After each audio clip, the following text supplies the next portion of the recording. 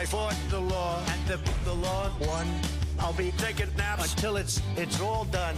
I fought the law, and the law won. Somehow I'm still allowed to run. I fought the law, and the law won. I fought the law, and the law won. Take me home, mommy. This is too tough for me. Take me home, mommy. One more time. I paid hush money because I've had a lot of fun. I fought the law, and the law won. I'll be taking naps until it's all done. I fought the law, and the law won. Somehow I'm still allowed to run. I fought the law, and the law won. I fought the law, and the law won. Take me home, mommy. This is too tough for me. Take me home, mommy. Welcome to the News Underground. I am Abandoned Nihilism, a.k.a. The Harbinger, a.k.a. the realest motherfucker on Twitch. My eyes are fucked up right now. Okay, not only because I've smoked weed, but because I also just gave him a heavy wipe down, get all the crud out of my eyes. So my eyes are fucked up for multiple reasons. This is the News Underground. No, welcome to the motherfucking show. Like I said, this is the realest motherfucking news channel on Twitch. Keeping it real is a must. Nuance is a must. Sources are a must. Liberty, freedom, democracy, equity, and equality are a fucking mandate. If you're not keeping it real, you're not going to last long in this chat. That's what I got to say to you. If you can't keep it real, you're not going to be in this chat for too long. By the way, nobody in the chat. He says to nobody. People will get in here. They'll get in here. I kind of like it when it's just you and me, Boyd.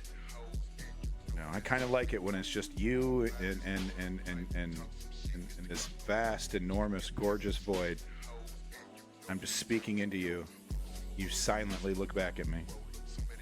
Oh, Ken Goblin, hello. No, I was just speaking to the void. All right, anyway, folks, we got so much fucking news it'll make you sick. I know it'll make me sick. We're going to start off with some climate news. Actually, we're going to honestly start off with an announcement from Mike Figurino. But yeah, we're going to get into some climate stuff. I do have an update on the tractor trailer that went over the bridge. We have an interview with a woman that was in the vehicle.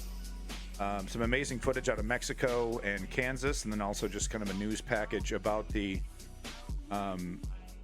shocking weather that's happening all across America. We're going to jump into world news. Murder of a Mexican politician shot square in the head. Of course, I can't show you the footage, but I can show you still. We're going to look at some of that. Update from Canada. Don't boo me. Just one article. India, France and Azerbaijan talking about New Caledonia. So we got a New Caledonia update, actually two-parter there. And then we're going to jump into an ANC vote in South Africa that apparently the vote collapsed in a historic election. So some interesting news coming out of South Africa as well. Jumping over to UK politics, of course. Talk about Keir Starmer, talk about some scandals, talk about this troubling neoliberal turn we're seeing from Keir. Now, if Leon gets in early, if he gets in at the start of this, I will happily kick the UK news up because I'm sure Leon, I just like to have Leon's opinion. He's the most vocal member of the chat from the UK who's also involved in UK politics. So I do find Leon's opinion very salient. So we want to make sure to catch that if we can. We're going to then jump into U.S. news. The U.S. news kind of a two-parter. We're going to jump in, of course, some fascist news, right-wing fascists, what they're up to. We're going to talk about the Supreme Court, what they're up to, how they're going to destroy the country even further. Of course, we're going to get a Trump update. You get your little Trump news. Talk about him being guilty as motherfucking fuck. Celebrate. I'm still feeling good. Feel so great. Celebrate.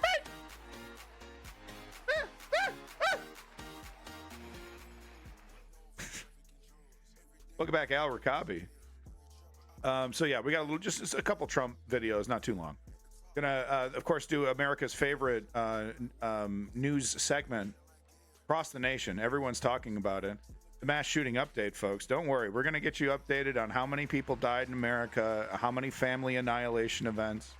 Don't worry. We're going to get that number up to 5,000. I think we're hovering around 4,000. We're going to get that number up to 5,000. God damn it. I know we can do it. Moving on to Gaza.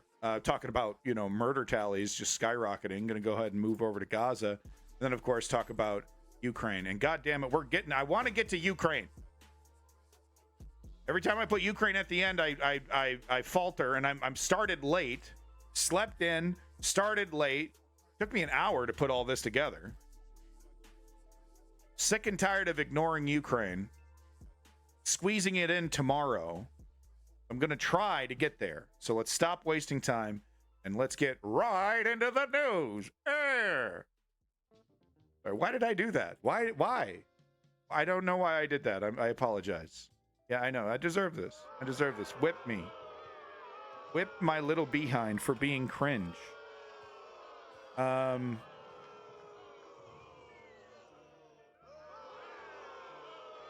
trailer update? Sure.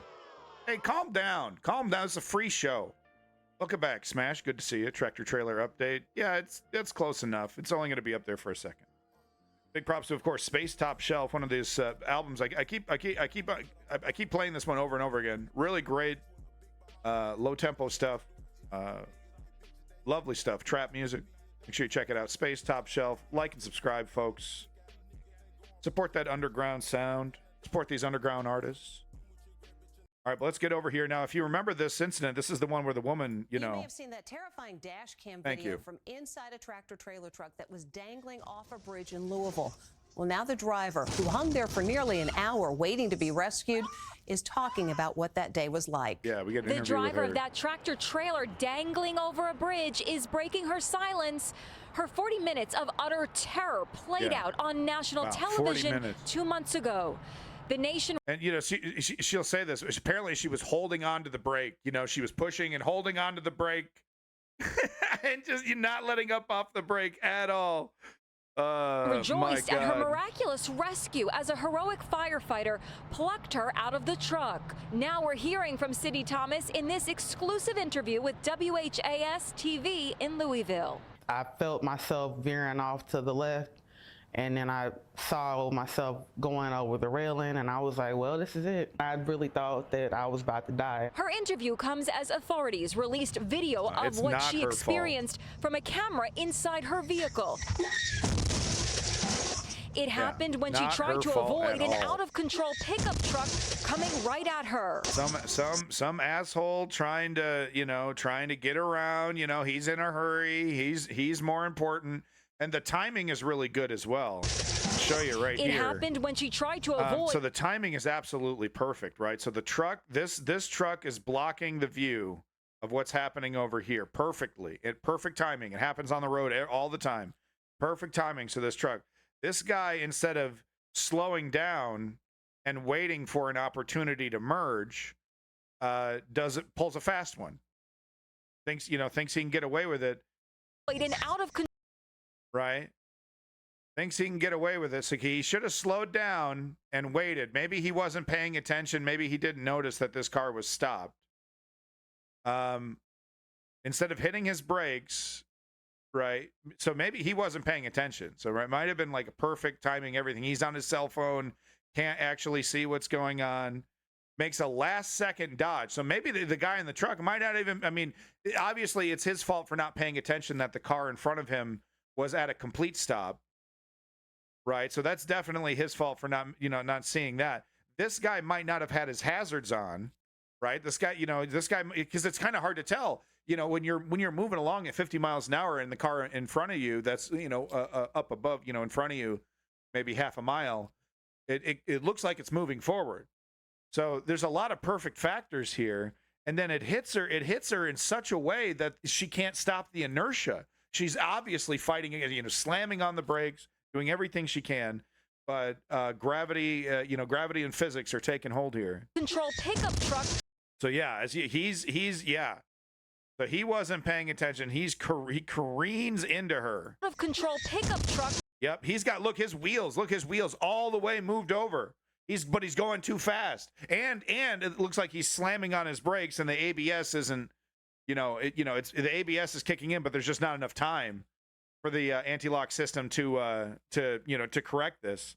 So wow, just perfect timing. He's got the wheel cranked all the way. I haven't seen a fucking flashing light, a single flashing light from this. I'm not sure if this person even had their hazards on. Coming right at her. No, I don't see hazards on that. Looks like a Honda Fit.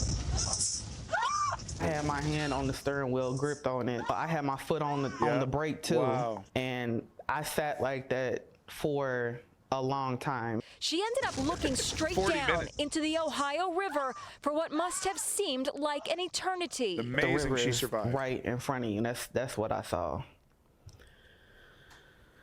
Yeah. Thomas returned to the scene of the accident, and get this, she says she's going back to work in 2 weeks. And hey, how about this? Her employer doesn't fire her for something that was completely out of her control. How about that? Far too often, like you'll see fast food workers and other people, service workers of all different kinds getting abused in various ways, bus drivers, right? They're getting smacked up, like physically hurt, or incidents like acts of God, almost like this, right? If you want to call it that. And then they get fired. It's like, cherry on top, completely out of my control. I'm getting my ass beat. I defend myself at the McDonald's. I'm flipping burgers. I don't deserve this shit. I get fired. Now it's a mixed bag with the fast food. It's not always, but because I have seen, fast food managers come to the defense of their employees. Look at this. She's doing 35. She's doing the speed limit because she's got a governor on. She's like checking every box. The only box she's not checking is that she's not 10 and 2 with the hands, right? She's one hand, but no one's going to bust you for that. I mean, come on. You're going to cover Trump's conviction? I mean, I did an entire 3-hour stream covering Trump's conviction yesterday, Blue Brother. Heavily recommend the VOD. My editor's looking at it right now. I'm going to be cutting it up at least into 1 or 2 videos, short little 1-minute videos if you want the quick recap. And I do have a couple Trump-related videos 3 or 4 hours into the stream. We'll be hopefully 2 hours. We'll be getting to the U.S. section. Yeah, you missed it. I did a whole thing on it. But yeah, we'll be getting to Trump in a little bit. I did a whole celebration stream, man. Celebrate! So yeah, no, we did a whole thing. But anyway, back to this real quick. Sometimes I pray and I don't think God is listening. But he was that day. Terrifying. And if you look at the bridge and how she was dangling, perfect scenario. So many perfect scenarios. Because if this wasn't here, if this was a different thing, like she's that would, I'm not a religious person, as we all know. This would convert me if this happened to me. Okay, I'd be like, I don't care what any of you guys say. I should have died that day, right? Like I should have definitely died. And there was so many perfect things that created this whole scenario. And thank goodness no one died. And hopefully that, the people are held accountable, of course. I'm pretty sure that will be happening. It's kind of luck you need to win the lottery. Yeah, I'd be buying a lottery ticket, not win a goddamn thing. I've never even won $1 from a lottery ticket or scratch off. I've bought maybe 5 of them in my entire life. All right, so let's get to it. Climate news. We got some amazing footage coming out of Mexico and the United States. Let's get to it. Massive hailstorm here coming out of Mexico during current heat wave. So, just like stop listening to the ignorant people that are like, whoa, global warming, it's really cold out, right? So it's mass fluctuations in weather. It can create all different kinds of phenomenon. So this was created by a massive hailstorm. Just look at it, man. Thick as mashed potatoes. Look at that. And this shit was like for hours. It's awesome, Strategy. That's cool. You never know, huh, Strategy? Hey, big props to Strategy member, Yamana Man, Woke Patriot, Chem Goblin, Davey, for all of your wonderful links in the Discord. Loving those links. Keep them coming. Thank you so much. And thank you. Extra special thanks to Strategy Member for your research and the time you're taking to look into certain topics. I do appreciate that. All right, so just amazing footage there. I thought I would show you this. This is just just jaw-dropping. Some of the footage we're getting now with this new drone technology, high-res video. Helicopters don't want to get anywhere close to this for obvious reasons. So, this just, for me, I've never seen footage like this before, from amateurs or for professionals. In this clarity, of course, we've gotten this perspective before, right? But the clarity of it, you can see every plane and every, the homes just disintegrate. And just look at all the debris, just a total debris shower. My God. My God. One more time. It's a 30-second video. Yeah, or to survive being struck by lightning. Yeah, have you seen that? You ever seen, there's this footage of a bunch of crackheads in a park while it's raining, hanging around a tree. Tree gets struck by lightning, and they all it's like 3 or 4 of them, they all in unison fall backwards, in the position they were in, really frightening stuff. The person had a camera on them because she had already yelled at them and warned them to get the hell out of there. Crazy footage there. So I thought I'd show this 3-minute news package here. U.S. officials say 19 dead, including 4 children, after tornadoes hit Midwest. Let's take this stuff seriously, guys. The denial is real. The denial is real. Now I'm not trying to victim blame here. I'm not trying to say these people were deserved it or weren't trying to escape. But I'm just trying to say let's take it seriously, because it creeps up on you. Creeps up on you real quick. All of a sudden you're stuck in, I've showed that footage of those amateur Christians who were, screaming God, God, God when the tornado straight up hit them. What it can do to you, how quickly it can just sneak up on you, and he was stuck and he didn't know that. To be frank though, the driver was really pathetic. Just stop moving and panic and just okay.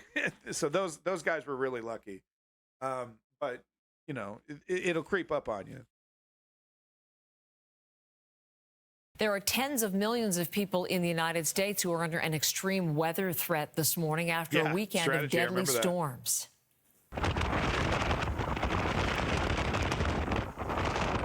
Yeah, Blue Brother, that's a pretty good spot you got there, bud. Officials say 4 children are among 19 dead across Texas, Oklahoma, Arkansas, and Kentucky. Hundreds of others are hurt. At least 14 tornadoes were reported Sunday alone. So it is a big concern this morning. And Steve Futterman is live with us from Los Angeles on the story. Wide swath of destruction. I mean, these pictures are incredible, Steve, through the U.S. Midwest. What's the latest you're hearing in terms of just the extent of the devastation? It's okay. It's okay. Well, there's the CBC, from my observation, agrees with the Western consensus. They're not gonna step out of line, with that. But good reporting, good solid, PBS style reporting.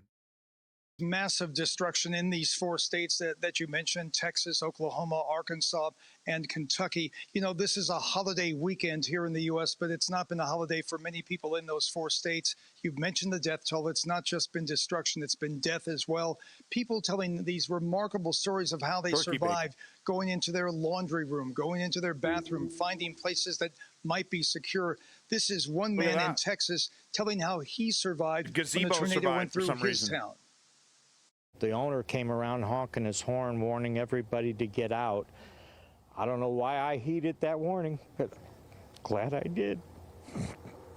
I grabbed my dog, we headed for there, and it just, it was just unbelievable, the sound of all the destruction going on around us.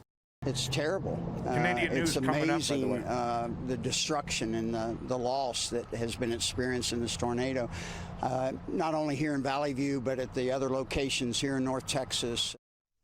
And you heard that gentleman mention Valley View. That town alone suffered quite a fan 7 of the deaths. CBC. We've heard these stories of a restaurant that was completely destroyed. There was a cooler in the restaurant. That's where people hid. When they left the cooler, Wow. there was nothing left, but they survived. Rip the trees up. Millions are, not millions, but hundreds of thousands of Wow. people are without electricity in these 4 states. And I heard one story, Heather, about a giant big rig truck that was just blown over. That's the strength of these tornadoes in the severe weather. Wow. I mean, really, just every picture is just Bending the steel. wrenching to look at what these people That have was a lost. fucking And the steel extreme weather girder. threat continues this morning. Steve, I know there are millions under various watches and Wow. warnings and threats. What's the latest weather forecasting detail? Well, this weather system is moving east. It's leaving Texas, Kentucky, Oklahoma, and Arkansas, but it's moving east. So people on the East Coast are going to be hit by possibly extreme weather as well. You mentioned there's extreme much news. weather watches in really many states going up and down the East Coast from New York to Savannah, Georgia. So they could face really some potential problems that's there. pretty nice. The I like that little possibility sidebar of thing tornadoes, happening. hail, strong winds. And we mentioned Texas. Yes, Wow. these storms are out Ripped of 'em up. Texas, but today in Wow. Texas, there's Look at that. extreme heat. In Del Rio, Bend it. Texas, today, the forecast calls for conditions to be 43 degrees Celsius. So it's storm, it's heat, it's lots of things hitting these states in the Wow. U.S. Boy, if only there was some explanation, right? If only there was some, kind of central thesis around why all these crazy weather things are happening all of a sudden. I guess we'll never know, huh? Okay, so moving on over to world news.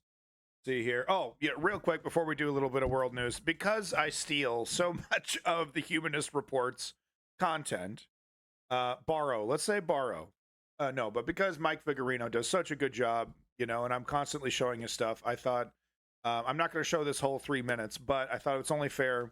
He has a special announcement. He has something he'd like everybody to know about. So I thought I'd show it for him, give him props, give him the thumbs up, spread this news around, tell your friends. I'll give you the link. So let everybody know, okay? Help out Mike Vigorino. He's a good guy, doing good journalism.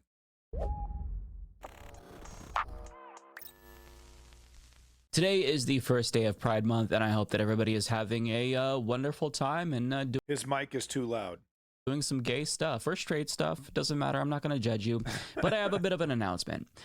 So as of today, I released my book, Catalyze, the rise of LGBTQ plus movements in the Middle East and North Africa. Look at that, second and edition. it should be available everywhere. I think that some storefronts are going to get it within the coming days. Link in the You should be able to description. get it, though, on Kindle and the Apple Store. But this is basically what I've been working on for a very, very, very, very long time. That's great. And, there was a version of this available for Patreon members, but I decided to go through, revamp it, create a second edition, and an all-new preface about the state of LGBTQ plus rights in the West. Hey, that's great stuff. Thank you so much, Mike Vigorino. Make sure you're liking and subscribing, folks. Hit that link. Buy the book if you're interested. If this is a topic that interests you, go ahead and pick up that book. I'm sure it's amazing. Look at this. He's already given us a little sneak peek. He's flipping through the pages. You could feel those pages, folks. So I'm talking about... You could be part of this whole... Look, he's got a chart. You could read that whole chart. You can't even see that chart. It's just a little taste. Get the whole chart. You get the book. So help out Mike. Good guy. He's a good journalist. And I felt it was only right to do that. Because, like I said, I'm constantly showing his videos. Only fair. All right, moved on to world news, and this image is not fake, and yes, what happens afterwards is exactly what you think happens afterward. Let me just get this in here real quick.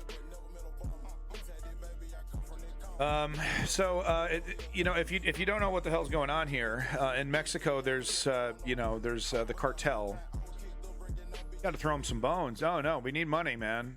The leftist journalists out here, we need some money. The way you preface that, I thought something terrible had happened.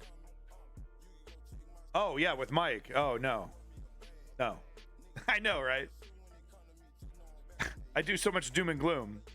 No, over here. Speaking of doom and gloom, this is a still from a video. The cartel member that shot this politician in the back of the head filmed himself doing it. For the purposes of fear and propaganda, and it was of course spread all over the place. And think this video is in the I think I put this video in the Discord. You can find it everywhere if you want. He dies immediately, you know. I don't know what his politics are, but I can tell you this is not how politics should be. Just as an example here, in the 2024 elections, this election cycle, this list is the amount of politicians who have been assassinated. 30, 40, 50 people or so. Can't, you know, how many count. But listen to some of these. Listen to how some of these Mexican politicians, you know, and they piss off the cartel, right? Because they flirt with the idea of reform against crime in any way. You know, if the cartel doesn't like you for any reason, this is what you get. Armed assailants kidnapped and killed Torres. This is Javier Torres Barria,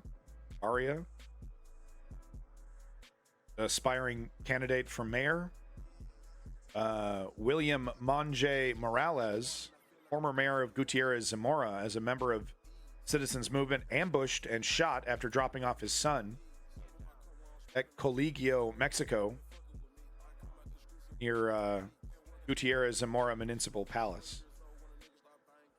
Alejandro here had previously been kidnapped while his sister was mayor, killed while walking near his residence at 9 a.m. That's how they do it. I mean, that's, you know, unless you got 24, unless you're in a bunker and you're hiding from everybody, they just walk up and do it, dude. The gunman was apparently murdered by security officials a few seconds later. Oh, it was nice knowing you. Oh, cartel. Yeah, look, I mean, I definitely don't agree with, I mean, if anything, I would tell the cartel, you know, doing business this way is going to eventually, you're overextending yourself. You're pushing it too far. You know, this will eventually lead, it's already leading, as I'm showing here, to a completely untenable situation. But no, it's a good point, because the cartel has killed Americans on American soil. You know, Sicario, that movie kind of shows that, how, you know, like in those border regions, there's a lot of cartel activity. But, you know, they've, as we've seen in Breaking Bad, dramatizes it, but cartel have absolutely done hits on people in America and in Canada.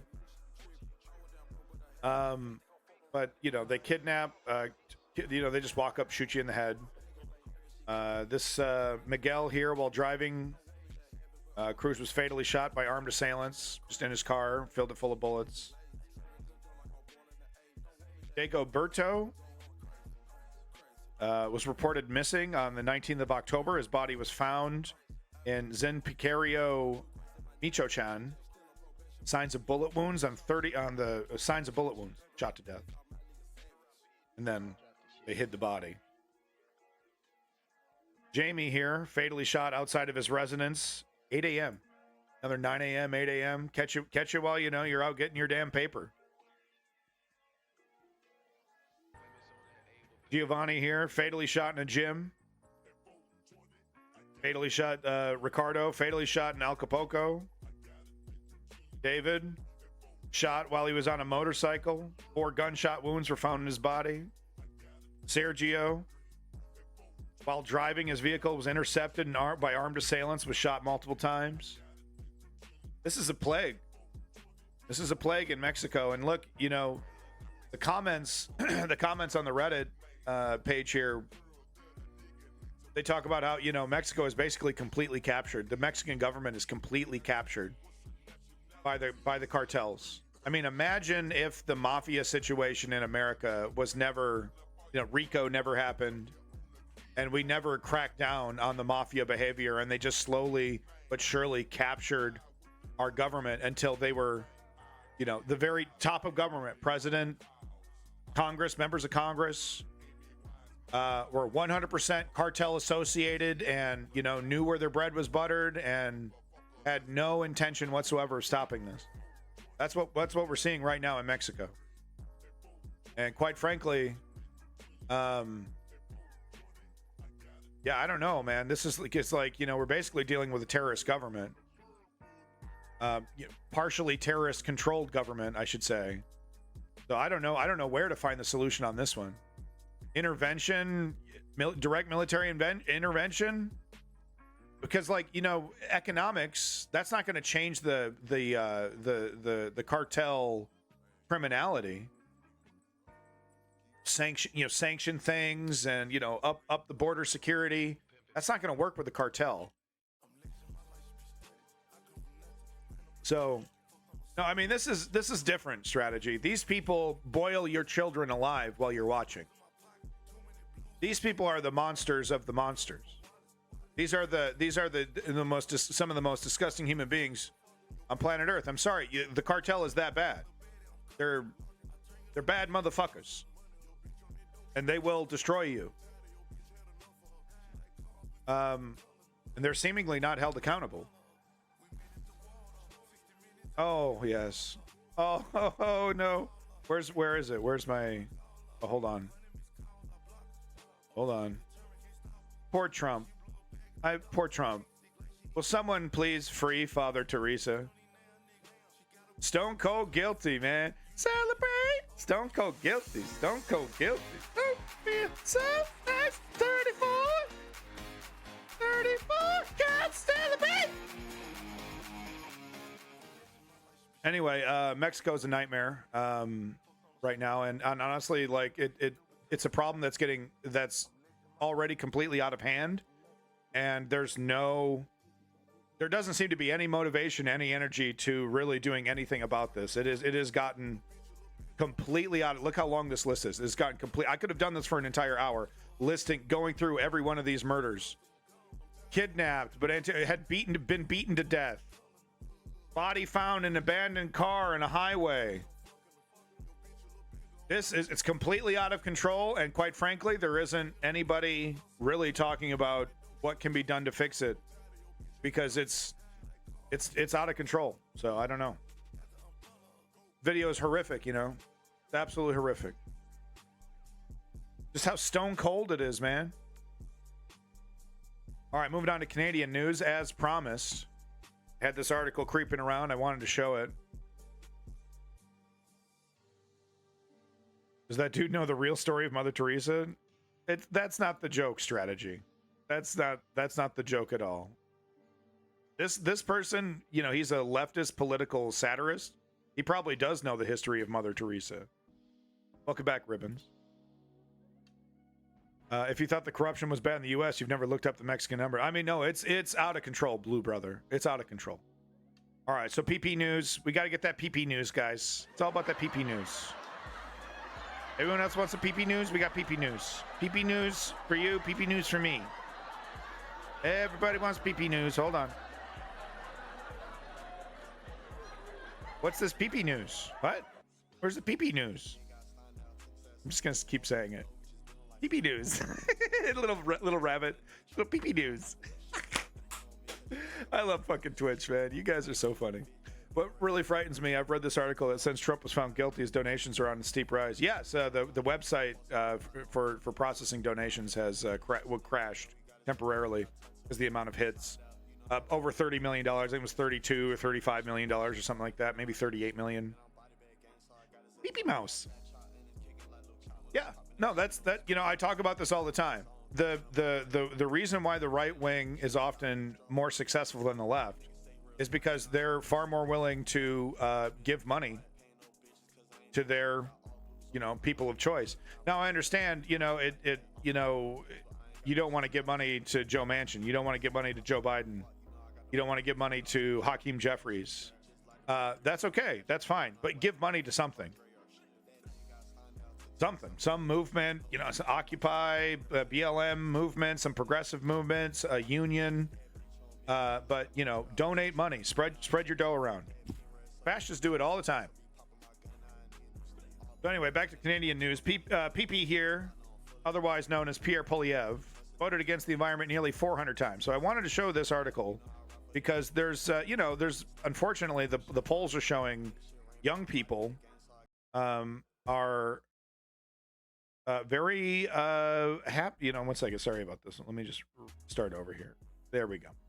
young people are very stoked on Pierre Poilievre because they're kind of sick and tired of Justin Trudeau, understandably. Neoliberals do this to you. They just make you exhausted with their excuses, with their constant reliance on messaging over policy. It gets tiring. And for some of these young people, their entire, Justin Trudeau started his term when they were in high school. So all they've ever really known is Justin Trudeau. And PP comes along with his videos talking about, how shitty Justin Trudeau is and how expensive things are and how the economy's getting worse and gas is everything, so expensive, and groceries and housing. Pointing, doing the conservative, 1-2, talking about, how bad the opposition is, how bad the neoliberals are, and making vague promises about how his policies are going to, make things better. Not really getting into specifics. A lot of hope and change style language, a lot of promises, a lot of insinuating things will get better, once I'm in charge. But of course, like any right-wing conservative, seemingly anywhere, it's a bunch of bollocks. If you don't mind my language. The thing is that politicians get away with lies because most people don't do the digging, right? Do you, strategy member probably does, but do you, the rest of the people in the chat, look up politicians and their voting records and really get into it? Maybe on voting day, right? Maybe the day before, right? But do you really get into it? Would you believe that a majority of people, in fact, don't get into the day-to-day actions of the politicians that they put their support behind? So here's the stone cold reality with PP, is that he's a corporate conservative who wants to diminish and reduce our welfare state across the board. All the nice socialist policies that we currently enjoy. Sure, we complain about them. They're underfunded. But he wants to basically, his solution for any kind of deficiency in any of these systems is to privatize them. And there's one thing that they never talk about, which is other systems that were social, that were then privatized, and how shitty they became. 99% of the time, when you have a social system like a single payer health care, or free college education, or fill in the blank, you have that system privatized. The services are reduced. The cost goes up. They advertise that you're going to get a lot of options and change, or no, you're going to have a lot of options, when in reality, you're actually siphoned into very usually expensive options. It doesn't work. Privatization of these social systems often doesn't work. There's not really a good history that shows, like making education private across the board, right? And instead of having public school, you get what do they give you? They give you a little slip. Oh, they call it. Oh, okay. Anyway, I was on a roll. Anyway, let's read the article a little bit. Federal conservative leader Pierre Poilievre has voted against the environment and climate nearly 400 times during his 20-year career as a member of parliament, according to the House of Commons voting records analyzed by Dismog. This is a study. This has been studied to hell. We already know privatization's bad, and somehow these fuckers still get away with it. They get away with it because there's the social media, and the conservative media is doing the Fox News boogaloo in Canada. It's this template that's being applied across all democracies. A bunch of these astroturfed extreme right-wing news organizations start cropping up. And yeah, Gaius Flavius Josephus is 100% correct. Voter apathy in Canada is Probably at an all-time historic high. And really, the blame is on the neoliberals on that one. Justin Trudeau over here, you would think he'd be a master of messaging by now with all of his constant pivoting over to it. But he kind of sucks at it. He kind of sucks at it. And he needs to re-embrace socialism because the neoliberalism, embracing the real estate exploitation that has caused prices to skyrocket, allowing oil companies to screw us over, letting grocery store monopolies completely fuck us, and best you can do is wag a finger. You can't even do a little profit, shaving. Can't take some of those profits, give it back to the voter. Make eggs 50 cents a dozen for a couple years or something.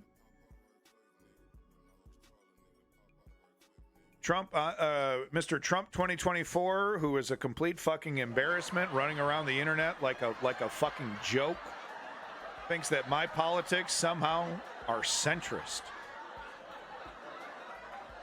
Motherfucker, I'm on the left. I'm a democratic socialist. I want progressive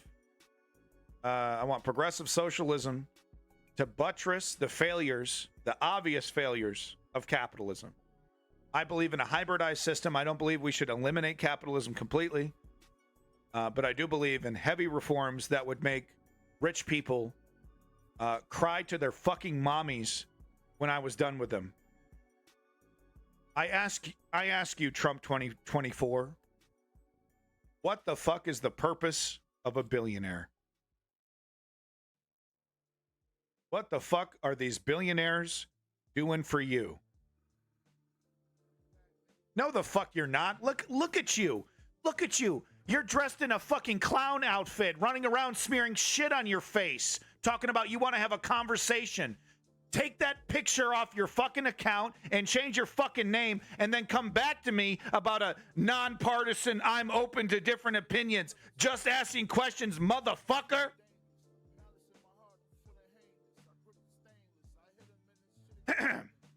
Federal conservative leader Pierre Poilievre has voted against the environment and climate nearly 400 times during his 20-year career as a member of parliament, according to the House of Commons voting records analyzed by DeSmog. That includes voting, quote-unquote, nay on bills crafted to hold mining companies accountable for environmental damage, move Canada closer towards achieving its climate targets, create high-quality jobs and low-carbon industries nationwide, and align Canadian laws with the United Nations Declaration on the Rights of Indigenous People, an international framework also known as UNDRIP. By the way, I'd like to mention that PP will often criticize Justin Trudeau for not achieving some of these goals. Part of the rhetoric and propaganda will be, oh, Justin Trudeau couldn't achieve this, and he can't do this, and look at these targets not being hit. Meanwhile, he's doing everything in his power to subvert these goals, and make Canada pollute more and give companies more permission to pollute our waters and poison us, feed us microplastics in various ways. Yeah, Blue Brother. It was a complete travesty. But that's Trump. Hey, Trump, let's see how interested you are in listening after a 10-minute fucking timeout. Huh, buddy? Let's see how interested you are now. Now that you don't have a microphone. Why don't you stick around and do some listening instead of jacking your fucking orange jaw. Disgusting image in my fucking chat. But there you go. Sorry, that's all I have on PP news. That's all I got. Just one piece of PP. One PP news. Sorry, one PP stream. Just one PP stream. And look, and the message of this, yeah, exactly. Chud alert, fuck you. The message of this segment is young people who are ready to vote and they're interested in punishing Justin Trudeau. The way to punish Justin Trudeau is through the NDP. Okay? And yeah, Jagmeet Singh, not perfect. And yeah, okay, there's some problems there. But look, you're sick and tired of Justin Trudeau. The solution is not PP. I promise you. I fucking promise you. He will make your life worse. He will make things more expensive. That is his agenda. He wants incredibly rich people to be able to exploit you more. And that's not being hyperbolic in the slightest. So for the love of God, young people who are interested in PP, I urge you, this is no homo. This is not homophobic. Don't do the PP. No PP. All right, moving on. No homo, bro. No PP. Boy, that could be wildly taken out of context. Probably shouldn't make jokes like that.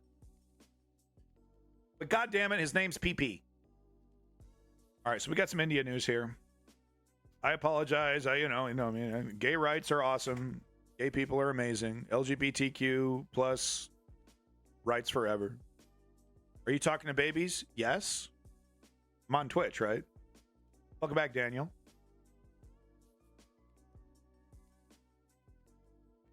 Do the veg instead. Boy, girl, doesn't matter.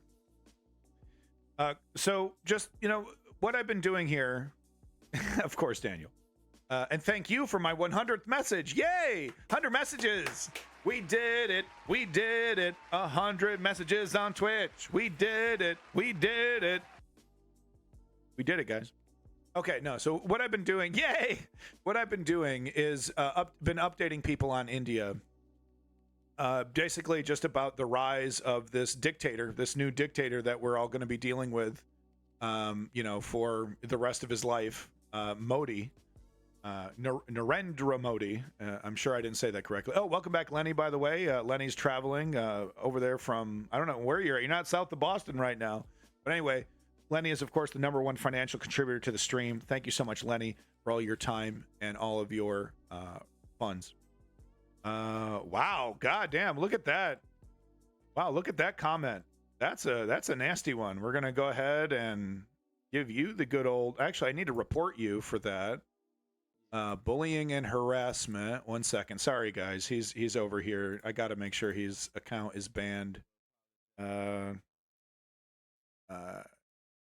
Told me to kill myself. See, that's a no-no. See, that's a big no-no. We'll probably see this account go bye-bye pretty soon. But of course, we got to ban them right away. Jeff Bezos says ban them right away, and I do. Do you feel good, Jeff? I did it.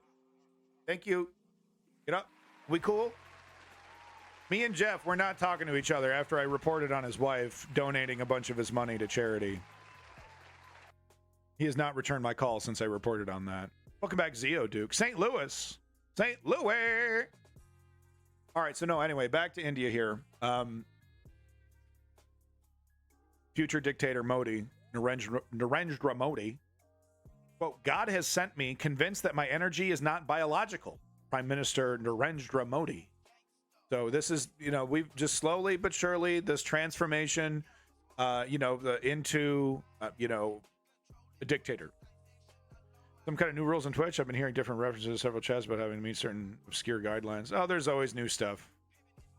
There's always new stuff. Strategy, that is not true. Jeff Bezos cares. What do you think he's doing? He bought Twitch and is what? This is a gift to humanity, Twitch. Okay? He's doing this out of the kindness of his heart. Okay? He's a philanthropist. He wants the youth of America to communicate better. Okay? And, look at big fat jiggly titties. I mean, look, as a man, straight man, I just want to say thank you to Jeff Bezos. I've never seen so many big, fat. Moving on to India. In a bid to secure a historic third term as Prime Minister of India, Narendra Modi is leaving no stone unturned in his extensive campaign efforts during the ongoing Lok Sabha election. In an attempt to increase support for his, Bharatiya Janata Party-led National Democratic Alliance, NDA, PM Modi has been actively engaging with various media platforms and news channels to counter the fervent opposition and highlight the accomplishments of his government over the past 10 years. Doing my next hot stream in hot tub. Hell yeah. Hell yeah. Make sure you switch your category to hot tub streams, by the way. There is a category for that, Lenny. Make sure you switch over to that. Get you up to the top, buddy. The only thing I can say about LGBT, what gives me the right to interfere with anyone's life since I got no disadvantage? Why should I interfere with someone else being... Yeah, no, exactly, Blue. It's absurd.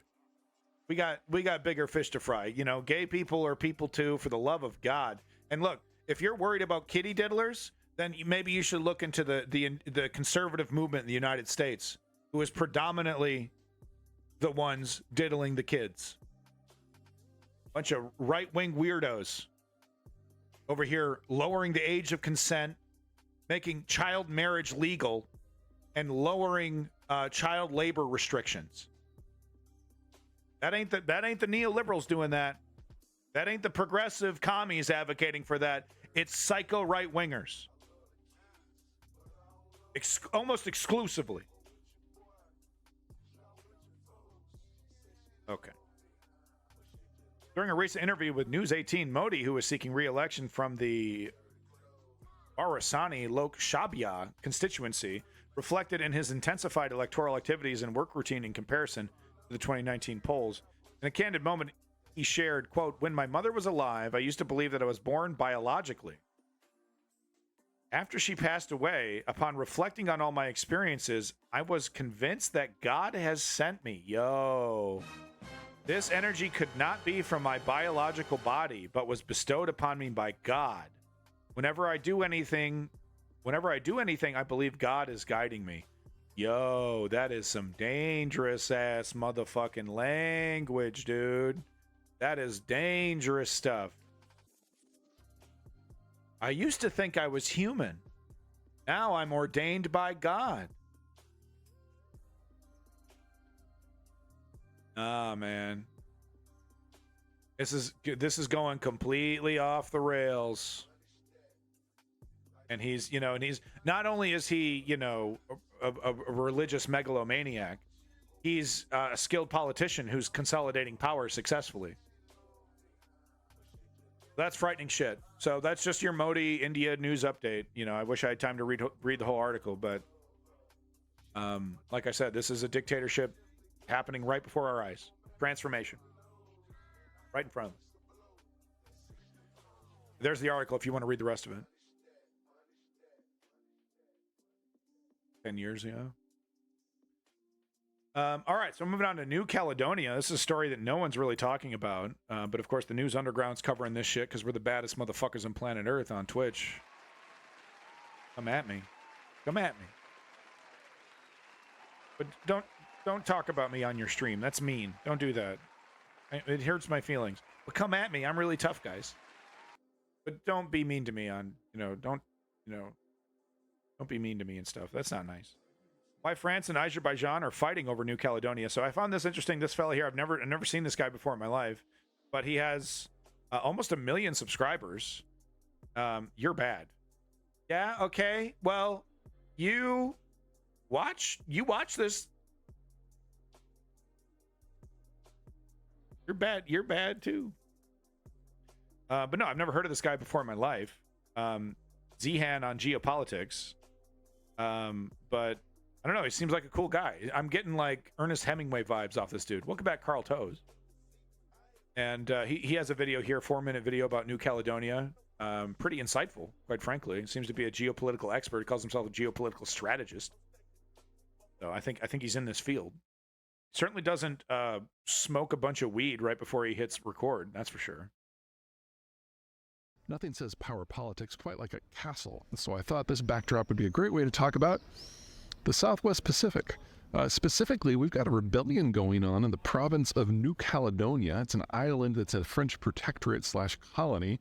And we're starting to see people walking around with flags of Azerbaijan. So, this requires a little bit of unpacking. So yeah. First of all, help me out. This is obviously I don't know what the fuck's going on here. So we need real experts. Territory that survived as a French protectorate even after the rest of the colonies were hived off, on purpose or not, in the aftermath of World War II during the decolonization period. The French hung onto New Caledonia for 2 reasons. Number one, strategic positioning in the Southwest Pacific gives them a leg in that part of the world. I agree. And second, and from an economic point of view, far more importantly, New Caledonia is the third largest mine for nickel in the world. Nickel obviously is used in stainless steel, and of late it's becoming far more important for green transition technologies, everything from solar to electrical grade steel to electric vehicles. Now, New Caledonia's had a kind of a rough time over the last few decades because their nickel isn't all that economically viable. The mines aren't the best in the world, and far more importantly, it takes a lot of energy to process nickel. And to be perfectly blunt, if you're on a small island in the South Pacific, energy is really, really expensive. So it hasn't broken even for much of the last 30 years. And even companies like Glencore, which are, how should I put this, typically not bound by a lot of ethical concerns, are in the process of trying to get out. But if the green transition really does happen, we need 10 times as much nickel, and that's going to change the math for pretty much everything involving the island, which is why we've got the unrest right now. There's an independence movement. So that's interesting. For a long period of time, nickel was like, nickel, whatever, dude. You know, okay, yeah, we need it for things. We need it to make steel and stuff, but we don't need as much as what you have. Right? And industry going down. All of a sudden, you know, we got microchips in our fucking underwear. We need nickel in everything. And now, all of a sudden, now we care. So isn't that funny? It's, of course, it's money. It's about fucking money. It's about control of a resource. Is this 1770 fucking 1755? What was I going to say 70? Is that the only date I know? 1776? That's the only date I know. That is gaining steam, and the French are in the process of making sure that it cannot succeed, so they've changed the electoral laws. It used to be what a democratic thing to do, France. If you had been in the province on the island for more than 25 years, you could vote in local elections. And that gave the local Kanak minority majority status. But the French are in the process of changing that, so you only had to have lived there for 10 years. And if you include all the mainland French imports to the island that have moved in the last decade, all this, or in the last 15 years, you got a very different picture, and the independence movement will never succeed. So that's what's going on to the French point of view. That's what's going on from the island point of view. That just leaves the Azerbaijani flags. As we talked about recently, France is getting involved in the Caucasus, specifically helping out Armenia where it can diplomatically, thinking that it's empire shit. It's empire controlling of resources. My God, will we ever shed the history of this? 1984. I've never heard of that date before. Is that real? Is that a real date? That's going to give them a leg up in the Caucasus, and that might provide them with some diplomatic heft that they're losing in West Africa. What is Azerbaijan's on the other side of that conflict. Azerbaijan and Armenia fought a number of wars, and at the moment, Azerbaijan's doing a lot better for a number of reasons. Twice the population, 20 times the economic strength, much more powerful military, and has recently kicked the Armenians' ass in a couple of regional wars. Well, so France mucking about in Armenia has triggered a counter-response with Azerbaijan now monkeying around in New Caledonia. Whoa. Now, Azerbaijan brings nothing to this fight. They have no experience in supporting the dissidents. They don't know how to do paramilitary attacks at all, but what they do have is a metric butt-ton of money. This is a country with barely 10 million people who... So they're using their money to sow discord in New Caledonia as a military tactic. Have 1 million barrels per day of oil exports, and they can throw a lot of cash at a lot of things at a lot of places if they want to. And for their first big trick, they're trying to sponsor a revolution Welcome back, Ice King. in the South Pacific just to piss France off. It's working. Wow. Just to piss France off. Fascinating stuff. So yeah, the Zihan on geopolitics. Really interesting guy. Make sure you like and subscribe. Silver-bearded... DILF to you Zoomers.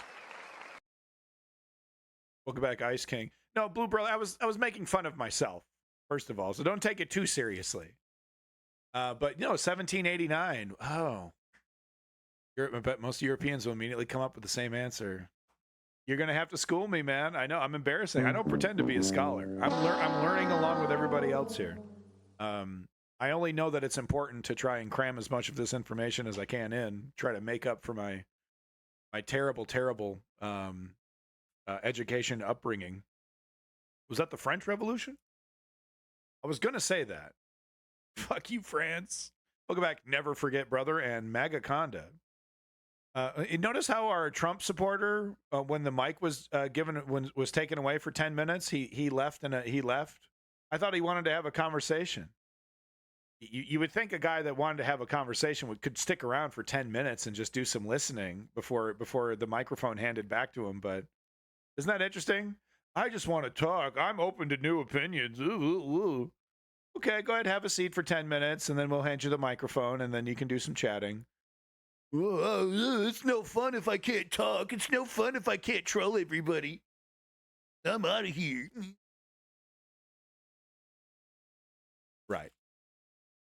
Usual shit. You don't even know what I'm talking about. Never forget. You just think I'm silly. All right, so here's this ABC News who have changed their logo. Oh, no, this is ABC News Australia's logo, which is like very confusing. What the hell is this? Is this some like, what is this? This ABC? Is this, how does this say, who did this? Who paid for this? They paid too much money for whatever this is. Is this AI? You're right, I love the impression. Thank you. Never forget, brother. Tisrael, since Ukraine recently got the permission to strike some parts of Russia, I just want to say that by permitting strikes with NATO weapons, causing the probability of saying that.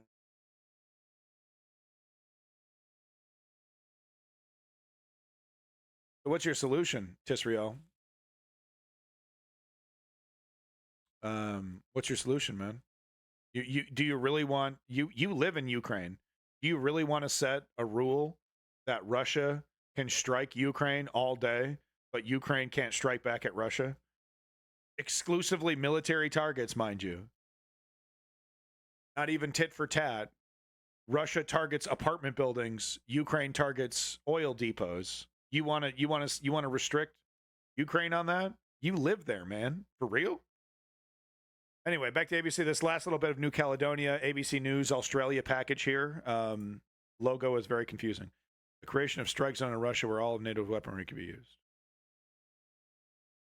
Okay, so then Russia moves all of its shit out of that area? Why? You see, designate an area that Russia needs to move all of its stuff out? Come on, man. That's fucking... I'm sorry, Tisrael. I don't think that's a very good idea. Well, tensions are high in New Caledonia as the French president arrives, hoping to restore order after the worst riots in the French-ruled territory in 40 years. Emmanuel Macron touched down near Nouméa a week after the government in Paris passed controversial voting reforms in its... Blue Brother, you're not wrong, but I'm trying to fix it. I'm trying. Okay? I'm not asking for you to accept that, but I'm just telling you where I stand and what's going on. Okay, Blue Brother? I'm so fucking sorry I wasn't raised in the fucking good old Great British Kingdom where your education system would have actually taught me something worth a damn. I didn't even have geography, dude. I never had a class of somehow they just skipped that shit. I never had a class where we looked at a map and I had to go, that's where this is and that's where that is. I went through my entire high school career. Not a single class about geography, I swear to God. Territory. The move to open up the electoral roll to more French nationals sparked violence across the country. 6 people have been killed amid a trail of destruction, with shops looted and cars torched. Almost 300 arrests have been made, and Paris has sent in about 1,000 police to help contain the unrest. My intention here is to be close to the population for a return to peace, calm and security as soon as possible. A return to calm and security means also a return of normal services, supplies, food. We will obviously look into matters such as economic recovery, support and rapid response, and also the most delicate political matters in order to discuss about the future of New Caledonia. New Caledonia sits about 1,500 kilometres east of Australia, named by Captain James Cook in 1774. It was colonised by France in the 1800s before becoming a French overseas territory in 1946. More than 270,000 people now call New Caledonia home. About 41% of the population are Indigenous Melanesian Kanaks. 24% are of European origin, mostly French. New Caledonia is now the world's third largest nickel producer. As the industry boomed in the 70s, thousands of outsiders arrived, leading to various conflicts between France and the Kanaka independent movements. To ease tension, Blue Brother, don't pretend like that's just a U.S. only phenomenon of people watching action movies and ahistorical tellings and that turning into their history lesson. That happens everywhere, man. It's not just the U.S. Come on, the Noumea man. Accord was struck in 1998, aiming to give more political power to Indigenous people. Voting in provincial elections was restricted to people who lived in New Caledonia before that year. Paris now sees that as undemocratic and has endorsed a constitutional amendment allowing French residents who have resided in the archipelago for more than a decade to vote. Pro-independence campaigners in France and New Caledonia... Yeah, so they make this change at a very convenient time that totally shifts the balance of power into their favor. Yeah, it is kind of bullshit. Believe that will ultimately dilute the Kanak vote. Local leaders want meaningful concessions from Emmanuel Macron. In any case, frankly, we don't expect anything because, in fact, what we've been doing with I see, Tisri, I just read your comment. Okay, I see where you're going. Okay, thank you. These demonstrations, these mobilizations, thousands of young people have risen to defend their land, to defend the independence of their country. For us to make a move forward, the President of France must... Woke Patriot, of course, I totally agree. And the numbers show that. You know, what are we, 30, 40, 50th in science worldwide? It's embarrassing. Yeah, I agree. I'm doing my best. I'm trying to correct it, okay? I don't know what to say, man. I got an opinion, and I'm gonna put a microphone and camera in front of my face, and I'm gonna fucking speak. Does that mean I've read every book and I'm Mr. Super Genius like Vosh claims he is? I don't know. Does he? I don't know. I just like shitting on Vosh. Must answer a single question. Not because I look like him. Shut up. Mr. President of the French Republic, will you withdraw the constitutional revision of the electoral laws? It is this law that the President absolutely must remove for the horizon to clear up, so that we can continue the discussion with the state. Many Australians have been caught up in the unrest. New Caledonia is a popular destination for expats and tourists. More than 300 people have registered to return to Australia since the violence escalated. Dozens have gotten out, but others are waiting for evacuation flights. Books are way more in depth. There is no word as to when we'll get. I've been reading this this Life of Mao, Mao Zedong book, and yeah, I mean, none of the documentaries I've watched have gotten into some of this stuff. You know, it's a full retelling from his personal doctor. Big, thick fucking book. And yeah, it just tells you a bunch of details that documentaries don't touch on. You know, you kind of remember them more too because you're like imagining the scenario.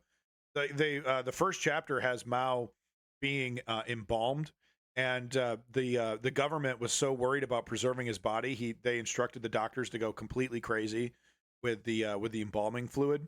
And apparently, his entire body was filled to the brim with fucking embalming fluid. It was like all inflated and bloated. He looked like the fucking Stay Puft Marshmallow Man. His fucking eyeballs and shit were popping out because that's how badly they wanted to preserve the corpse. So yeah, I've never seen a documentary that got into that detail. Our next flight, because we only get 30 minutes notice for security reasons. And if we do get told we have a flight, we're not allowed to say anything because we could become a target. And for our own security, we can't say anything until we hit Brisbane. So you don't hear anything, you don't know. People are sitting in their rooms frightened to leave in case they get that phone call from the embassy. And, you know, literally doing it without food because they're now frightened to leave. And food is hard enough to get anywhere. Emmanuel Macron will be hoping to find a political solution to the crisis in New Caledonia, but his visit could also inflame the situation. Because the contentious electoral reforms require a constitutional amendment, the changes need to be ratified at a meeting of both houses of the French Parliament. Mr. Macron is yet to set a date for that. What a mess. What a mess of French creation. And this report was a little kind of Western consensus bias here. I definitely need to do some more digging, get some more information about New Caledonia. When I did a search, I didn't really find much. There's not a lot of people talking about this issue. At that point, just cover him with an amber layer, like one of those prehistoric mosquitoes. All right, so moving on to our final story here. South Africa elections collapse. South African ANC vote collapses in a historic election. Man,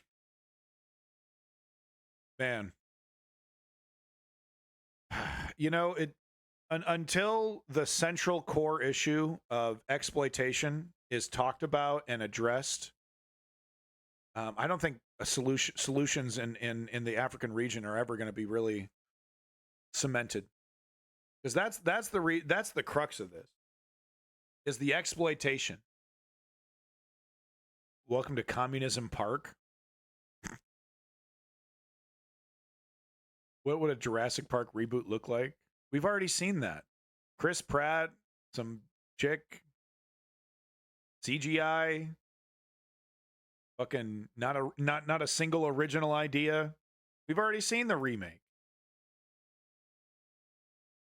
They didn't even have Unix computers. It's fucking terrible.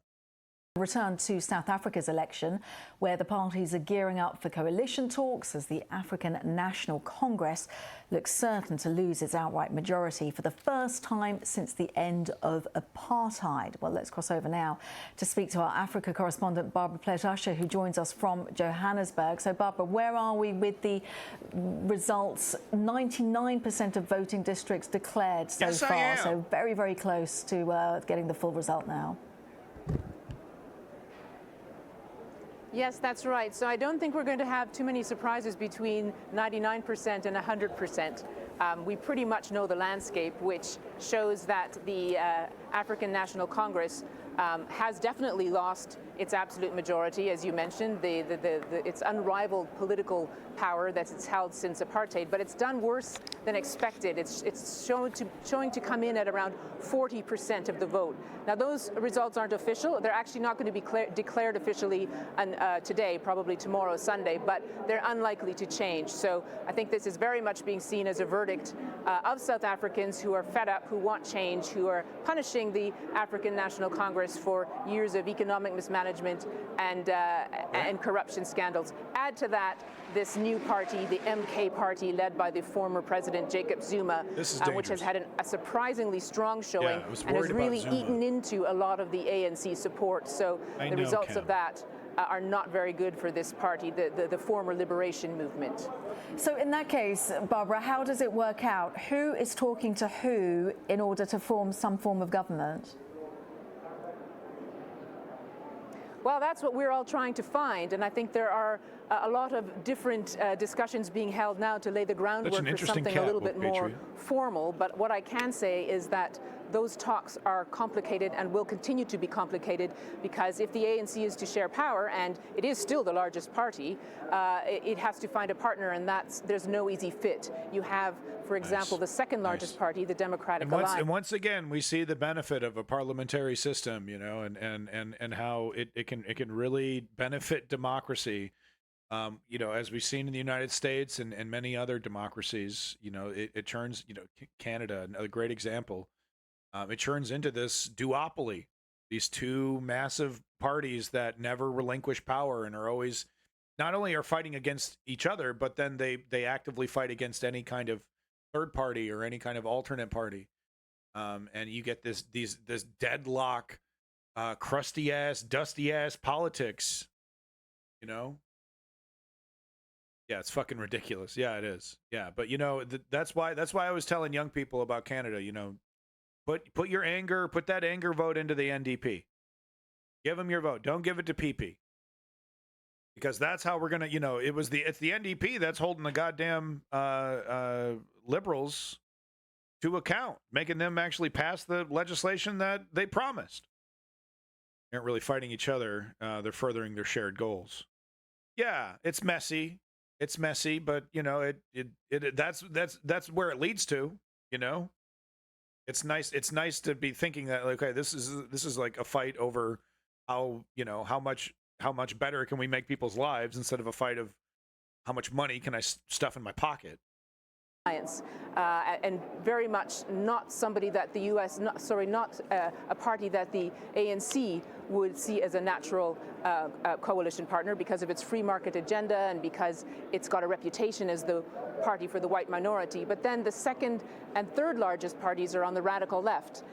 With manifestos that are calling for the nationalization of mines and banks and for seizing white-owned property. Again, not an easy thing to try to NDP make Prime into Minister. a government agenda. Give him a shot. So it's going to be interesting to see how they square this circle. But I think we're looking at some turbulent coalition talks ahead, and which will help to shape which direction the country goes. Well, hell yeah, man. That's great news. It sounds like, collapse and, really, really scary verbiage here. But no, this sounds good. Because that is a major problem in South Africa, but, all these African countries. Stagnant governments refusing to relinquish power, doing nothing for their people. So this is really great to see. And, I hope this continues. Keep going. The thing you got to look out for is the charlatans, Jacob Zuma types, like to promise the whole world, we'll do it really quick. We'll do it twice as fast as everybody else. Smearing their opponents. If I'm remembering Jacob Zuma correctly, hopefully, no, I don't think Zuma's a Nelson Mandela character. All right, so moving on to UK politics, folks.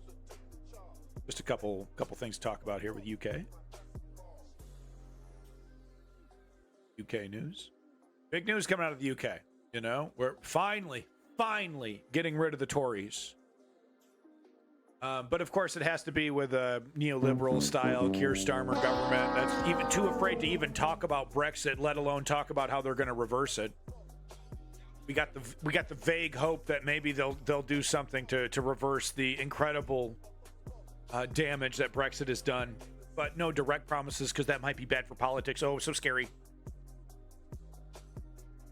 I have a couple examples, troubling examples of how Keir Starmer is emulating the neoliberal party of the United States. Setting expectations low, taking advantage of how shitty politics is, making a lot of promises about how they're going to make things better, but not too many specifics. There is a manifesto.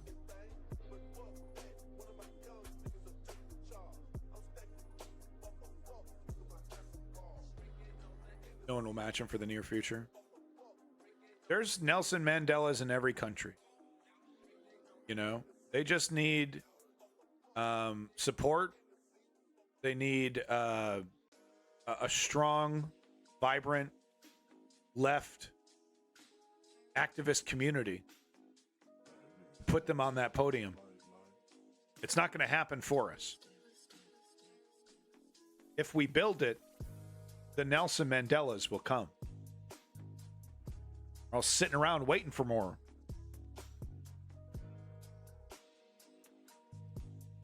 But I want to talk about this really quick. UK. Royal Mail to be taken over by a foreign owner for the first time in 500-year history. Jack Layton, yeah, good example. Canada. No, this is terrible news. Another Tory failure, another Brexit failure, probably. I don't know how this one came to be. But you're gonna privatize your mail system, and the owner is gonna be foreign. Are you insane? What incentive does this company have to make things better? Labor did this? Oh my God. Yeah, I shouldn't assume. Postal Service accepts $3.6 billion offer from Czech billionaire Daniel Krasinski. Really? Lost Zode. How's that working out for everybody over there? You guys, you paying low bills? Competitive rates? Service top notch? It's Kredinsky. Why is his name so funny? I don't know. Kredinsky. Royal Mail was already privatized. So how's that working out for everybody, huh? Royal Mail will be taken over by Czech billionaire after it accepted a $3.6 billion takeover. You know what cretin means? I know what cretin means. Yeah, thank you. Now everyone thinks I'm a fucking moron. I should just stick to pretending like I'm an expert and ignoring the people in the chat that make fun of me or call me out, like all the other streamers. I'm not going to try to better myself anymore, okay? I'm already perfect. Yeah, how do you like that? On Wednesday said is recommended to the board. Undertakings will be valid. Wow, so it was already privatized. Okay. The move has also drawn criticism from Communication Workers Union, which represents postal workers. Dave Ward, Secretary General of the CWU, last night said the takeover was a direct result of failed and ideological privatization over a decade ago, mixed with blatant mismanagement of the company in recent years. He added, "We do welcome some of the commitments that have been made, but the reality is postal workers across the UK have lost all faith in the senior management of Royal Mail, and the service has been deliberately run down." Yeah, that's exactly what happens. Typical American, yeah. Born in America, immigrating to Canada. Guy is. Really don't get how people with names like these become billionaires. Well, it's because they have funny names. They were teased in school. That's why they become obsessed with money and they hate people. They become sociopaths because of their funny names in high school. All making sense now. For me, Mandela was one of the few people without flaws. I mean, that's not true, though. Without flaws?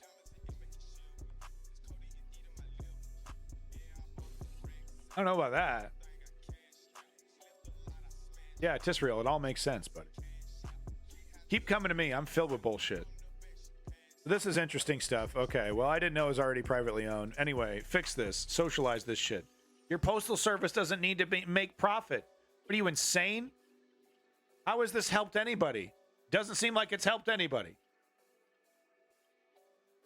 This should be an operation that is happy when it hits, zero expenses. All the expenses paid, all the wages paid, not a penny left for profit. That's what your national mail service should be. Not some profit-seeking operation. They should try to keep the prices as low as possible while allowing private postal services to operate, FedEx, et cetera, right? And then the social entity keeps the prices as low as possible, making the corporate entities that want to make profit have to be a better service, and they have to make those prices as low as humanly possible. Oh, what about their profits? I don't fucking care. If they can't make a profit, I don't fucking care. All I care about is, does the mail get to where it needs to go in a couple days? National Mail Service is supposed to be kept up on tax. Where else are the tax? This is bonkers. I can't believe this, man. This was a labor policy that did this? Whoa. Speaking of labor, fucking. It's the end of the Tories. Apparently, the Tories are looking at historic. I was pushing back on Leon, who was saying, I don't know, apocalyptic or something. I was like, come on, it's not going to be that bad. The polling that's coming out here is showing a change in UK politics that hasn't been seen in this country's history in 100 years. If I heard the when I was watching a couple videos before I started the stream, if I heard it correctly, that this has not happened in 100 years. This kind of radical shift, if the poll numbers are accurate. And of course, if you're not up to speed, July 4th, fucking so dumb. July 4th, fucking Independence Day, is going to be the elections. God, I can't. Is it July 4th? Why am I saying July 4th and I think that's wrong? Yeah, okay. Happy 4th of July. Yeah, and see, I have such bad imposter syndrome, I forget what's real. I gaslight myself to the point where I don't even know how to spell, like, you know, that and there, and it's like, look, my camera's freaking out. But no, this is historic. Look how the turn's tabled. When it was Tony Blair was in charge, he was as left as Keir Starmer. Man, that bothers me, man, because Tony Blair sucked.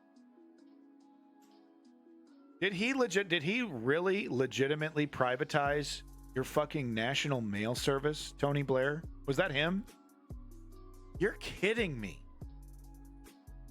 This is what leftism is? And I get it. You want to privatize ice cream? You want to privatize video games? You want to privatize the bidet industry? Okay, whatever. You do you, boo. I don't need a government-created bidet. I want the fancy Japanese one. But you're going to privatize your fucking mail? Why? Is a man not entitled to the sweat on his brow? All right, so let's get into it. This is pretty crazy stuff. And big props to you, boy, Maximilian Robespierre over here. Once again, thank you, Maximilian, for, you know, explaining UK politics to Yankees like me and helping me understand this better. Make sure you like and subscribe, folks. He's an underground content creator. Great journalist, great guy. Make sure you check out Maximilian Robespierre, folks.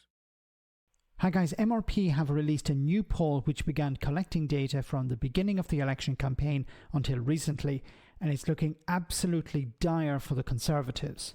Rishi Sunak would hold on to his seat by about 3 percentage points, but a number of ex-cabinet ministers like Jacob Rees-Mogg and current ones like James Cleverly would lose their seats. Individuals highlighted as future Tory leaders like Penny Mordaunt and Kemi Badenoch, according to this poll, would be booted out.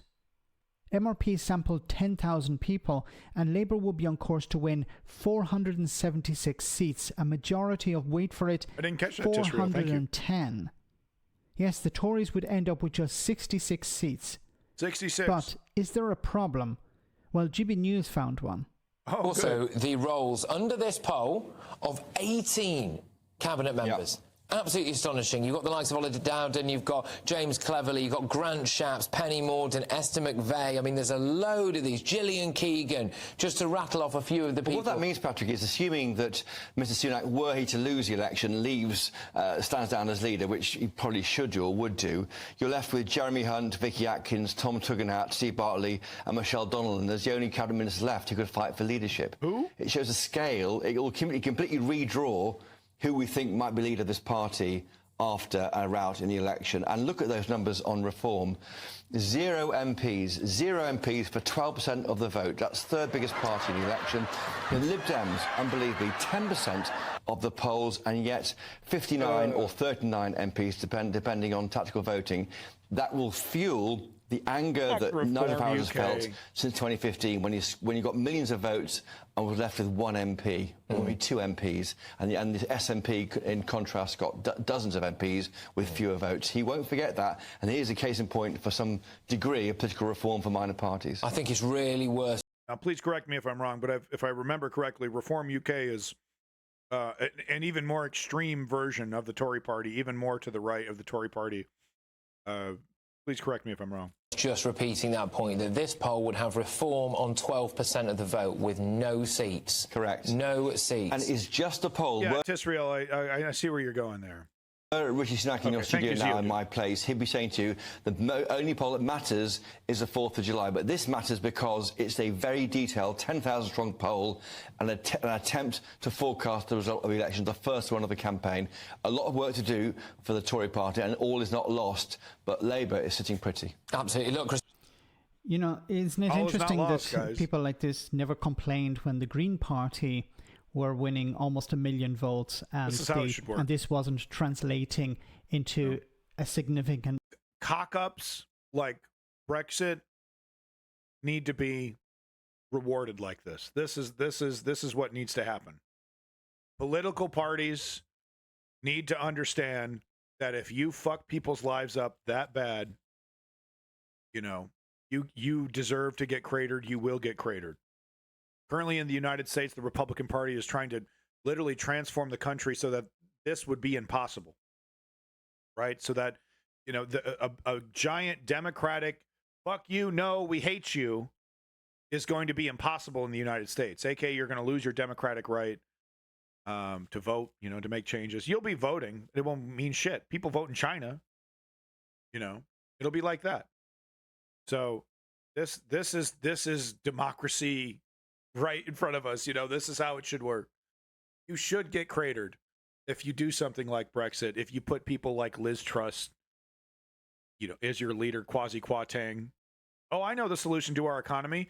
Give everything to the corporations. Massive tax breaks. Number of seats. Now that it's Reform UK, thank you, oh strategy. my God, there's, you know, an absolute disaster here. Now, if Labour, I don't know if this is actually going to happen, but let's say for the sake of argument, Labour win a majority of over 400, then PR is dead because there's no campaign anymore. How are you going to convince the Labour Party, either within the Labour Party or outside, to adopt proportional representation?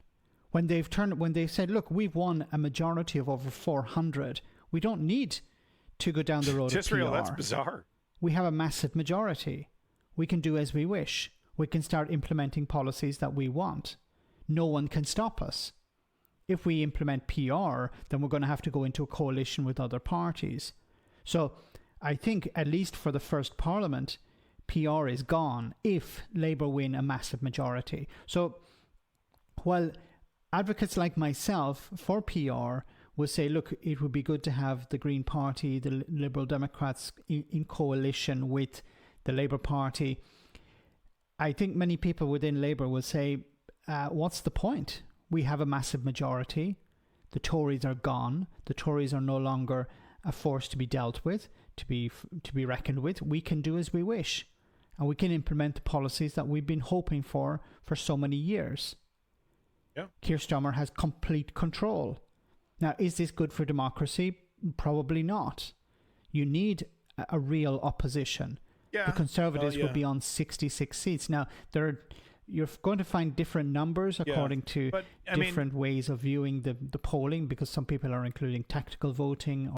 I do agree. I would prefer to see challenges, pushes from the left instead of a strong, viable Conservative Party where, you know, the only direction they want to go in is, you know, pro-corporate, you know, tax breaks for the rich. There's only one direction they want to go in.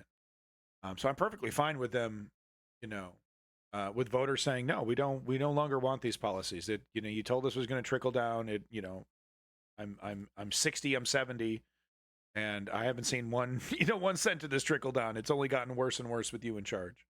Or excluding tactical voting. But any way you cut it, it seems Labour are going to win a massive majority, and no one can oppose them. All right. So that's Maximilian Robespierre. Thanks again. Great content creator. Make sure you like and subscribe. Look at that. He's already almost up to 200K subscribers. Excellent job. Excellent job. By the way, if you like edited content, if you want more News Underground, but you want less bullshit, you don't want to actually watch the live streams, you just want the good bits, I did hire an editor, and I have been making content. Make sure you check out the Linktree, folks. We got a Linktree right here. It's got TikTok. It's got Instagram. It's got 2 different YouTube channels, and of course, it's got the Twitch as well. Make sure you spread around. Tell your friends. Tell your family. They'll be very confused, but just say, look, just click like, just subscribe. Okay, just ignore it, you know, and just, you know, hide it from your algorithm after clicking like. But there you go, folks. Help support the News Underground. Okay, so here we get into troubling stuff I'm seeing with Keir Starmer. So, you know, as we've been discussing, I didn't know this. I learned this today. The Labour Party was responsible for privatizing Royal Mail. So there's a legacy of this going back, and it really does worry me that Keir Starmer is going to be, you know, given all this power. I've seen this in America several times, where in America the neoliberals are given a fucking supermajority. That means they have the Senate, they have majorities in the Senate and the Congress, and of course they got the presidency. There's zero restrictions to the changes that they could make, the legislation, the policies that they could pass. And they don't take advantage of that because they could actually, they had an opportunity to pass single payer health care. Barack Obama immediately took it off the table before the debate even began. They had some big, meeting, big conference about, okay, what solution are we in? We got all the power in the world. The voters gave us a mandate. They want change. Hope and change, hope and change. Here we go. We're doing a new healthcare thing. First agenda item, there will be no discussion of single payer options. This will only be a discussion about, private insurance companies and how much money we can make them. And then briefly, we gave Joe Biden, I believe, a supermajority, right? For a couple months, where the Republicans got control of the House. Did nothing with it. And I fear that's what we're going to be seeing from Keir. With a lack of mandate, the neoliberals what they're going to do is that they're going to flirt with allowing, reversing some of the worst things of Brexit. Some of the worst things that affect that of Brexit, but trying to keep a lot of the corporate friendly, exploitation friendly, avenues that were opened up after Brexit. Obviously, I need to know more about the situation, maybe to have a more intelligent opinion. But I keep seeing these examples of setting expectations low, of not making, of making promises without really making promises, promises, hope and change style shit. I don't know. It's given me flashbacks. It's given me flashbacks to the Obama era, where it was like, okay, here we go. Fucking supermajority. Black guy president, dude. We did it. And then he's more conservative than Richard Nixon at the end of the day. And he's dropping more bombs than George Bush at the end of the day. Dropping bombs while he's earning a peace prize. Nobel Peace Prize over here. During an active bombing campaign. It worries me. Keir Starmer happily calls himself a socialist. And he's also open about the government not having as much money as he'd like to fix things. And yet he has a strange relationship to the rich paying more in tax. Here he is speaking to Beth Rigby of Sky News. You said this is embarrassing. I have to say this. This is embarrassing. It reeks of the DNC of the United States. In that speech, it's disrespectful for Sunak to say the economy turned the corner when taxes are higher. But isn't it also disrespectful when you promise people, for example, to raise income tax for the top 5% of earners, and then you ditch that when you get nearer to power? Now, there might be good reasons for that, but doesn't acknowledging that you have broken some of the promises you made go some way to fixing these trust issues that you have? I think it's You've really just totally avoided that. Let me take that head on, because there are a number of pledges I made when I was running for Labour leadership. Most of those are still in place. They're the building blocks of what we've now put in place. Lie. Most of them are still in place. Most of them. Okay, maybe not all of them. Most of them. Complete and utter lies. Now, this is really important because Starmer says that so casually. He's very good at lying, okay? You might be quite good at falling asleep or breathing. It might come naturally. For Keir Starmer, it's lying. Let's look at those 10 pledges from 2020. Let's have a look, because he says he's kept most of them. Let's see. Here are the first 5. There were 10, remember? Number 1, economic justice, income tax on 5% of earners, reverse the Tories' cuts in corporation tax. Number 2, social justice, abolish universal credit, end the Tories' cruel sanctions regime. Climate justice. Number 3, Green New Deal. Number 4, promote peace and human rights, no more illegal wars. Review all UK arms sales, but apparently not. Number 5, common ownership. Public services should be in public hands. He's kept none of those. That's the first 5. Okay, let's see the next 5. Remember, Keir Starmer said he's kept most of these. Number 6, defend migrants' rights. Full voting rights for EU nationals. Gone. Defend free movement as we leave the EU. Gone. An immigration system based on compassion and dignity, end indefinite detention, and the closure of centres such as Yarl's Wood. I don't know. Are they still saying they'll close Yarl's Wood? I mean, they basically say that James Bond should run immigration enforcement. That's basically what they're saying. Have a interagency operation in terms of border control. Number 7, arguably, you could argue, if you're being generous, they've kept this, right? The New Deal for workers' rights. You could argue. I don't think they have, but you can make that argument. Number 8, radical devolution. A federal system to devolve powers. We've not seen that. Abolish the House of Lords. That ain't happening. Number 9, equality. Pull down obstacles that limit opportunities and talent. We are the party of the Equal Pay Act shall start. BAME representation. You've just blocked the first woman in this country's political history to stand in Parliament from standing again. That's the next story we're going to be reporting on if you want more info on that. After 37 years. We're the party of BAME representation. How? With politicians, don't listen to what they say, see what they do. And on this, they're talking crap. Let's go back to that. Again, Starmer says, you know, we've kept most of these. Number 10, effective opposition to the Tories, forensic effective opposition. Look, you could say, well, they're doing well in the polls. Okay, fine. He says, unite our party, promote pluralism, improve our culture. That's definitely not happened. But there is effective opposition in so much as Labour are looking to win. So let's say out of 10, let's be really generous and say 2. I don't think that, by the way. I'd say probably 1, 2 halves. But let's say 2. That's not most of them, Keir. Let's give them 3. Anyway, let's go back to that clip because that. So this part in the clip is the embarrassing part that I was talking about. It literally doesn't make any sense, and the reason why it doesn't make any sense is that he knows he's going to get into power. He just needs to avoid a scandal. Once he gets there, he knows it's going to be a big bonanza for the rich. And but he's going to, look, I only made vague promises about what I was going to do. I never really promised that I wasn't going to suck off the rich. Did I say I wasn't going to do that? I'm being vulgar and, I'm generalizing. But there is a strategy of setting expectations, right? Making promises, you don't make promises you're not going to keep. So instead of making that promises, you make vague allusions to the feelings and policies around, that idea, right? Well, I'm not going to talk about, socializing the Royal Mail, but I will say, oh, that's a good idea. No, we've talked about that, and we've had discussions about that. I'm not going to promise anything. I'm not going to, we're not going to put that down on paper. But we've had discussions. We've talked about it. Right. So you leave the conversation thinking, well, I mean, he's aware of the problem. Maybe he'll do something about it. That wasn't the end of what he had to say. Here's what Starmer said next. Some of them have changed. And this is an issue that's important because the reason they've changed is because we can't afford to do them anymore. I said that we should abolish tuition fees.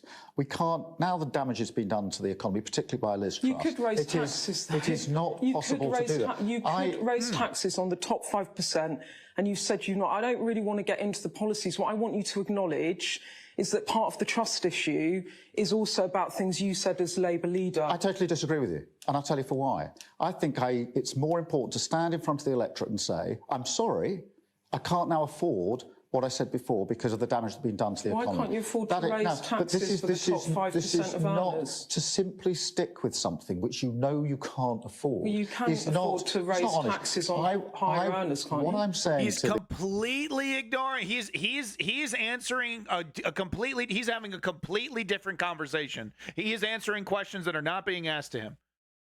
I can't afford it. I don't have the money. Where am I going to get the money? Your policy to tax the 5% of the top 5%, the tax the 5%, the millions and billions of dollars you get. I can't afford it. What can I do? There's no money. Right? Like he's some kind of robot, and it's literally impossible for him to hear the words taxing the 5%. And like he doesn't even compute, doesn't even process. He's having a completely different conversation. This is neoliberalism run amok, okay? And this is a harbinger of what we can expect from these fucking people. They're not going to reverse Brexit. Issue is also about things you said as Labour leader. I totally disagree with you, and I'll tell you for why. I think it's more important to stand in front of the electorate and say, I'm sorry, I can't now afford what I said before because of the damage that's been done to the economy. Why can't you afford to raise taxes for the top 5% of earners? This is not to simply stick with something which you can't afford. Well, you can afford to raise taxes on higher earners, can't you? What I'm saying to the electorate is this. I'm going to tell you in advance of the election what I don't think we can afford to do. I'm not going to tell you that you can have everything and then break a promise after the election. I'm going to level with you now. There are some things that we now can't afford because of the... Just barreled through, man, like a semi blasting through a fucking police line, dude. Does not compute. You were feeding me information that I don't have the driver for it. I literally don't even know what to do with this information. You kept saying something, tax something. I don't have money. I can't afford this. I can't afford any of the policies. All those nice promises I make, I can't afford those. Yeah, what about the taxes? Huh? What? Huh? The damage done to the economy. I think that is basic honesty with the electorate. Uh-oh. Looks like we need the repairman. Get out the yellow pages. Robo haircut seems to have broken. Maybe it's a software glitch. Maybe, Beth, you can turn him off and turn him back on again. Sometimes that works. It might be the fuse. Now, clearly this is just a line Starmer will keep repeating, even when, as in this case, it's just utter nonsense. We can't afford to do the things I previously promised, I'm afraid. Yeah. We can't afford to raise taxes. Is this going to, would him saying I'm going to tax the rich reduce the amount of voters? Reduce the amount of support? No, of course not. Grand majority of the people voting for Keir are not millionaires. Didn't you know that?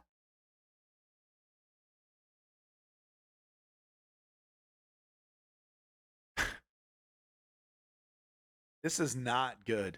This is not good. Keir Starmer should have no problem pissing off the richest 5% in his country.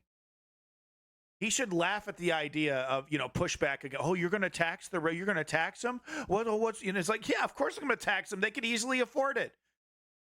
It's literally almost nothing to them.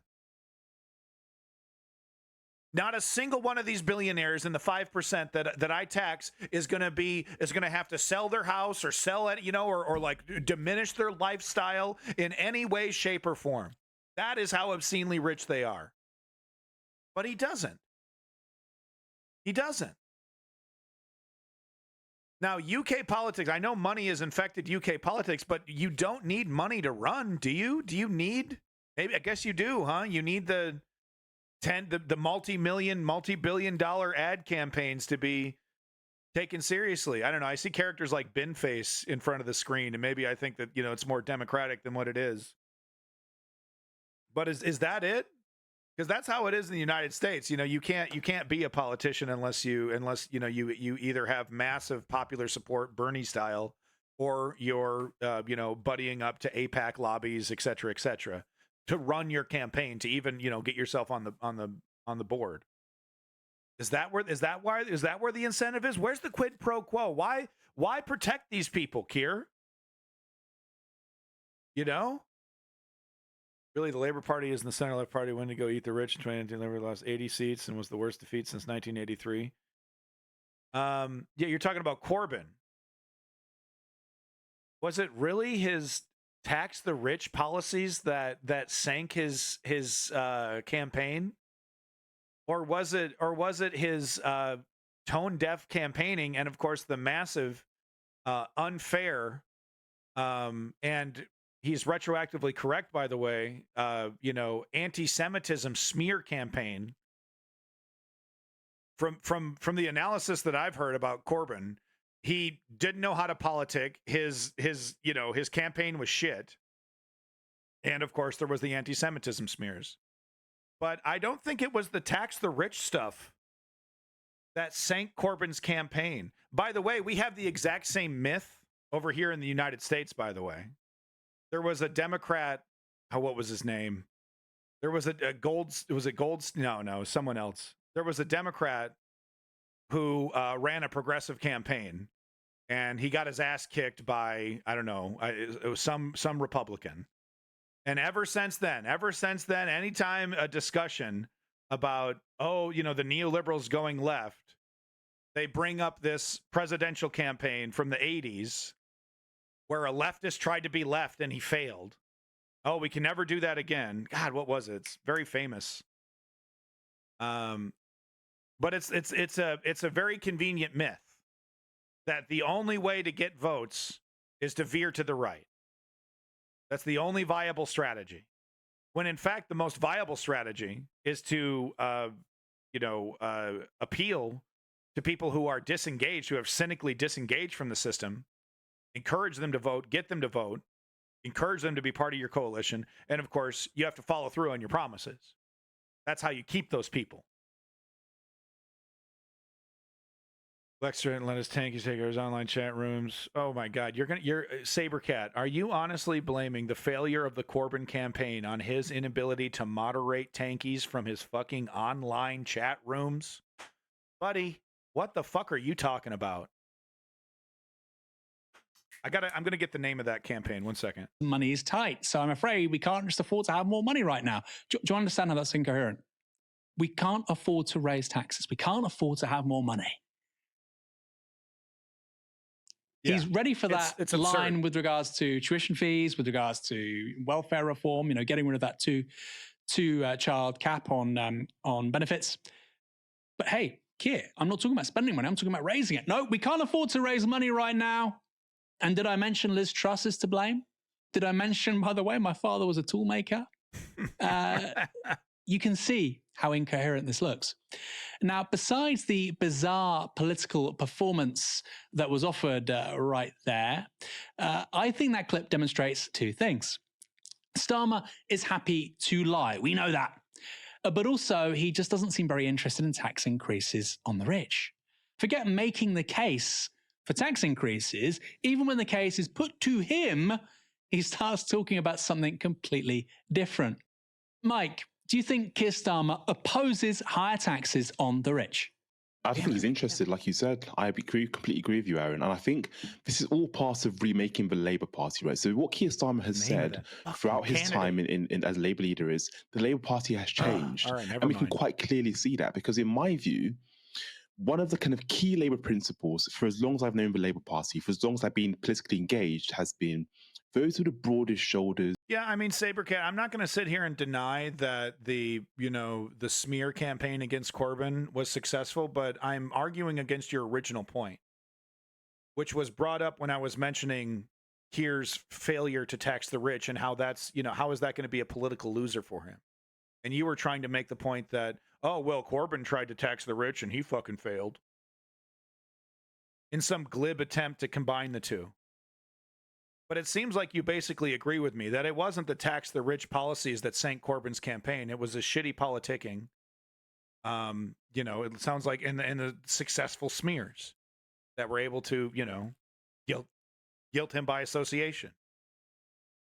All right, so this is great stuff. This is good stuff from Navarro Media, who's definitely very socialist, definitely very extra super hard on the Labor Party, super extra critical.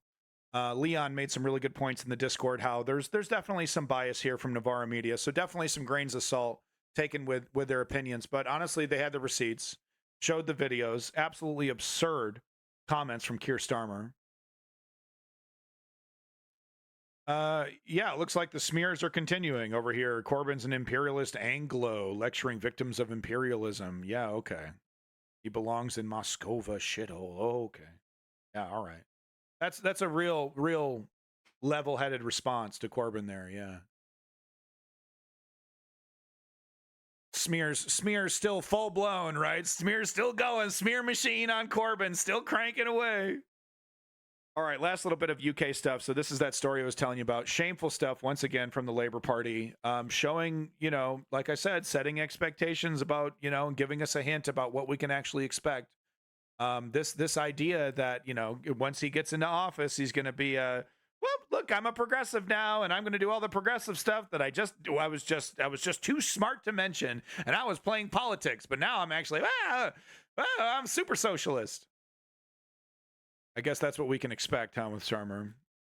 I failed to have a story. So you're ignoring the point that I made, which was that you glibly mentioned the Corbyn campaign when I mentioned taxing the rich.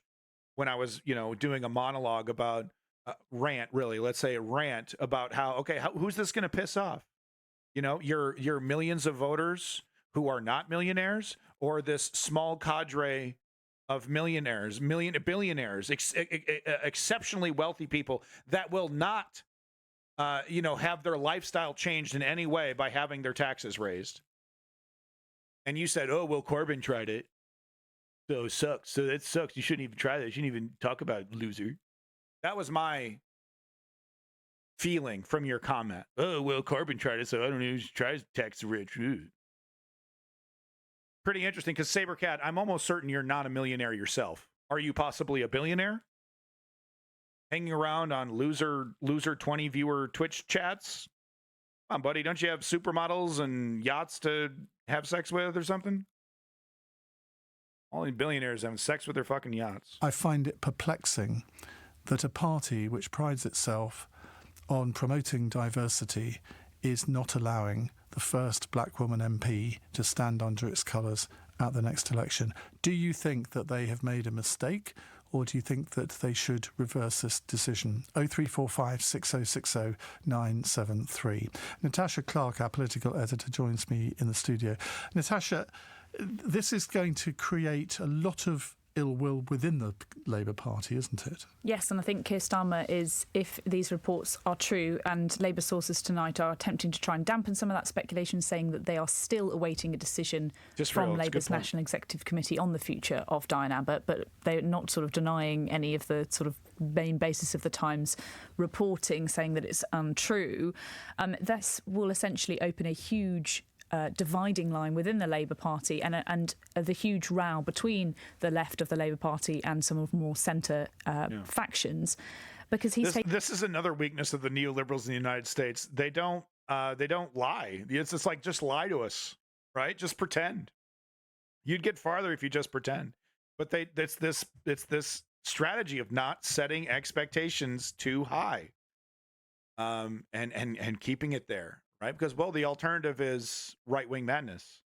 As long as the right-wingers continue with the Jacob Rees-Mogg style characters, there'll always be an appetite for these mediocre neoliberals who are like, well, we're not as bad. Taking a gamble that he wants to be seen to be reaching out to former Conservative voters over the harder left of the party. Momentum, the campaign group that were instrumental in instilling Jeremy Corbyn and helping him to get elected and to help run the Labour campaign as well during the general election campaign, are furious about this. And I think that this will continue to run, and especially, like you say, in that she has apologised. According to that BBC report, she's undergone anti-Semitism training as well. If indeed that is the case, I think it is going to be a bad look for the party to be seen to not have any forgiveness for Diane Abbott. Like I say, someone who has had a 37-year career in Parliament, the first black woman to be elected for Parliament as well. And like I say, the Labour Party leadership have absolutely sat on their hands on this one, haven't they? And they want to be seen to be separate, of course, from the investigation. And I think the last few years, the Labour Party have been very clear and very adamant that they want a separate process that is not. Thank you, Blue Brother, our friend from Germany. Thank you for stopping in. I do appreciate you stopping into the News Underground. Thank you for your comment. Nothing to do with people in the leadership, nothing to do with the shadow cabinet, and they want to leave them to get on and do it. Yeah, I mean, Sabercat, that's the vibe that I'm getting from this Diane Abbott character. But to me that's an important element. But it's not. To me, what this is showing me is that Keir Starmer is not is willing, willing to very, very quickly and cynically throw people under the bus. It seems to be it's power over everything, position over everything. That kind of mentality, that kind of ambition is really frightening and dangerous, in my opinion. But I don't know. Come on. But if it is the case, have any Labour MPs misled us about the impact of Diane Abbott's investigation? They were saying that, they believe it's going to be wrapped up very soon. But according to those reports, it was wrapped up in December. So a lot of questions emerging about Diane Abbott's future tonight. But no questions about Angela Rayner. She has been cleared by Greater Manchester Police, which must be an awful relief to her. Just take us through what's happened today. Yes, so Greater Manchester Police earlier today have said that the Deputy Labour leader will face no further investigation from the cops. That was into allegations about her home, whether she paid the correct amount of capital gains tax and whether she was on Are the Tories doing all these investigations? What is this? The electoral roll in the correct place. There were suggestions that she may have been living primarily in a separate house, which could have potentially been an offence under electoral law. I mean, I'm all for corruption, but is this a partisan thing? Is this triggered by, or is this triggered independently? Now, the police are saying today this is not in our jurisdiction. They've not completely exonerated her. They're just saying it's not for us to decide. They could have done that 3-4 weeks ago, couldn't they? They're saying they wanted to, firstly, investigate completely. I don't really understand what it's taken them quite so long to investigate to find out that it's not in their jurisdiction. But they're saying today that it's now a matter for HMRC and for Stockport Council. And HMRC obviously don't comment on individual person's tax inquiries at all. We don't know. Okay, what? Okay. All right. Rightio. All right. Okay, so we're moving on to U.S., but real quick. Hey, does anybody want coffee? I gotta go get some coffee. I just made a fresh go get some coffee. Does anybody want coffee? Coffee time. Who wants coffee? Does anybody want coffee? Who wants coffee? What is going on, man? You want coffee? I just made coffee. Does anybody want coffee? Who wants coffee? You want coffee? Do you want coffee? I just made coffee. Who wants coffee? Does anybody want coffee? Who wants coffee? Does anybody want coffee? Who wants coffee? Does anybody want coffee? Who wants coffee? Does anybody want coffee? Do you want coffee? Who wants coffee? Does anybody want? I just made a fresh pot of coffee. Does anybody want coffee?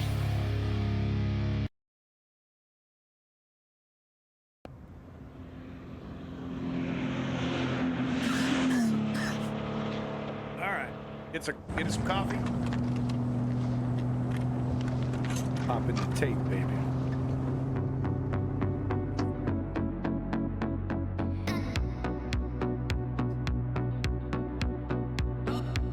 U.S. news. We're going to start off with the fascists today.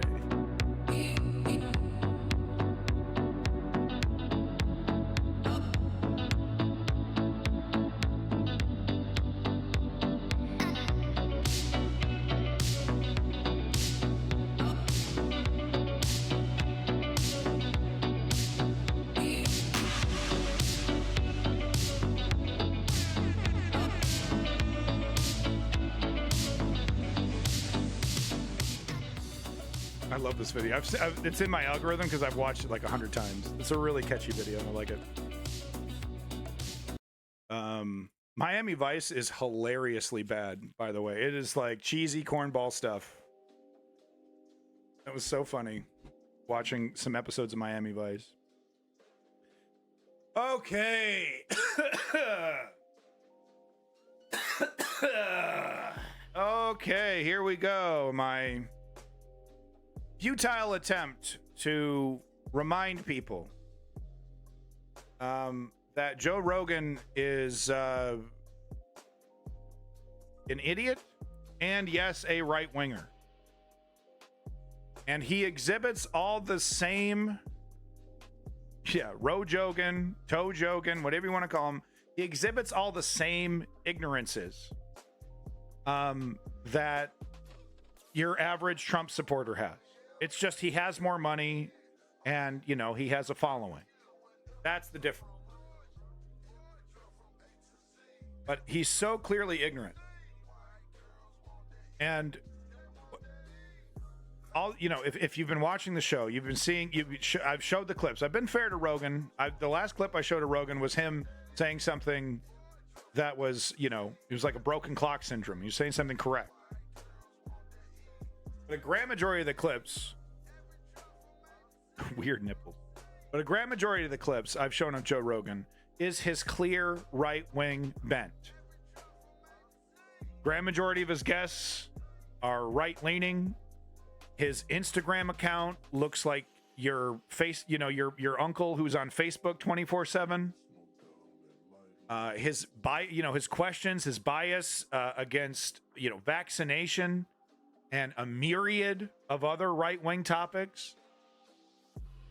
And then he says something like this. After he's basically he's not telling us who he's voting for, but we know who he's voting for. It's definitely going to be Trump. All the support he has for right-wing policies, and he has successfully bought this idea that bog standard conservative right-wing dogma is somehow punk rock, is somehow counterculture. Ben Shapiro is an intellectual. Jordan Peterson's You know, he's right on the edge. Alex Jones is, you know, underground. That's the underground. When in reality, these people are repeating the same right-wing shit, you know, the Rush Limbaugh stuff that we've been hearing for decades. There's a new twist on it. You know, what Ben Shapiro, you know, wants, you know, a theocratic dictatorship, for example. Same kind of the Pat Robertson kind of shit. But then, and they're total. Look, I have two examples of this. I need to show you. I have two examples of this. Okay, where's the other one here? I put it, yeah, over here. But no, I'm going to put it right here. They think they're punk rock. They think they're counterculture. Because they are naive, propagandized maroons. They've been grifted. They've been fooled. Look at this.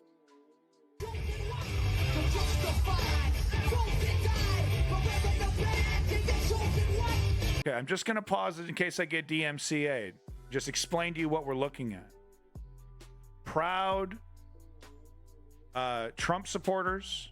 Trump is, you know, after all the things that Trump has said, they're out and proud for Trump. They know exactly where Trump stands. They're willing to sacrifice the country for Trump. And they associate that with Rage Against the Machine. Who the entire message of Rage Against the Machine is anti-authoritarian. And they use it as the theme song to cheer on their authoritarian.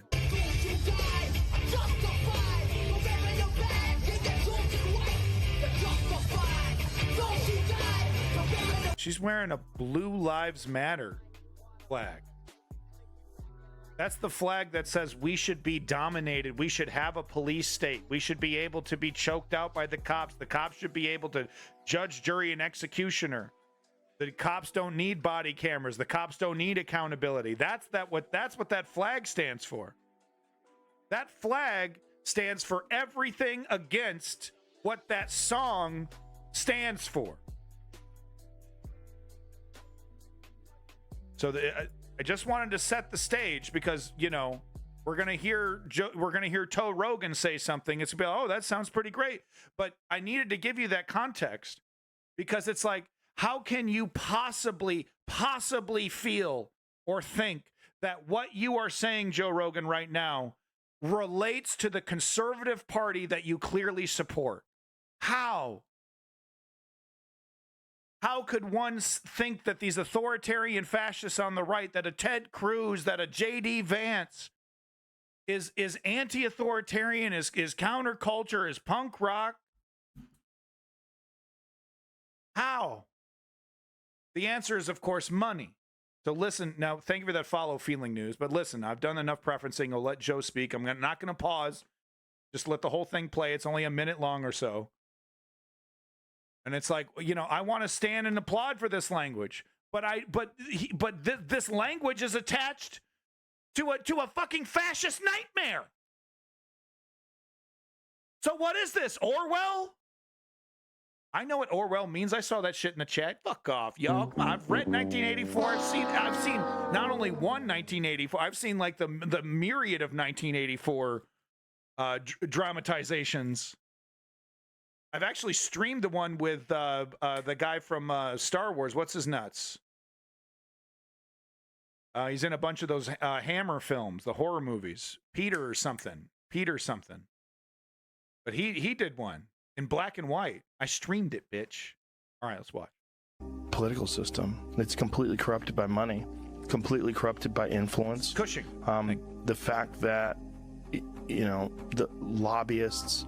I mean, there's an area outside of Washington, D.C. It's one of the richest areas in the country, and it's where the lobbyists live. There's so much money involved in being a lobbyist. There's so much money involved in special interest groups and how much of an impact they have on I have several copies of who gets elected and what decisions get made once that person gets elected. We know this. I haven't read it. Right. We know it's not for the people, by the people. It's just not what it is. I mean, this country is an experiment in self-government, and if we could do it all over again, I would say the most important thing is to have laws in place to keep money out of politics. and to make it a heinous crime for someone to influence laws and policy based entirely on the amount of profit it could generate for a party or for a company that is investing in a candidate. That's fucking incredibly dangerous, and it's corrupt. And that corruption has been accepted. We've just accepted that this corruption exists. Right. Right. So, and that's why you need to vote for the Republican Party. See what I mean? Like, whoosh. Like, he's right there. He's right there. I get it. He voted for Bernie. He supported Bernie. I get it. But no, there's a clear platforming of right-wing opinions and ideas.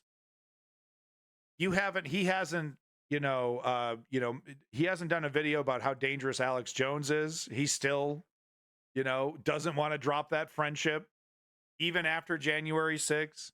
No, all those wonderful words that he just said, all this wonderful stuff, he attributes to the right-wing Republican Party, that they're going to fix these things, that this is the party that's going to fix it. Whoosh. Fucking whoosh, dude. I'm talking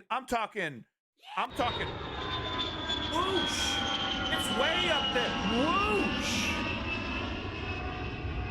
By the way, we will have a Boeing update. Thank you, strategy member, for your clips. Do you see what I mean? Whoosh. And what can I do, man? This guy has more viewers than Jesus fucking Christ. You know what I'm saying? And this is his scrambled eggs brain. Oh, we need a revolution. We got to get money out of politics. That's why I think, that's why I understand it's one thing to call the neoliberals out for their obvious corruption, because they are, and I'm not trying to say that they're not. But it's another thing to say, because one side is bad, I'm going to support the side that's twice as bad. But not acknowledge that they're twice as bad. And I know I have him in What's Up with the Fascists, but just technically, I don't consider Joe Rogan a fascist. I consider him a useful idiot. And, and that was kind of what I was trying to explain and set up there. What other explanation other than idiot?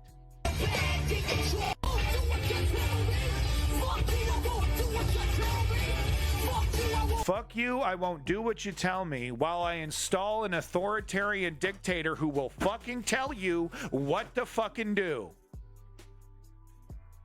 Of course, they think it's going to be their dictator and it's going to tell me to shut the fuck up. But that's not how dictatorships work, is it? And, for an example, any right-wing boomers that are watching, January 6th. How did that fuck you, I won't do what you tell me, feces smearing bullshit work out for you on January 6th, Ashley?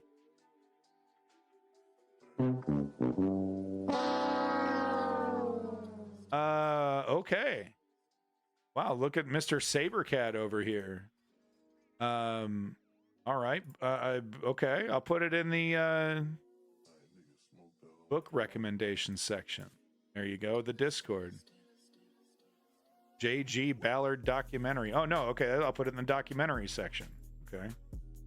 Yeah, we love documentaries. Check out the Abandoned Nihilism News Underground Discord if you want to contribute to the stream, if you want to be part of the show. That's a great place to put your links. And if I like them, if it's relevant to what I'm trying to talk about, I will gladly put it in the show. Where it is. Sorry, folks, just doing a little cleanup here. I do like British. I literally posted a photo of Douglas Adams' gravesite in the book recommendations. He's amazing. He's one of the most valuable authors in the world. I love him. But yeah, this is dangerous, and they will happily throw away the Constitution, our democracy. They'll happily toss it in the trash for their fucking dictator, and they'll do it while screaming without a lick of irony. Without a lick of irony. So this was a really concise and important summary of the kind of extremism we can expect with a Donald Trump administration, and not just a Donald Trump administration, but even after Joe Biden's 4-year term, you know, a J.D. Vance administration, a Matt Gaetz administration, you know, fill in the blank Republican administration. Project 2025 is going to be the framework that they use. It's going to be the blueprint that they try to enact. And don't think for a fucking second that it's not going to affect your life. Don't you dare. And if you don't believe me, have a listen. Project 2025 is a far-right manifesto. It is a 1,000-page bucket list of extremist policies. Project 2025 is a far-right manifesto. It is a 1,000-page bucket list of extremist policies that would uproot every government agency and disrupt the lives of every person who calls this country home. The Department of Education would be eliminated, cutting students off from civil rights protections and ending essential Title I funding for K-12 schools. The Department of Justice would go on a murdering spree. It would rush to use the death penalty and expand its use to even more people while circumventing due process protections. So, I mean, she's blasting through these. So just one more time, because this is very important. Did you hear that? Destroy the Department of Education. Cutting students' lives of every person who calls this country home. The Department of Education would be eliminated. The Department of Education would be eliminated. Still can't remember the fucking term for what they want to replace it with. Basically tokens. Cutting students off from civil rights protections and ending essential Title I funding for K-12 schools. The Department of Justice would go on a murdering spree. A murdering spree. Wait, that's hyperbolic. What are you talking about? Murdering spree. Listen. Rush to use the death penalty and expand its use to even more people while a rush to use the death penalty and expand its use to more people. This is laid out in Project 2025. Circumventing due process protections. Circumventing due process protections. Basically, you know, China kind of shit, right? Like, oh, you were caught with a certain poundage of drugs. That's an immediate death sentence. No court, no trial. You go right to the gulag, and then a week later, you're executed. That's in Project 2025, right? They would say, oh yeah, we're cutting through the red tape. I mean, don't you remember Donald Trump when he was using every trick in the book to slow it down? Yeah, we're going to cut right through that. I mean, not for people like Donald Trump, but for, like, you know, criminals and black people and, you know, fill in the blank, low class people, not less important people. But yeah, right to the death chamber. Yes, thank you, Sabercat. We've seen it. We've streamed it before. It's very dense. That's the problem. That's why I like showing these videos, because it's like 600 fucking pages. But it is the framework that we can expect from the next Republican administration, Trump or otherwise. And let me tell you, man, if progressives don't stand up and insist that progressive candidates are part of the next left administration, the next left neoliberal lefty could very well lose to a Republican, especially if, you know, the economy isn't, you know, much better, and there's certain factors he can control and certain factors he can't. But if things don't get better, and if Joe Biden wins and 4 years later things haven't gotten better, you bet your fucking sweet ass, fascistic, authoritarian Trump toadies will be neck and neck with whatever mediocre, floppy, wet noodle the Democrats think is really going to catch America by storm after a couple Pod Save America episodes. Welcome, Leon. We already went through our UK news. Sorry you couldn't be here. You would have been pretty pissed off anyway. Project 25 not only calls for national book bans in schools. National book bans. National book bans. Remember how it's just states' rights and we can do what we want and teach our kids how we want and you can do what you want. Nope. We tell you what your kids learn. The exact thing that the gays, they're going to get us. The gays are going to get our kids. The exact thing that they're fear-mongering about is the exact thing that they can't wait to do. But also creates a list of banned words. Listen to this. This is imperative. This is 1984. Listen to this. For the federal government that would be deleted from, quote, every federal rule, agency regulation, contract, grant, and piece of legislation that exists. You hear that? Retroactively going through the entire everything, every law, precedent, everything, anything that means anything. Retroactively going through each one of those documents and deleting these specific words. Wait till you hear them. This should give you nightmares. End quote. Here are just a few of the words on the list. Diversity. Diversity. Gender. Gender. Reproductive health. Reproductive health. And of course, conservatives want to ban the word abortion. Ban the word abortion in all legislation, henceforth and before.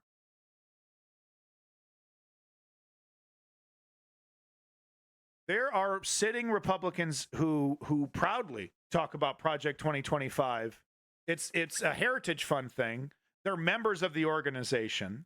This is not some whack job organization sitting on the outskirts of politics, writing up psycho manifestos. These are extremely connected organizations who have coalesced around this grand framework about how they want to reshape the United States of America. And folks, if they get what they want, there will be blood. And I'm not talking about, political violence. I'm talking about just the ramifications of these policies will get people killed. And yes, it may lead to political violence. This is the kind of stuff that destroys society, but creates a massively powerful, tiny mega elite that are completely free to do whatever they want. Look at the Saudi royals. And we've all heard about what they get up to.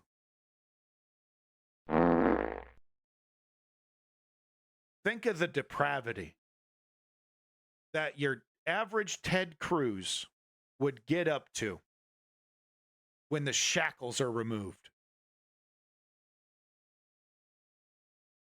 On that note, abortion care would be inaccessible and illegal no matter where you live. Now, we could have an entire hearing on how these policies would quite literally ruin and end lives. And I didn't even touch upon proposals for housing, climate change, worker protections, and more. If enacted, Project 2025 would destroy the federal government as we know it. As we know it. Oh, great. Draining the swamp. No, not great. I guess the assumption is that, it'd be great. We destroy it and replace it with something better, right? Oh, no. Precisely, Sabercat. Precisely. 120 days, right?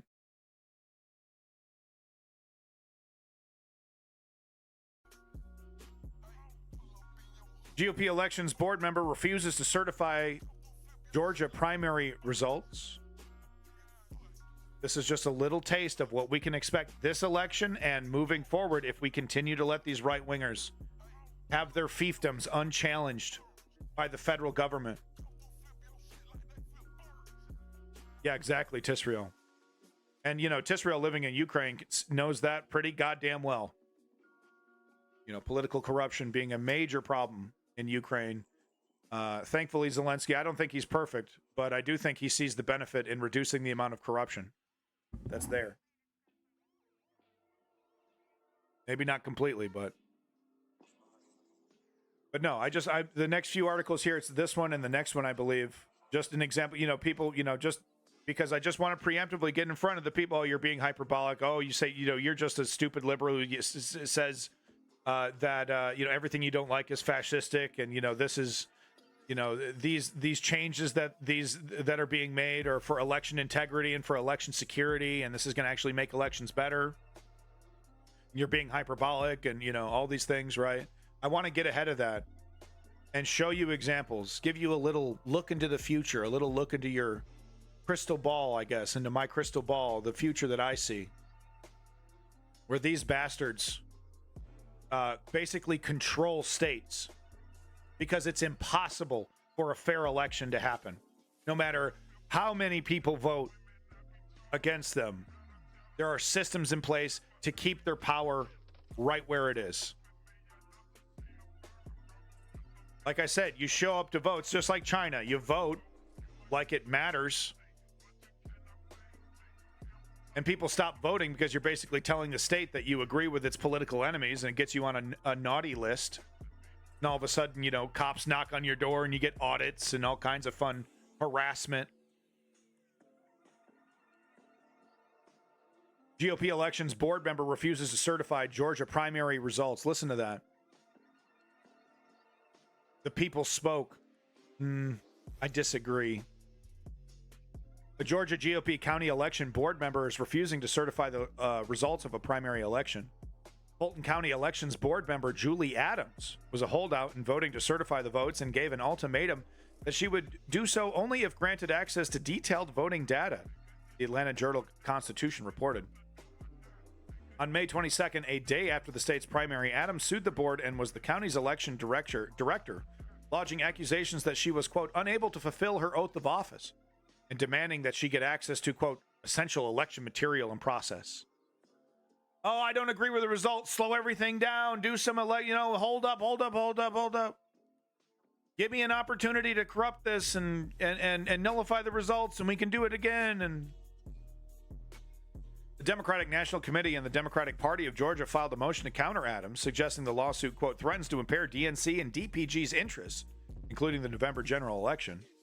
On Tuesday, despite Adams abstaining, the board managed to certify the May 21st election results during a special meeting. So it went through.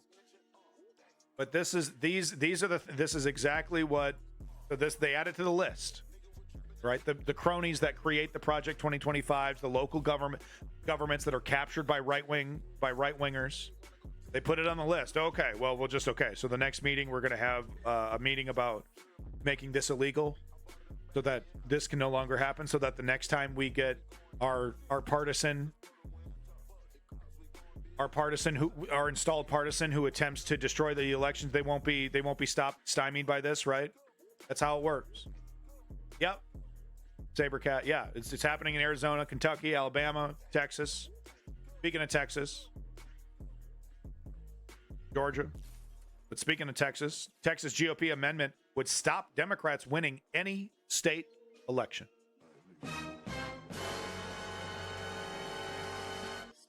I'm not fucking with you.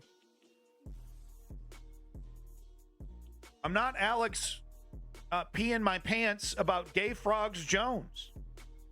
I'm the most legit, realest motherfucker on Twitch, and I'm here to tell you right fucking now, this is it. This is democracy or authoritarianism.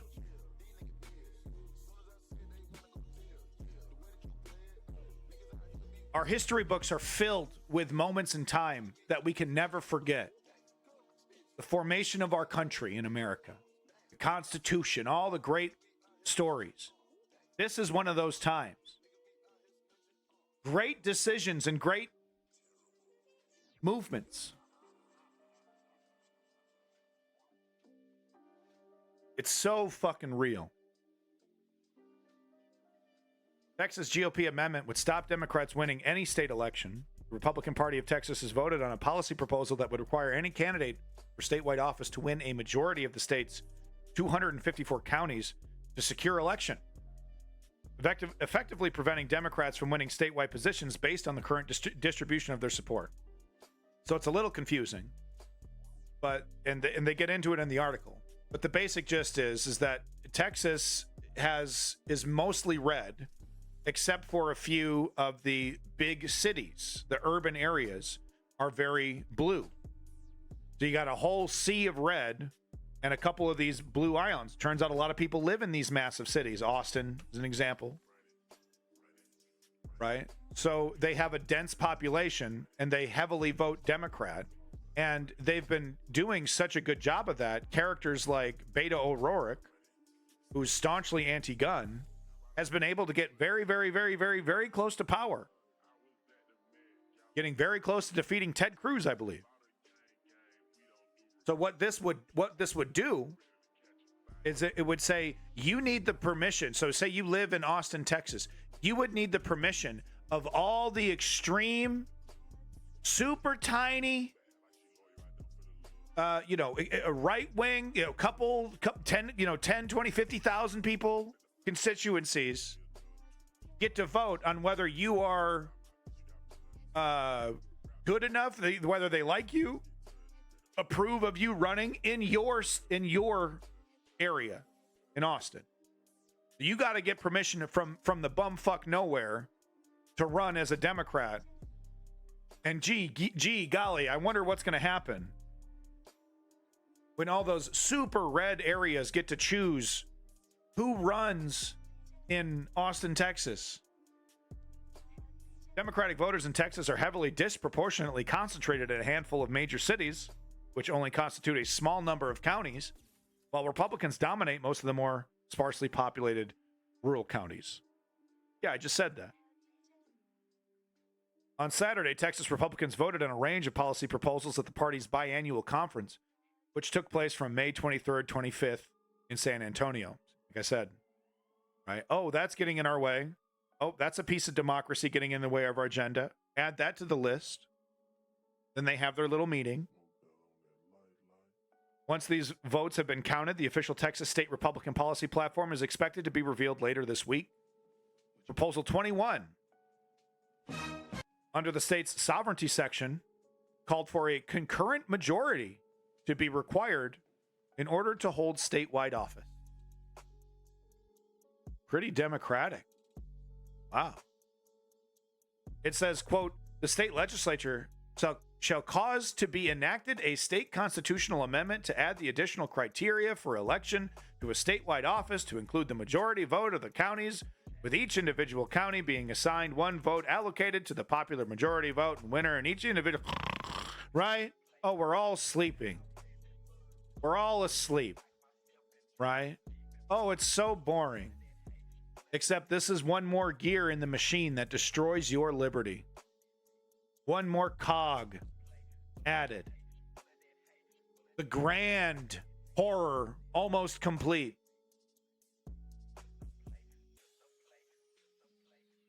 Pretty boring stuff, right?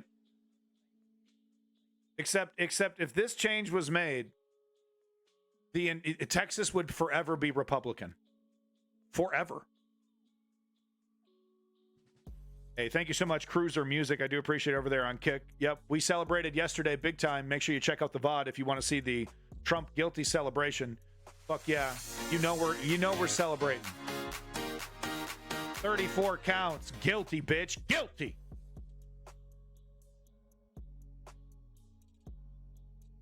On November 2022, Texas Republican Governor Greg Abbott, an absolute fascist, secured re-election with 54.8% of the vote against 43.9% of the Democratic challenger Beto O'Rourke. So you see what I'm saying?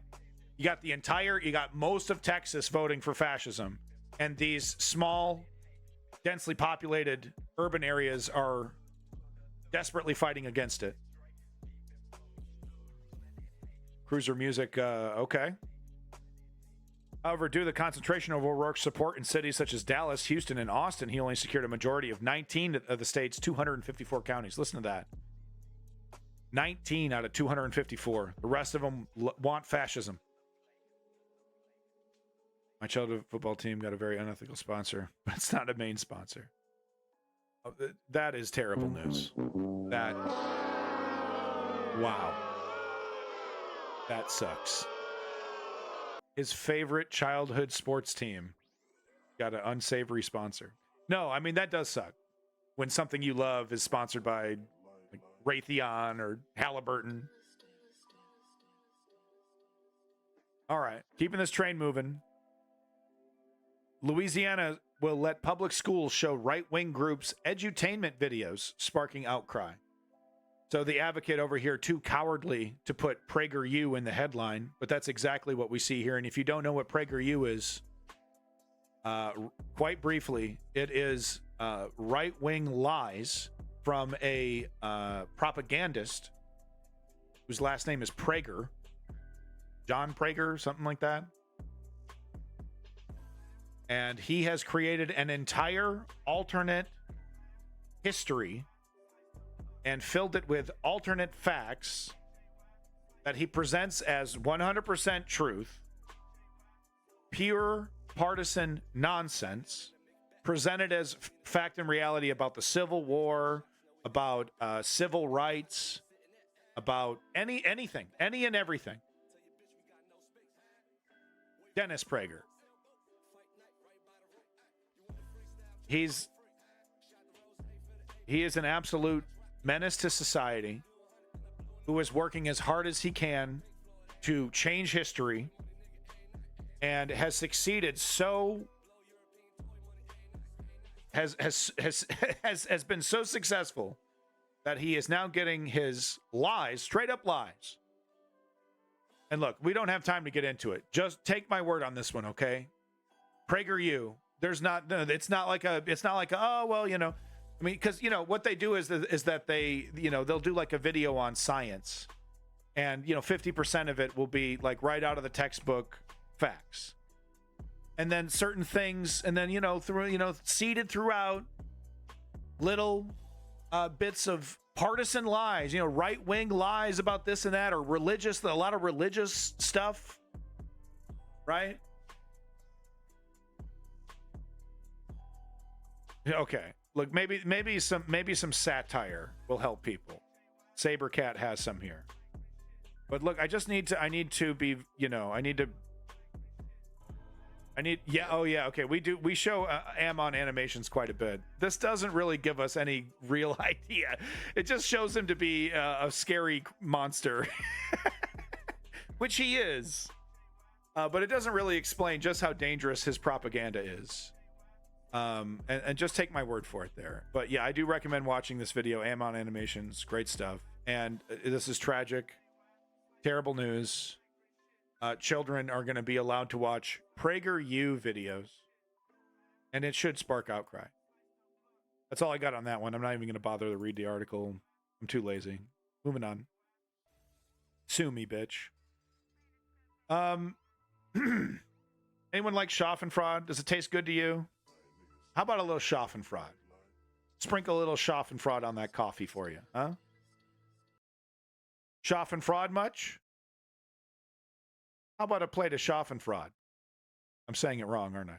He spent his entire life living and working in the United States, but when it came time to collect his Social Security benefits, one Florida man says he has not received one penny. Instead, he got a surprise reality check. The government told him he's not who he says he is, and now he's been fighting to prove them wrong.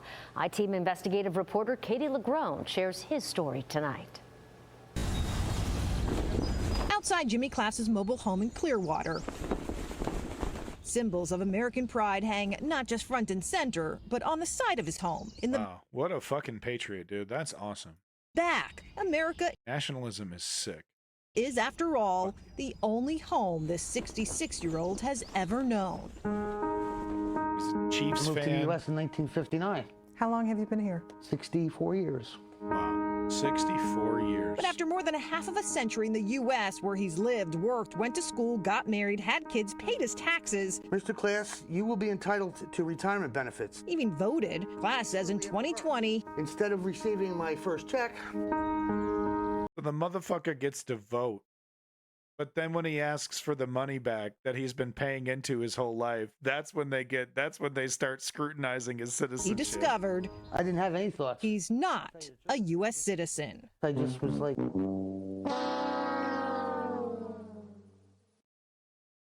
And gee, guys, I wonder how he voted.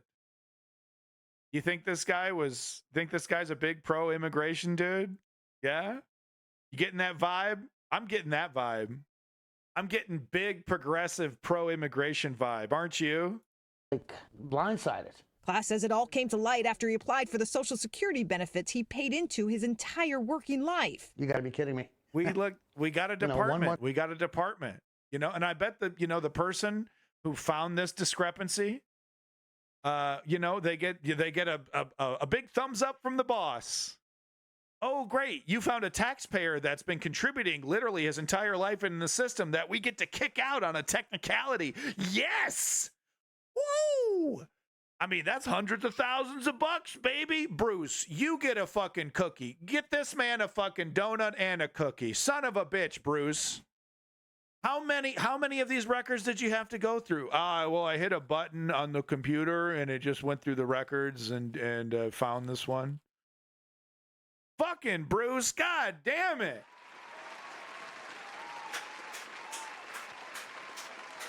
Money back in our pocket. I knew you were a go-getter. This guy's fucked. Hey, did the little thing do the automatic deportation process for this guy too? Okay, good. Just wanted to make sure that, you know, not only are we ruining his life, but we're going to kick him back to a country that he's never been in before. Or, I mean, at least, you know, 60 years ago when he was a child, you know. So he has no idea. He hasn't been back since, right? He has no idea what to do, who to talk to, no family members, no friends. Right. Okay, did that automatically? Okay, great. Man, fucking Bruce. Once you tell me I should expect my first check, second Wednesday of 2020, but instead I get a letter stating that I haven't proven to them that I'm here legally. Wow. So there you go. You get the point. Schadenfreude and up. Super Schadenfreude.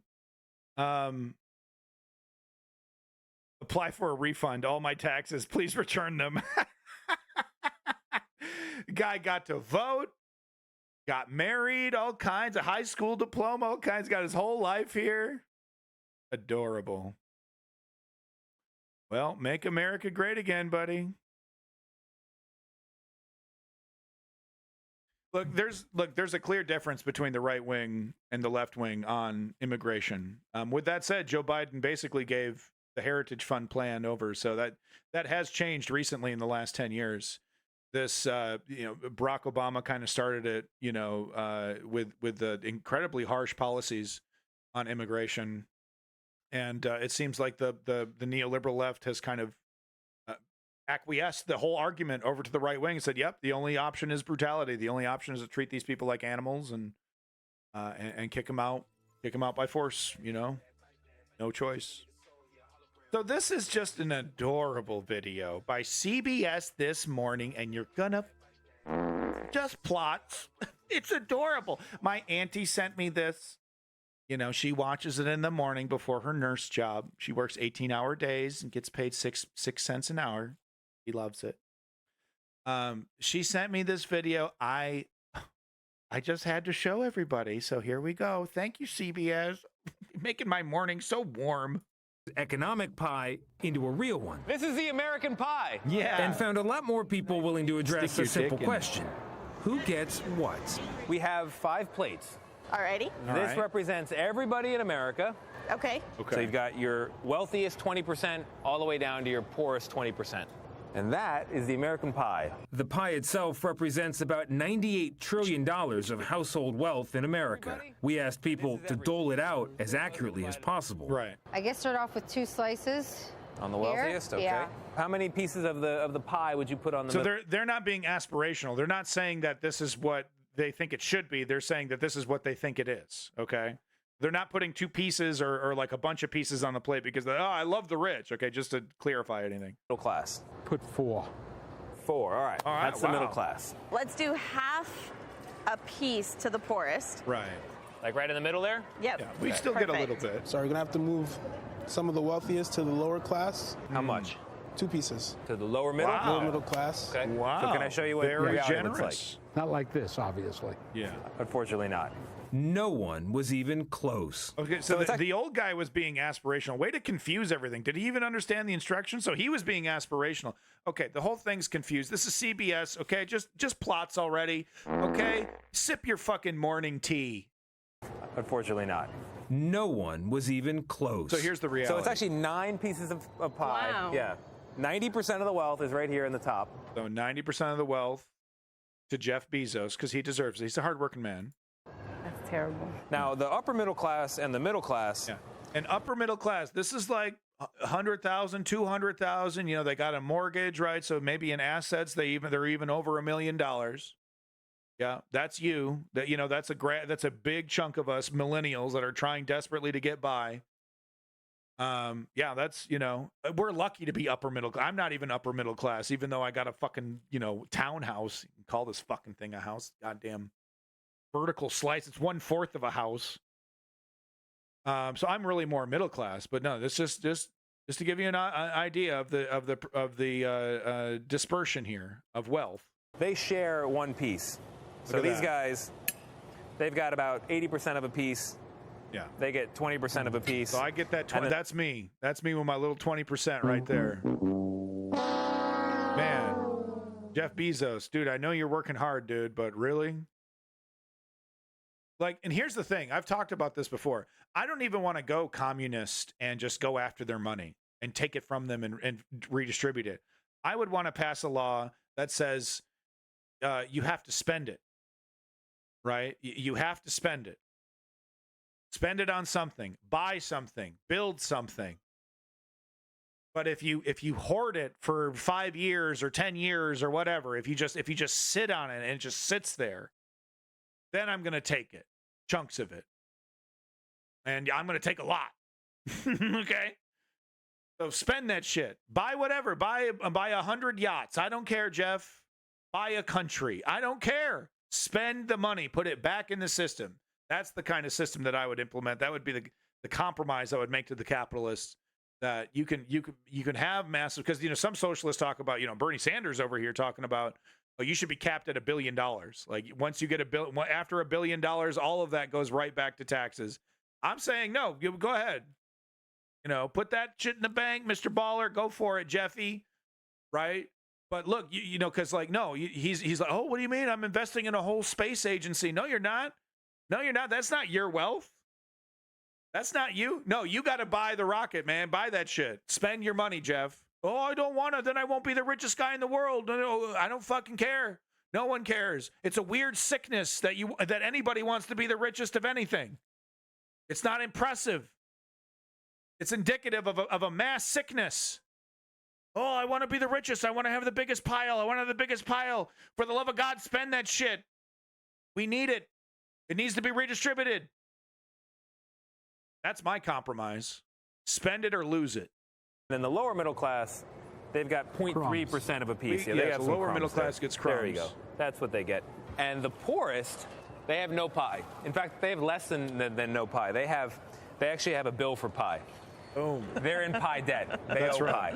People in the poorest 20% are, on average, more than $6,000 in debt. It's very sad. Yeah. Credit card debt mostly. But you do those like rent to buy schemes, right? You get a couch, you got to pay $20 a month for the next 5 years. And then you don't make your payments. It's very depressing. I grew up here. Really? Uh-huh. That was me. Let me show you something else. That was me too. So even if you just look at the wealthiest and you go to the top 1%, so the wealthiest 1% of everybody, these people alone have not one, not two, Jeff deserves not three, Jeff deserves it, but 4 slices of pie. What do you think? I mean, I want to know who these people are. Is that what you expected? Not at all. Not at all. Okay. Not at all, huh? And then you'll have a conversation with a person like this, and it'll be all a bunch of excuses as to why they can't support progressives in any way. No, I don't mean to judge her. She might, this person specifically might be, very progressive, but you know what I mean? Like, I have a big problem with normies, and I assume you're a normie if you're on CBS. Sorry. I'm just going to assume it. But I have a problem with normies who are happy to acknowledge the problem, but are too cowardly to support a solution because it's a little risky, because it feels risky, it feels different, feels strange. You know, MLK talked about the white moderate, how dangerous they are. I'm making a lot of assumptions here, though. You might be a super progressive. Might be marching in the streets right now. So this is a great clip. Once again, big props to Yamana Man, strategy member, Woke Patriot, Chem Goblin, and Davey, and anybody else who's contributing to the Discord. Thank you for all these wonderful links. This was a big shocker to me. The draft is so, like, in America, I had to do this. I remember I had to do this. You have to sign up for military. It's like, it's not exactly. You have to sign up for the draft once you reach a certain age. I think it was 16 or something, because I was still living in my house. I was still in high school. But you have to, selective service. Is that it? Yeah, selective service. But there's a thing that you have to do when you're an adolescent. My mom had to do it. We just had to mail it back. We got something in the mail. So there's been, for student loans, there has been, they removed the requirement to have to be signed up for this to get student loans, because there used to be, you can't sign up for student loans unless you're signed up for this selective service. And what they're doing now is they're just making it automatic. And yes, this does mean if they institute a draft, which they haven't done in 50 years, but if they institute a draft, your ass will get drafted up. You will get a draft card, Vietnam style draft card, and get your ass shipped off to war. Now, if you're lucky, that war will be a just war against a real evil, and you will, hopefully not die in it. But if you do die, you die in a justified fight for something, freedom, right? When it was against the Nazis in World War II. But most likely, it'll be it'll be fucking Jeff Bezos's war against Elon Musk, the new king of the African continent, right? And your ass dies in the techno war because Jeff Bezos too fucking cheap to put armor on the bottom of your Jeep, because it's cheaper to just put more soldiers and get another Jeep than to armor up the Jeep. I save a bunch of money. What about Social Security? Oh, what, that you had to qualify for it? You know anything about the country of Kakistan? That's where I'm from originally. That's cool. I think we've talked about Kakistan on the News Underground. Anyway, let's watch this quick video here. It's, you're basically just signed up automatically now. It's not important. Yeah, well, Social Security, yeah, it's pretty important. So all men aged 18 to 26 will be automatically enrolled in the selected service system, according to a new plan from House lawmakers. Right, this is the federal database used for a military draft in case of a national emergency. And currently, you're required to register, and if you don't, you could face possible jail time, be ineligible for federal programs, or be permanently ineligible for federal and state employment. Though you likely don't even remember ever registering for this, and that's because when you take out federal student loans... Yeah, that's what I was kind of referencing. Right? It's just like fucking corporate army run by CEOs, big race to the bottom. Loans, you're automatically registered. And in some states, it happens when you get a driver's license or register to vote. However, 2 years ago, they actually removed it from the student loan process, which raised the amount of unregistered people. So instead of facing jail time or complications in your future for not registering for something you've never heard of, they're just going to automate it. With the plan expected to be finalized by Congress this fall, and it's being viewed as a cost-saving measure because there hasn't been a draft in over 50 years. So all men... Yeah. Now I want a Bezos v. Musk war. No, you don't. You want to get your nuts blown off and fucking for Jeff Bezos? He's watching drone footage of you getting your nuts blown off, and he goes, "Oh, that's tragic." As he sits in his hot tub. Oh, that's so tragic. Another hero dies. Another Amazon Prime primer. Add him to the list. To the tiny statue that we build outside of an Amazon warehouse in the middle of Arkansas. Put his name on that plaque. Lost his nuts on this day. God, that's tragic. Sips $100,000 champagne. This is good footage. Stream on Twitch for 2 viewers. Kev Goblin. Ouch, buddy. Ouch. You wounded me. Think the next world war is with Russia? You know, I don't know. I don't really know. So far, Russia don't want that heat, do they? We'll be getting into it, folks. We're getting to Ukraine. Let's get to it. Let's keep going. So we got to talk about SCOTUS now. Let's go ahead and buck it up to U.S. news. We're done with our What's Up with the Fascists. We're over to the U.S. news now. You have 20. Hey, thank you, everybody. Thank you, all the viewers that are here. I do appreciate it. And absolutely, glory to the Ukrainian democracy. Jamie Raskin, quote, if Justices Alito and Thomas won't recuse themselves, there is a solution. So, my God. So, you know, you've heard me rant about SCOTUS. If you're a longtime viewer of the News Underground, you've heard me rant about how there's options. There's things that they could do. That the neoliberal left is cowardly in even talking about. So here we go. They're tiptoeing into talking about actual solutions here. Listen up. Representative Jamie Raskin, a constitutional scholar. That was Barack Obama. Fat fucking good that did anybody. I always found that funny, Barack Obama being a constitutional scholar. Representative Jamie Raskin, a constitutional scholar before he was a member of the U.S. House, was just written an extremely powerful op-ed for the New York Times.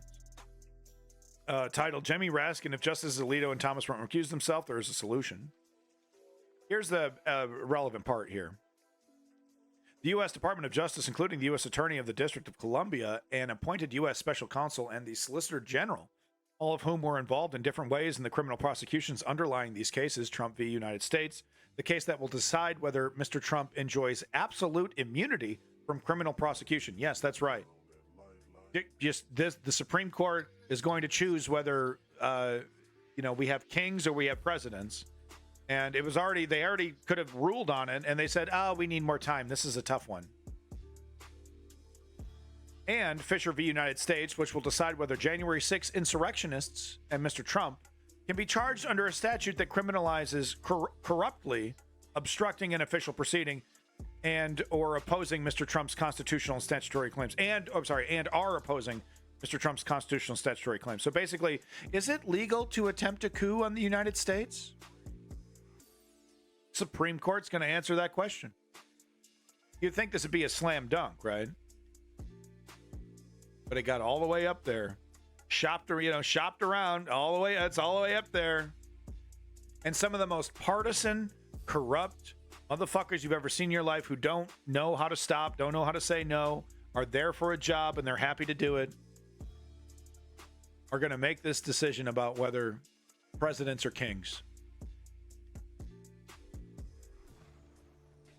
Can petition the other 7 justices to require Justices Alito and Thomas to recuse themselves, not as a matter of grace, but as a matter of law. But here's the thing. They're never going to do that, because if they recuse themselves, that means that they admit that they support these views, these politicians, these January 6th, the whole thing, Donald Trump.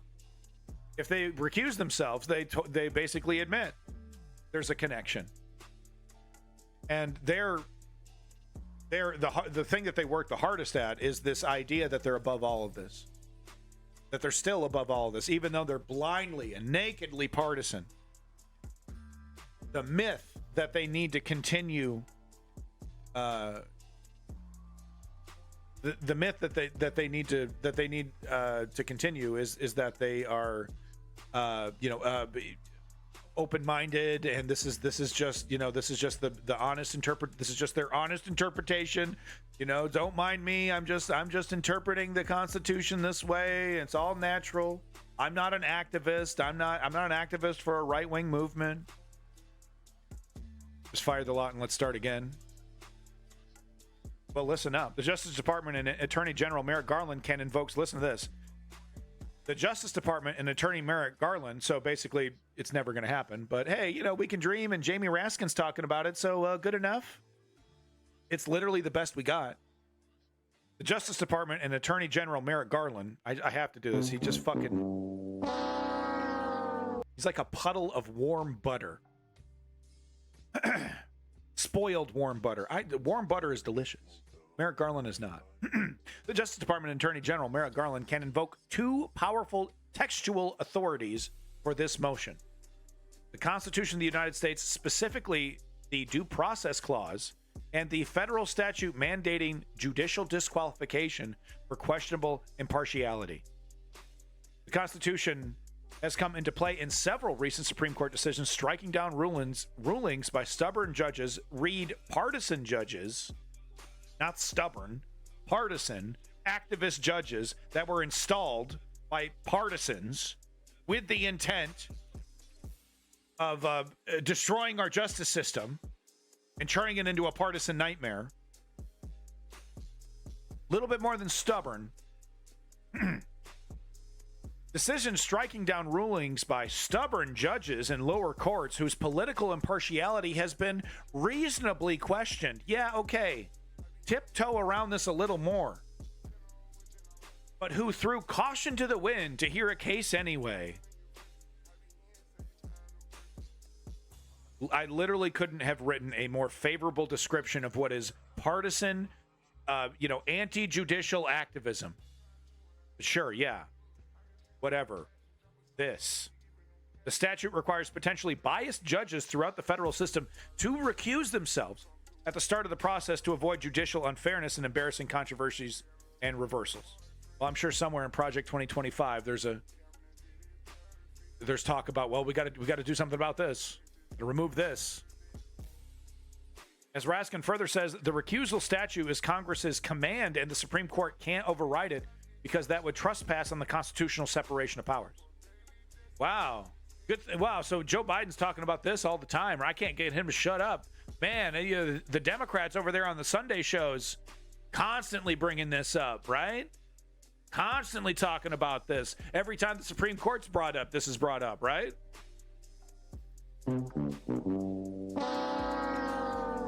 Oh, it's wow, they're so partisan and so dangerous. Anyway, moving on.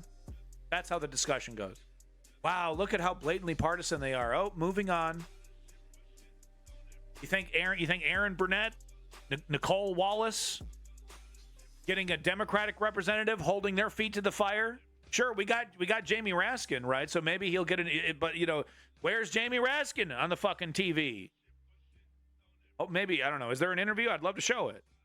Talking about this. But, I don't know. Let's try to be positive, okay? Cool it with the anti-Semitic remarks. Let's try to be positive.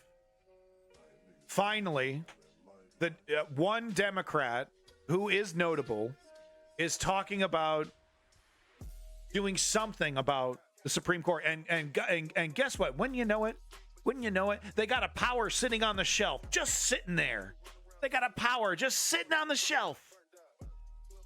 I understand. Look, they don't have the majority, right? Republicans are a majority in the House of Congress, not the Senate.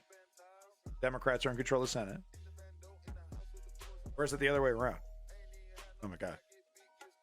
So I get it. But we're not even going to talk about it, huh?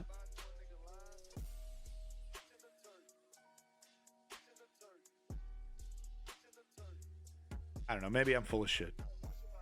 So speaking of MSNBC, because everyone loves to watch it. I know you guys love to watch it. Here's Ari Melber, who we're not going to watch the whole 13 minutes here.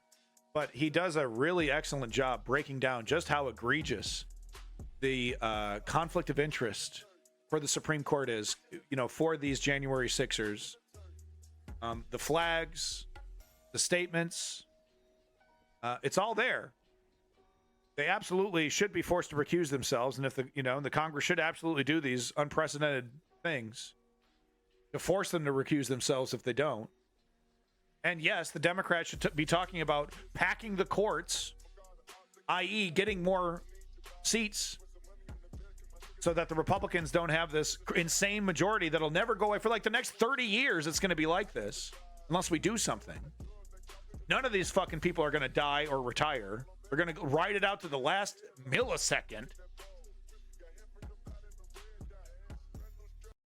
So yeah, unprecedented times require unprecedented measures. And look at that. They got a tool just glowing like a fucking video game, just glowing and pulsating on the shelf. And they just sit there and ignore it. Ah, well, that's useful. We can't use that one. That might actually work. Oh, stay away from that. Yes, Pucker. Yes. Do we think that they wouldn't? If the shoe, Pucker, if the shoe was on the other foot, do we think Donald Trump if the court was the exact opposite and there was this big liberal bias, right, in the court, and Donald Trump was the president, and he had this ability, and he had control of Congress, and he had the pathway was open, and he could use this tool to force judges to recuse themselves or pack the court or add more seats. He wouldn't. Just like, another example, the filibuster. Right? Oh, the Joe Manchin, Kristen Sinema, Joe Biden, all the Democrats. Oh, we can't stomp on the legacy of the filibuster. Do we honestly believe that the right wingers wouldn't immediately destroy the fucking filibuster the fucking second it gets in the way of their policy agendas? Right? I do not understand why one party needs to instinctively tie both hands behind their back before the fight even begins, and why that is somehow normal and okay, and we need that's just day-to-day politics. Seems like it's a good way to consistently lose. Growing scandals surrounding Supreme Court Justice Alito, who's running from the Strawberry flag Jesus, over his own home, praise him. Which was disloyal to the U.S. Delicious. The New York Times reporting after the insurrection, as you may have now heard, Alito's home flew this upside-down American flag, echoing what rioters carried as they stormed the Capitol on Jan 6. It is affiliated with the people who say, "Stop the steal," a conspiracy theory about Trump's loss. Hey, you know me, I'm pro-democracy. So anything that it gives more people more democratic options than less, I want to hear it, and I think, I probably, would lean towards it. But I'd want to know more about it. But yeah. Generally, when things are more democratic, things things feel more fair, and generally, I trust the people. The big problem we have with our democracy is a lack of participation. It's not that democracy doesn't work or that democracy doesn't lead to better outcomes. It's just that the grand majority of people are completely cynically checked out, and that, by the way, is encouraged by the oligarchy, by the people that run our lives. The rich would shit their pants if more people started voting, like millions of more people started contributing and voting and getting and knowing more and participating in politics. They'd be sweating their ass off because they know exactly what that means. Their power being diminished. It is wrong for an impartial judge to publicly agitate against the U.S. government at all, let alone by showing this direct sympathy or common cause with insurrectionists in that very time period. Doing so in those early days right after the attack is truly extreme. But Alito has repeatedly proven to be... It's not just a flight of fancy. It's not just like, oh, he's just being silly Alito. Come on, all right, he's just being cheeky. No. It's like putting up a... Okay, I got to find a better example here. Yeah, I was going to, mention the Nazis, but you know what I mean? It's putting up, I support... Okay, like say you're Ukrainian, and this might have actually happened because Ukraine can be kind of weird like that with a lot of the pro-Putin folks that are running around in some of the areas in Ukraine. But imagine, right? Russia just invades, and you put up a Russian flag in your Ukrainian neighborhood, like that. Like we're just supposed to ignore that? Like that doesn't mean anything, right? Oh, and this guy. Oh, I don't know. My insurrectionist wife, who's actually not an insurrectionist, she did all that. She raised the flag. Oh, not because of I know the timing looks weird, but not because of January 6th, because we were having an argument with our neighbor. You're a fucking moron, right? Yeah, okay, good. Just making sure. True, the higher participant, better citizens, but in the USA, probably 5% there must be a CSR. True, but that, I don't know if that's relevant. That seems like a moot point, but I do concede it. You'd hope the Supreme Court justice wasn't rooting for the ruination of our nation. Well, in their eyes, it's like, well, I get paid. My life is secure. My family will be secure. I get to be part of the elite, right? It's like I get, it's fine. If the rest of the world, I sleep like a baby. Millions of people suffering, starving. I don't fucking care.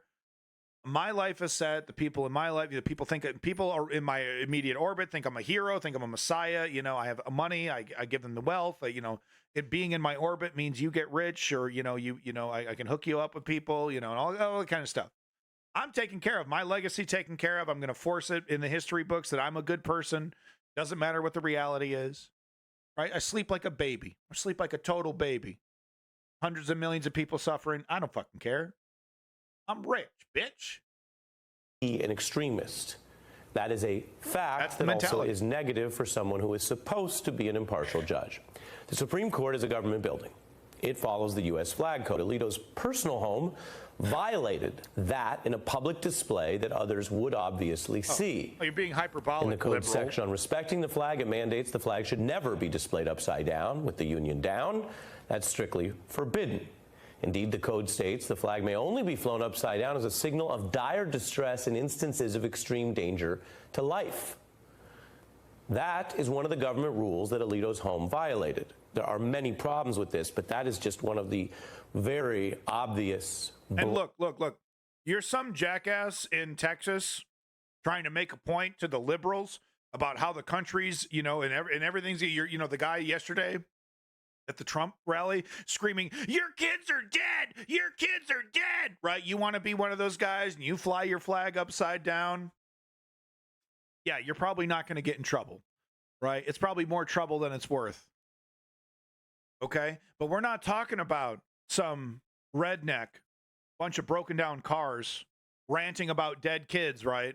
Flying his flag upside down. We're talking about a Supreme Court justice. We're talking about someone that is supposed to literally represent the law, the highest court in the land, and yes, quite frankly, needs to be squeaky fucking clean. All right, maybe a traffic ticket here and there. What can you do? Okay?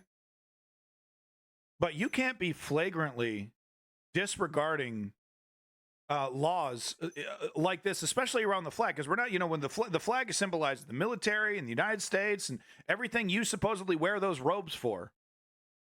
It's not just a, it's not just a flag of SpongeBob. Okay, now get it.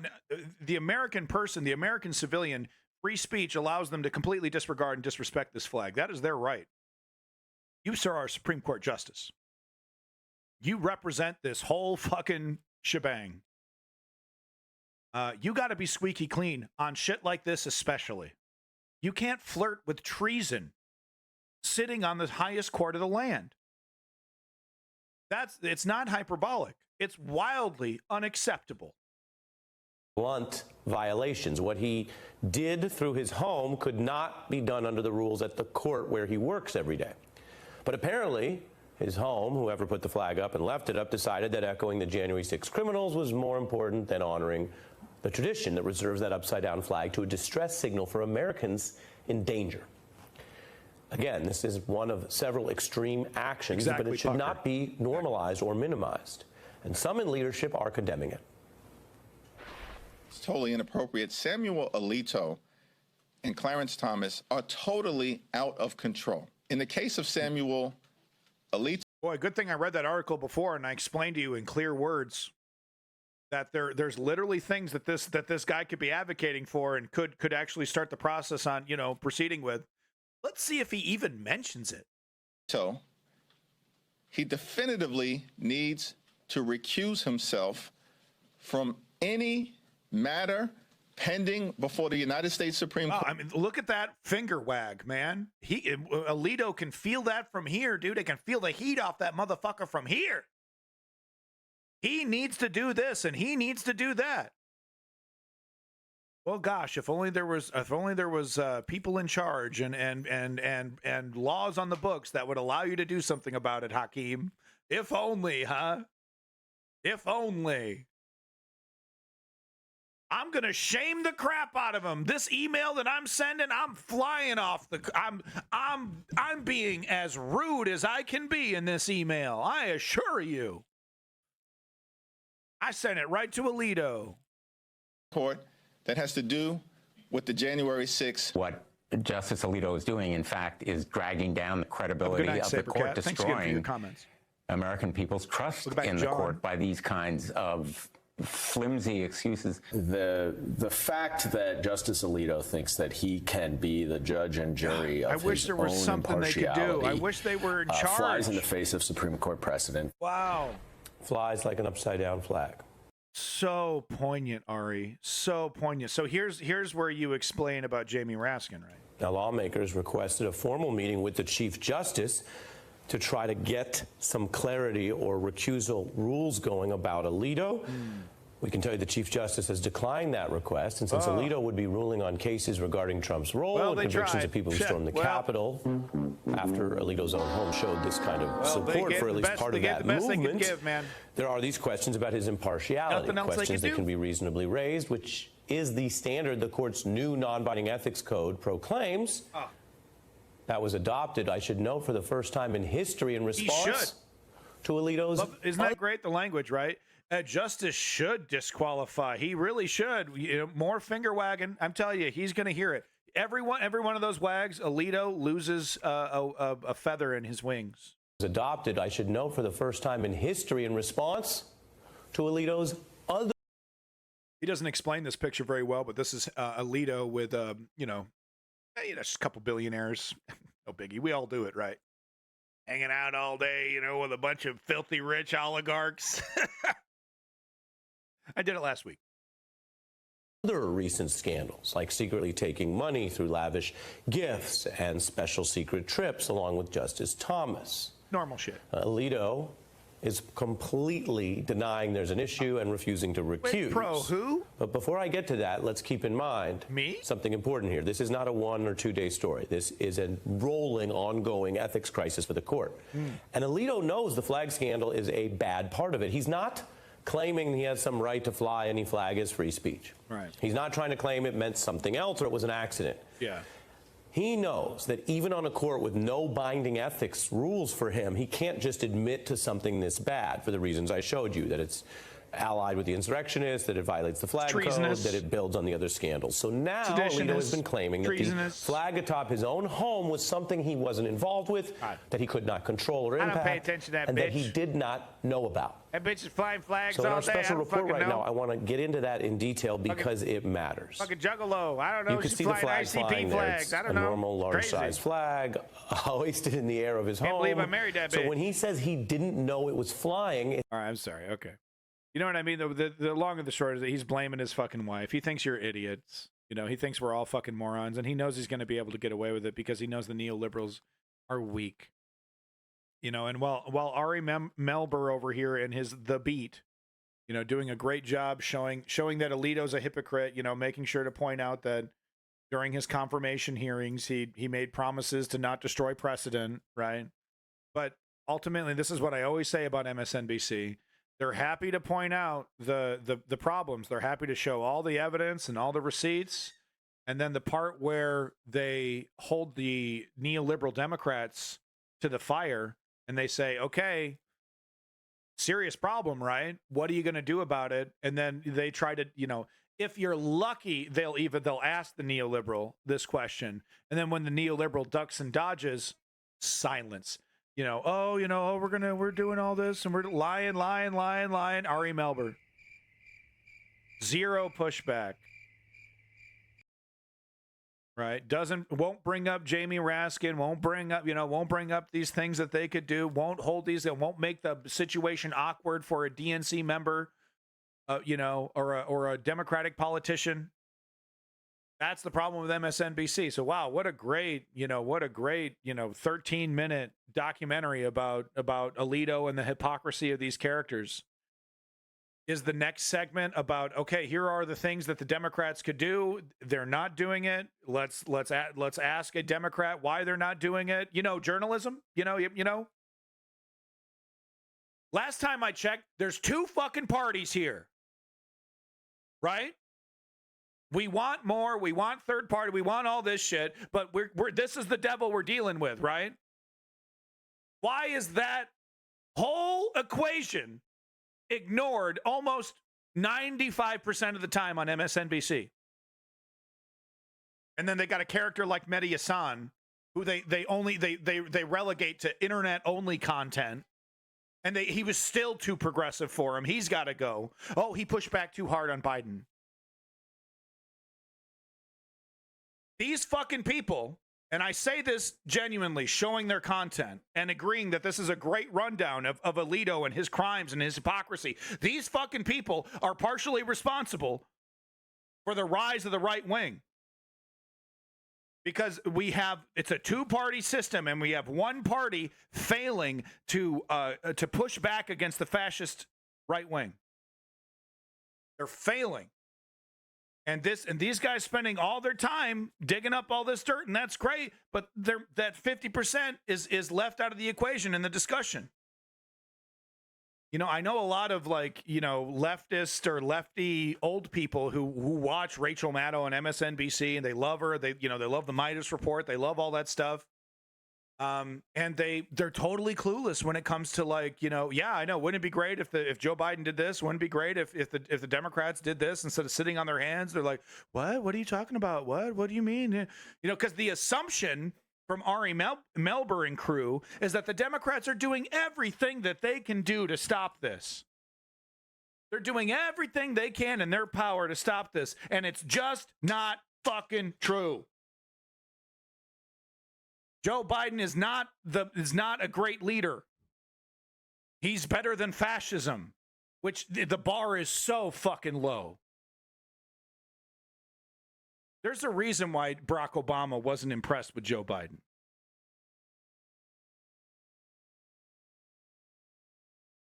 Last little bit of Supreme Court news here. Frightening. More incredibly frightening news coming from the Supreme Court. America braces a Supreme Court to hand down rulings on a raft of key issues. Yeah, it's not over with Roe v. Wade. Yeah, pucker, yeah. Trump equals ball squelch. Okay.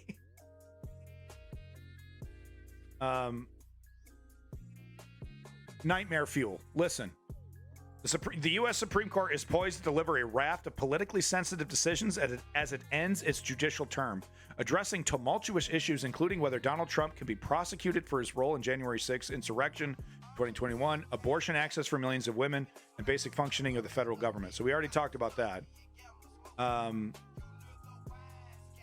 With the court entering its traditional June climax, observers are bracing themselves for yet another potentially seismic 4 weeks that could radically reshape American public life. Matters before the court include a loosening of gun laws in a country with already exceptionally lax controls. By the way, look forward to the mass shooting update coming at you after the end of our U.S. segment. Look forward to it, folks. Mass shooting update only on the News Underground. And the new guardrails and how social media platforms deal with misinformation. Oh, that's going to be fucking really good, isn't it? I don't. How are they going to make a law that's going to allow right-wing misinformation, but disallow any left-wing information? That's how are they going to word that? This will be a third full year under the new 6-3 supermajority of the right-wing justices created by Donald Trump's 3 appointments. We know all that. Hold on. Yep. History. Yep. I just want to give you the details here. Yeah, here we go. The justices are also set to deliver opinions on the first abortion cases to reach them since they overturned the constitutional right to a termination in the Dobbs case 2 years ago, scrapping Roe v. Wade. So, they're running into the ramifications of this decision. Is it okay for a 12-year-old to, be sued or given the death penalty because she had an abortion, because she aborted her father's baby? Yeah, it happens. Happens in this country. Oh, that's crazy. It happens every goddamn disgusting day. And we have Republicans out here making the argument that raped children should have the baby of their rapist. They are considering a challenge over access to mifepristone, an abortion pill that is now used in more than 60% of U.S. abortions. So safe, secure, secret, nice, private pills can be mailed to you that allow you to do, an abortion. Right? So the traumatized girl doesn't have to go to the doctor and be traumatized further. She can just take a pill and forget it ever happened.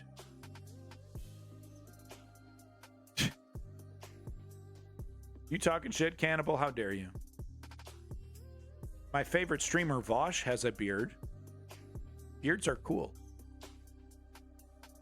So no, we can't have that, right? We can't, a victimized young girl carrying her rapist baby. Can't have a private, take a pill in private and, have to deal with their private issues and then start the process of healing. No, she's got to go to a priest, and she's got to go to her local politician and beg, please, can I please not have a baby at 13, 12 years old? And gee, I wonder which direction is this group of ghouls going to go in? They all promised that they'd respect Roe v. Wade, right? Every single fucking one of them did.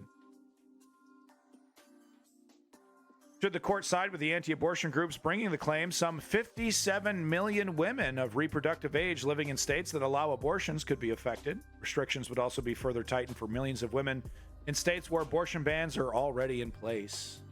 A second case, Idaho v. U.S., explores the clash between the state's strict abortion ban and the federal law known as EMTALA, Emergency Medical Treatment and Labor Act, which obliges hospitals in receipt of federal funding to give patients emergency medical treatment. Well, that sounds pretty common sense. Let's go ahead and destroy that. Idaho, yeah, exactly. Including abortions. The strikes here are also immense, as can be seen in Idaho, where the Supreme Court has allowed the ban to stand while it deliberates. Oh, my taxpayer dollars going to an abortion? Oh, that's no good. Okay, yeah, I don't like my taxpayer dollars going to missiles. Can I do something about that? That's anti-patriotic garbage. I should have the ability to not have to pay for death, but we all should be forced to pay for the military-industrial complex's military adventures. It makes us safer. You fucking communist. Quote, there are horror stories of pregnant patients who have suffered horrible medical consequences such as unnecessary hysterectomies because they could not get emergency medical care under the state's abortion ban. Said Maya Mayanan, a law professor and authority on reproductive rights at American University, Washington Woke College of Law, Woke University, making a bunch of woke liberals who want to kill babies. Disregarded. Opinion disregarded. I love it when I see that on Twitter. Pronouns in the bio. Crumpling that one up. There you go. A couple examples, more nightmare for women, but it's not just women. This goes on to talk about they're lifting up restrictions on gun violence, making our society even more unsafe for mentally ill people to get weapons of war and annihilate tens of people in one go before the cops get there. How many people do you think you can kill in the span of 5 minutes before the cops show up? And hey, you might get lucky and you might roll the dice and get an Uvalde where you get 45 fucking minutes to go and kill whoever you want. Because the cowards can't fucking work up the nerve to get up there and murder you, right? You might get lucky. I know I sound disgusting. I know it sounds horrible. This is happening every single fucking day. There might be a mass shooting happening right fucking now in the United States. And would it surprise anybody? Supreme Court sees that problem. Let's loosen that up. Let's fix that. Let's make that even worse. Moving on. It's America's second favorite news section. Boeing watch. Oh yeah, it's Boeing time. Boeing watch. Hold on, let me give a Boeing watch. There it is. Woo! It's Boeing time. We got some Boeing news. Boeing update. Folks, if you haven't been watching the News Underground recently, I have been covering the ongoing crisis that is Boeing and their planes falling apart. They're incredibly they have lowered the standard so low that they are now the chickens are coming home to roost. For some god-awful reason, they are also trying to launch a spacecraft and are, of course, failing at that. Now, rockets are very difficult, but I think it's fair to say at this point, after all the bevy of news, that they seem to have problems with basic airplanes. Why should we assume that they have expertise in spacecraft? So here we go. First story of our Boeing Watch segment. Boeing whistleblower reveals he's always looking in his rearview mirror to check he's not being followed. So how many whistleblowers are we down now? 3 mysteriously have died? 3, right? Newest Spirit Aerosystems whistleblower has dismissed conspiracy theories about 2 other whistleblowers, not 3, 2, who have died shortly after coming forward. Can this please go away? My God. After coming forward with claims of safety issues at Boeing suppliers, but admitted he's remaining vigilant about his own safety. I am not too worried about it. You know, if there was 2, yeah, I mean, 2 is a, you know, could be a coincidence. The suicide note was really suspicious, though, I gotta say. I don't know if I still have it up here. I don't think I do. But that suicide note was suspicious. We'll just say that. So anyway, I just thought I'd show this headline here. Thank you, by the way, Strategy member, for doing all the work, putting in here, getting some of these links. I don't have time to read the article, but he said, oh, it's okay for now. Famous last words. I hope he's okay, and I hope he's, you know, I hope he continues to be a successful whistleblower, giving us the information so that we can reform this company. By the way, I haven't heard any statements. I haven't seen any kind of movement from lawmakers or any kind to talking about how Boeing needs to be held responsible and how, you know, these planes are death traps and we got to do something about this. It's been almost universal silence from mainstream media who covers. It's interesting. They'll cover it. It's like, oh, it's scary, it's weird, and then they don't mention the history. They don't get into it. Like, oh, this is like an ongoing problem. They still, when they talk about, you know, every couple weeks they talk about one of these Boeing things, it's as if it's an isolated anomaly. It's just an isolated incident, just happened. It's still kind of on that level, and it's like, no, guys, this is a crisis. This is a crisis. So Boeing Starliner rolls out of the pad for June 1st astronaut launch photos here. So there was actually a launch today. I think Strategy member was it was today or yesterday, and it unfortunately helium leak, hydrogen leak, some system failed. So for the second time, they haven't been able to launch this. They're going to put human beings in this. This is not just a test. They're going to put human beings in this thing. And man, what is this going to do for Boeing if this thing blows up? I certainly hope that's not the case. So, you know, I'll be paying, you know, I'll follow up with you about the spacecraft, see how that goes. I hope it's a success, but I gotta feel like if I was that one of those astronauts getting into that Boeing spacecraft, seeing all the news, I'd be a little nervous. But hey, this is normal stuff. You know, so far it's normal. It's actually not uncommon to wheel your rocket out there. The conditions aren't ideal, so you cancel the launch. It's totally common. So hopefully they don't build spacecrafts like they build airplanes, because here we have Boeing's largest. Have they been making? Yes, that's what I was just talking about. They're making fucking rocket.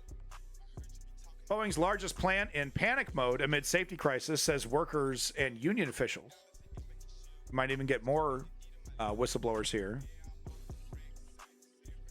Boeing's largest factory is in quote-unquote panic mode, according to workers and union officials, with managers accused of hounding staff to keep quiet over quality concerns. Came back in the room. Sure you did. No one's commenting. I don't even know anyone's even here and not heard about that. Yeah. I didn't hear about that either until recently. I didn't know they were making spacecraft. But like I said, I have no confidence, you know, seeing how they make airplanes. I have no confidence. I mean, look at this shit. The U.S. plane maker has been grappling with safety crisis sparked by a cabin panel blowout during a flight in January and intense scrutiny of its production line as regulators launch a string of investigations. Thank God that's happening. Its site at Everett, Washington, hailed as the world's biggest manufacturing building, is at the heart of Boeing's operation, responsible for building planes like the 747, 767, and fixing the 787 Dreamliner. If it's Boeing, it's not going. Oh, he got him. Boeing Space is a different company than commercial. Oh. One mechanic at the complex who has worked for Boeing for more than 3 decades has claimed it is full of faulty 787 jets that need fixing. They know there's a problem. These planes are coming in. They can't fix them enough. There's a big race to the bottom to see how little they can fix them before they send them back out. They're in a big rush. They're underpaying people, probably understaffing. right? It's all about, because it's all that money. I'm going to buy another mansion. I'm going to get another yacht. I'm going to take my 19-year-old girlfriend to the Bahamas. I will go back. I will go crazy. We don't need that. Do we need that bolt? We don't need that bolt. You know, if we remove that bolt, if we remove checking that bolt, that's like $50 million. We don't have to, you know, I could get $5 million of that, right? Do we need that bolt? We don't need that bolt. Can we make that bolt plastic? Many of these jets are flown from Boeing's site in South Carolina, where the company shifted final assembly of 787 in 2021 in what was characterized as a cost-cutting measure. Quote, there is in no way in God's green earth I would want to be a pilot in South Carolina, flying those from South Carolina to here. The mechanic, who requested an anonymity for fear of retaliation, told The Guardian, quote, because they get in here, we're stripping them apart. Managers at Everett, quote, will hound mechanics to keep quiet about quality assurance concerns and potential repairs. Like I said, big race at the bottom. Well, do we really need to do that? Big chunk of that money we save goes right into my pocket. Do we really need to do that? The mechanic alleged emphasizing speed and efficiency over safety. He added Boeing has to look in the mirror and say, we're wrong. This guy's great, man. You can catch him at the Laugh Hut. You want more of that comedy? Boeing did not comment on claims that staff have been pressuring blah, blah, blah, blah, blah, blah, blah. Boeing said, you know, we looked into the problem. We did no wrong. So rest assured, everything's okay now. There you go. There's your Boeing watch. There's your Boeing watch.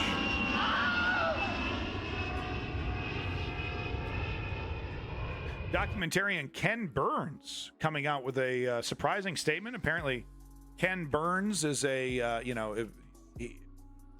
he's one of these dummies that, you know, doesn't want to have a political opinion and has apparently up until this very moment stayed out of the political discussion.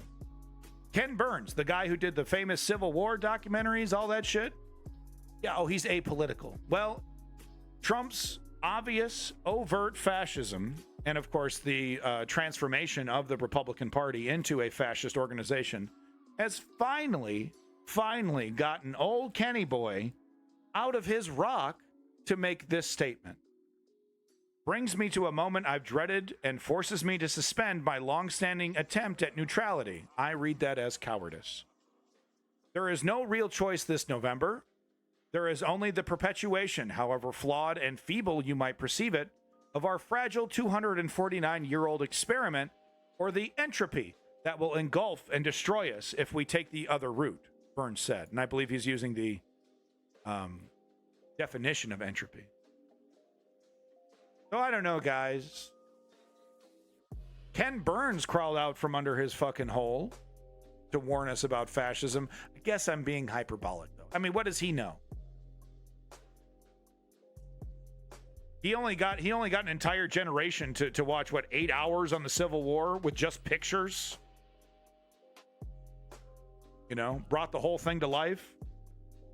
I don't know. He doesn't know what the fuck he's talking about. Some woke liberal dude. Probably wants to make your daughters gay, turn them into a bunch of furries is probably what he wants to do. Obviously, he's woke. So woke. So sick and tired of the woke taking over society. We need to install an authoritarian dictator, right, guys? That's what I'm saying. Defendants in Merchan's courtroom say toughness of sentences depends on level of respect. So this is our Trump news, Trump update, Trump time.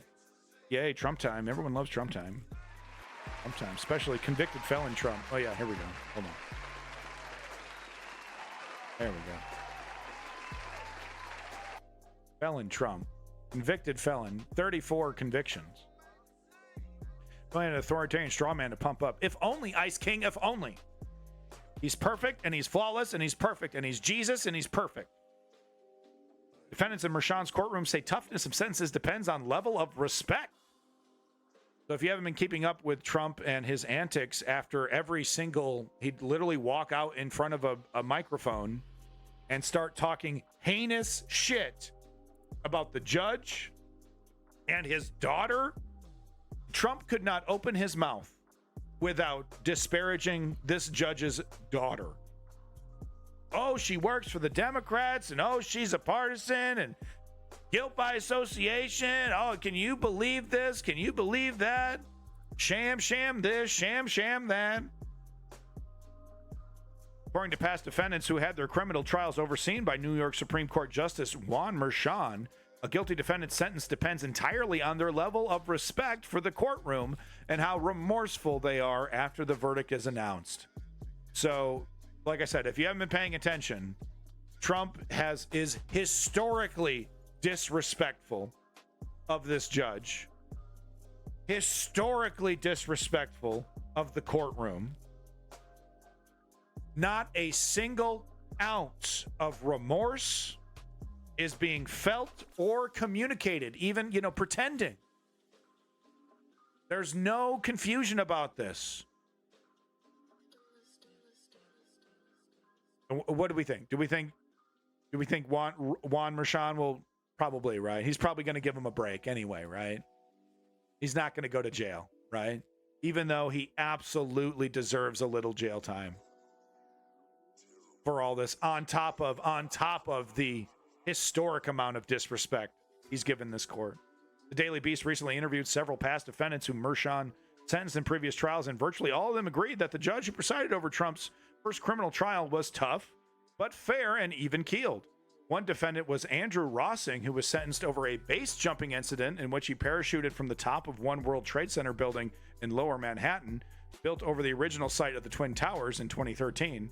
While Rossing and his two co-defendants were acquitted of felony burglary charges, they were found guilty of 2 misdemeanor charges and reckless endangerment. Merchan said that the men sullied the memories of 9/11 victims who jumped to their death on September 11, 2001. Yeah, I guess so. I guess I didn't really think of that one. Not for sport, but because they had to. People, yeah.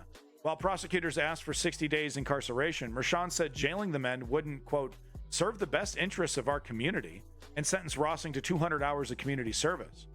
Notably, Rossing said that one of the other base jumpers was less remorseful and kind of an ass during proceedings and posted about the process to social media.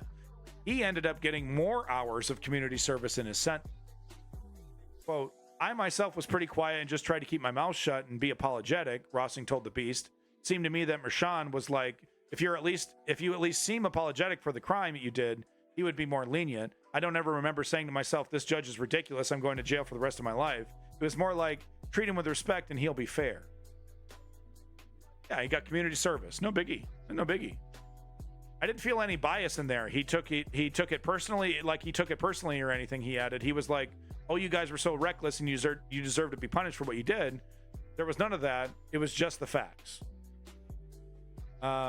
This is a good one. Defendant Anna Gristinia, also known as the soccer mom madam, was sentenced to 5 years of probation and time served. She had already spent 4 months in New York City's Rikers Island jail for felony promotion of prostitution, even though the charge carried a maximum sentence of 7 years. Whole Christina said she wasn't personally a fan of Merchan and that the ordeal left her emotionally drained and financially drained, that the sentence was also, quote, the first vacation she had in 40 years.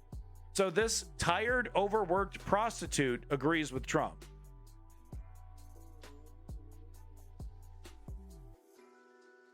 Well, I mean, sentencing needs to discourage. If it was only 20 hours, wouldn't that just encourage more people to base jump? Davey? Or I guess you think people should be allowed to just base jump off of random buildings in the city like Spider-Man or some shit? Just fucking bunch of people splatting into the sidewalk every week. Yeah, we don't want a nanny state. If I want to jump off a building with a wingsuit, it's my right. I think it's not a huge deal. You don't think people, not everyone's like a master of the wingsuit. You know what I mean? You don't think there's any potential problem with people treating buildings like some kind of fucking amusement center, jumping off the top, fucking guy splats into the crowd. Oh, well, you win some, you lose some.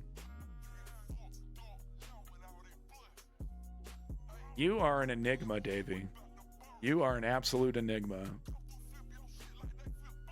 Because like, where's Mr. Tough on Crime all of a sudden? Like, what? Do you have an uncle that base jumps? You're a conservative, so it must be have you base jumped before?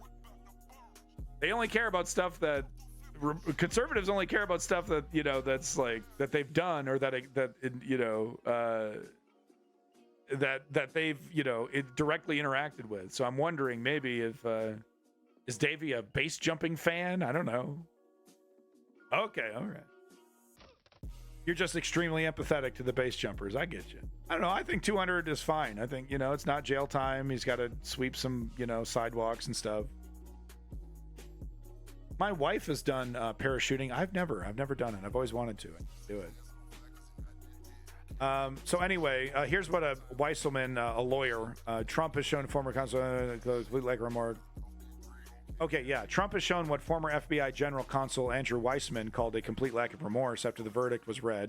Weissman noted that Trump repeatedly violated Merchan's gag order on nearly a dozen occasions, which the judge imposed after Trump continuously attacked witnesses, jurors, court staff, and even Merchan's own daughter for her work on Democratic political campaigns. Quote, it is impossible for me to think that they will not factor in that the judge has found 10 violations of the gag order beyond a reasonable doubt, and that those violations are not small things. The last one was finding beyond a reasonable doubt a disrespect of a court order to protect jurors.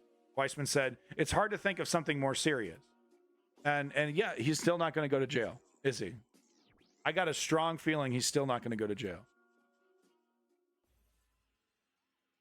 Oh, man. Woke Patriot. I'm going to have to give it a shot. So here is a very, very interesting tweet showing two different headlines. Tell me if you can see the difference. Trump convicted, according to the Wall Street Journal. Injustice, according to the New York Post. So here's the New York Post. Carrying water, doing the work of a authoritarian fascist. And participating in the delegitimization of our legal system. By the way, what was the New York Post headline for Kyle Rittenhouse? Huh? Let's do a quick search. Let's see if we can find one. New York Post, Kyle Rittenhouse headline. I don't know. Let's just do an image search. Oh, yeah. Okay. There we go. Well, would you look at that? Would you look at that? Not guilty, and left-wing politicians and media just won't accept it. Oh, look at he's just a widow boy. He's just a widow murderer. Injustice. Injustice. Look, it's not just the partisans that are pointing out that this has been 100% a legitimate legal process. There has been zero chicanery. Everything by the book. Alvin Bragg and Merchan, some of the most professional mofos out there. No, not a single shred of evidence that these people are partisan. No evidence whatsoever that this is a miscarriage of justice. New York Post. Injustice. Our precious Trumpy got convicted of felonies that he absolutely 100% definitely committed. But he's Trump. Versus an actual miscarriage of justice. Not guilty. Yeah! Woo! Got him! And the left-wing wokesters just can't accept it. Well, too bad. Murdering's cool. Stand your ground, am I right? Yeah! Selfie with the judge. That's what New York Post thinks an actual miscarriage of justice looks like. Wow.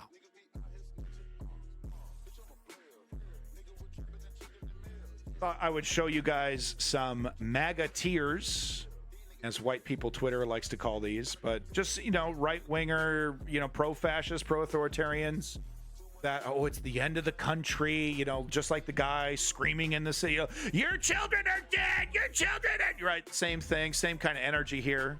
I don't know who these fucking idiots are. Tristan Tate, never heard of him. Joey Mariano, never heard of him. Oh, it's over. Oh, no. Oh, that would help Joey. That would help him. Chaya Ratchik, I know this one. She is Libs of TikTok. She is a stochastic terrorist who still, for some reason, she's been given 3 opportunities to define woke and is incapable of doing it. Woke is actually quite simple. It's an acknowledgement that there's a need for increased social justice to make up for inequities. Was that so hard, Chaya? I'm literally stoned off my balls right now. And I just did that. Wow, that is so hard. You've been given multiple opportunities in multiple venues to define woke, and you just can't fucking do it, you fucking hack. Well, R.I.P. America, according to Chaya over here. Thank you so much, Chaya. God, what great opinion. Killer opinions. Sarah Huckabee Sanders, proud fascist. This is politically motivated sham trial. American people decide our election. Donald Trump will be our next president. Who will this hack be without Trumpy Trump? She has nothing. She has nothing to offer outside of her allegiance to Trump. Graham Allen? He's Chad. Look at it, he's a tough guy. Oh yeah. Oh yeah. America you knew was dead. God help us. Oh, please help us. Praise God. God, please install a dictator. Make all my enemies go away. My enemies who happen to be brown. Just coincidence. I don't like poor white people too. Please God, install Trumpy dictator and my life will be complete. Matt Walsh, well-known liar. Donald Trump should make and publish a list of 10 high-ranking Democrat criminals who he will have arrested when he takes office. First on the list will be Joe Biden. Second should be Joe Biden's crackhead son. So I thought Matt Walsh is standing and chanting and stomping his feet so loud because he does not agree with presidents using the Justice Department as their political weapon against their opponents. So why would Matt Walsh, well-known liar and hypocrite, pull his pants down and do a little pee-pee dance and basically embarrass himself by saying something so wildly hypocritical? I don't understand it. It's, I don't know. Maybe Matt Walsh doesn't stand for anything. He doesn't represent anything. Is it? No. He's a thinker. He's asking questions. Benny Johnson, well-known theocratic authoritarian, literally smiling and grinning with glee, announcing the end of Roe v. Wade, talking about how it's a long time coming. Women need to accept that they are subservient to men. Wants to institute a national religion. Smiles and laughs at the idea of converting America into a Christo-fascist nightmare. Proud about it. Totally proud about it. Cannot wait. Put him in charge, and he will tell you what you can and can't do with your penis with a irritating, shit-eating grin.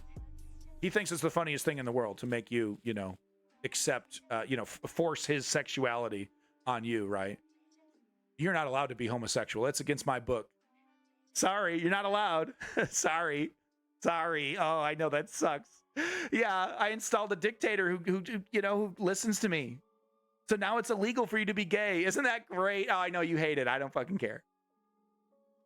So this is what he thinks. Corrupt judge, sham trial, no crime. Yet President Trump was still found guilty on 34 counts. A piece of America died today. We'll never get back. Yeah. Of course, there's a lie going around that, oh, there's no crime. What are you talking about? It's liberal woke nonsense. There's no crime. There's no crime here. Yes, there is. Yes, there is. It's well documented. There's a whole list, 34 of them. Guilty of sin. Gunther Eagleman. Cool, bro. America has fallen. White House down. Josh Hawley, full-blown January 6th insurrectionist, supporter of the insurrection on the day of the insurrection, voted against certifying the election. has not received a shred of punishment for his seditious actions, for his traitorous actions. Not a single bit. Great job, Merrick Garland. Great job, Joe Biden. Proud fascist, proud authoritarian, literally planned and attempted a coup, sits comfortably in a seat of power. This American under Democrat rule, prosecuting political opponents, whether it's pro-life Americans or a former president. He left out the part where he goes, and I can't wait to do that once my guy's in power. Lauren Boebert, I don't care what the radical left NYC jury decides, I'm voting Trump. Yeah, well, we knew that, Laura. Thanks for letting us know. And Donald Trump Jr., he said this shit. He went and he pooped in his pants, and then he Squidward walked out of the room. Tim Pool making another allusion to civil war. This is not the first time he's made a frightening, kind of cryptic tweet like this around a major, usually when justice happens against right wingers, is usually when he does this. To Tim, I would ask him, is this a threat? Yeah, Davey, that is cute, right? He's probably doing both, right? But no, to Tim, is this a threat? You gonna do something about it, bitch? War. Oh, civil war, huh? You and Meal Team 6 gonna get together, do an op? Tim? It'd be really great if all of you wore the beanie, right? Like a uniform kind of thing. That would really just make the whole fucking thing. And give it, this is your official beanie. You're now a member of the Tim Pool Army. Oh, I will cherish this, Tim. I will never remove it. What is this? Is this a threat, Tim? Are we supposed to be scared of what, you and your buddies? Doing what? To whom? When? Where? How? War. Oh. You're pathetic, Tim. Almost the literal definition of the word. The only thing more shameful than your existence is your audience. The people that want you, that want more of you. Good God, that'd be like wanting violent diarrhea.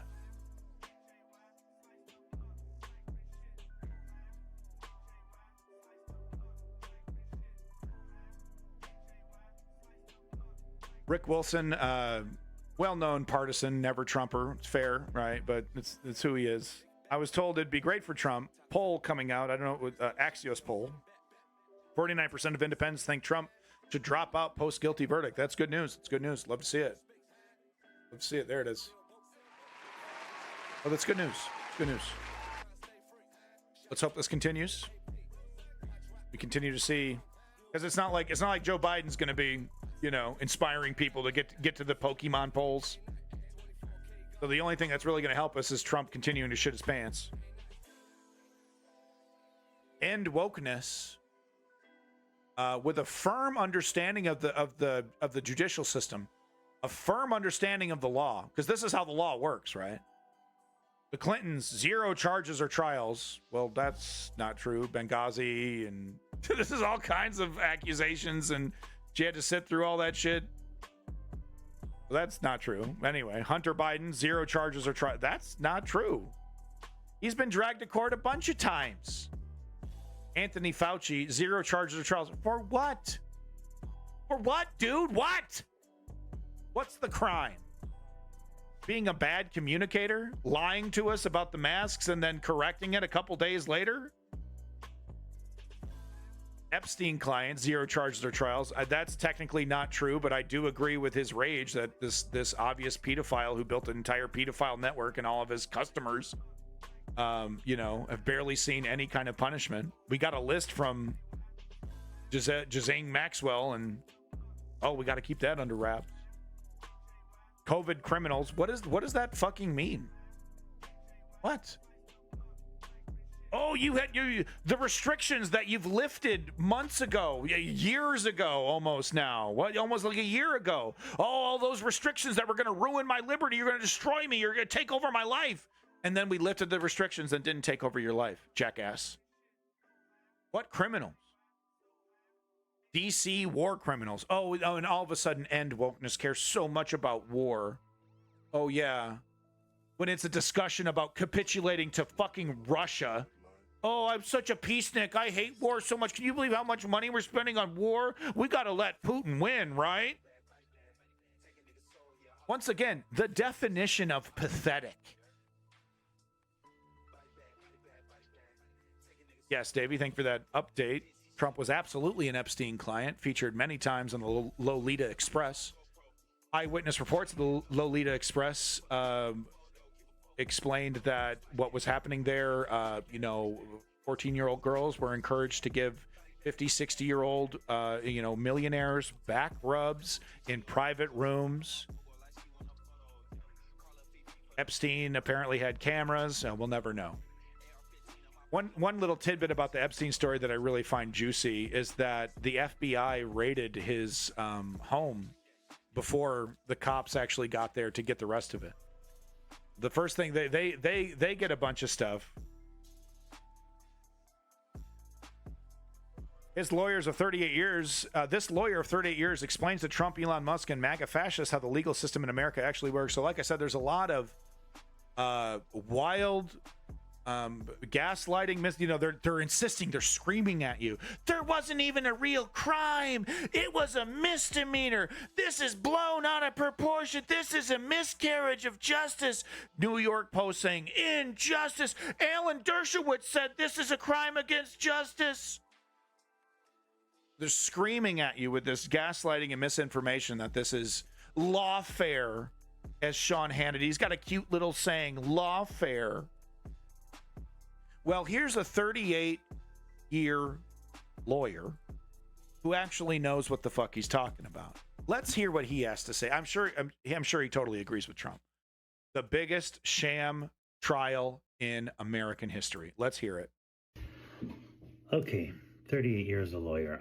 People are pulling their hair out over this verdict in the Donald Trump case. So it wasn't rigged.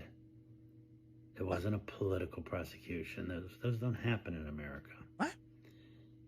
It happens in Joe Biden's America, okay? I know because I'm on Facebook. They have laws in New York that says don't falsify business records. Yeah, but, Trump he was used to be the president. And I mean, come on. He's like a big deal. And it's like he's just fudging the numbers a little bit. It's not even that big a deal.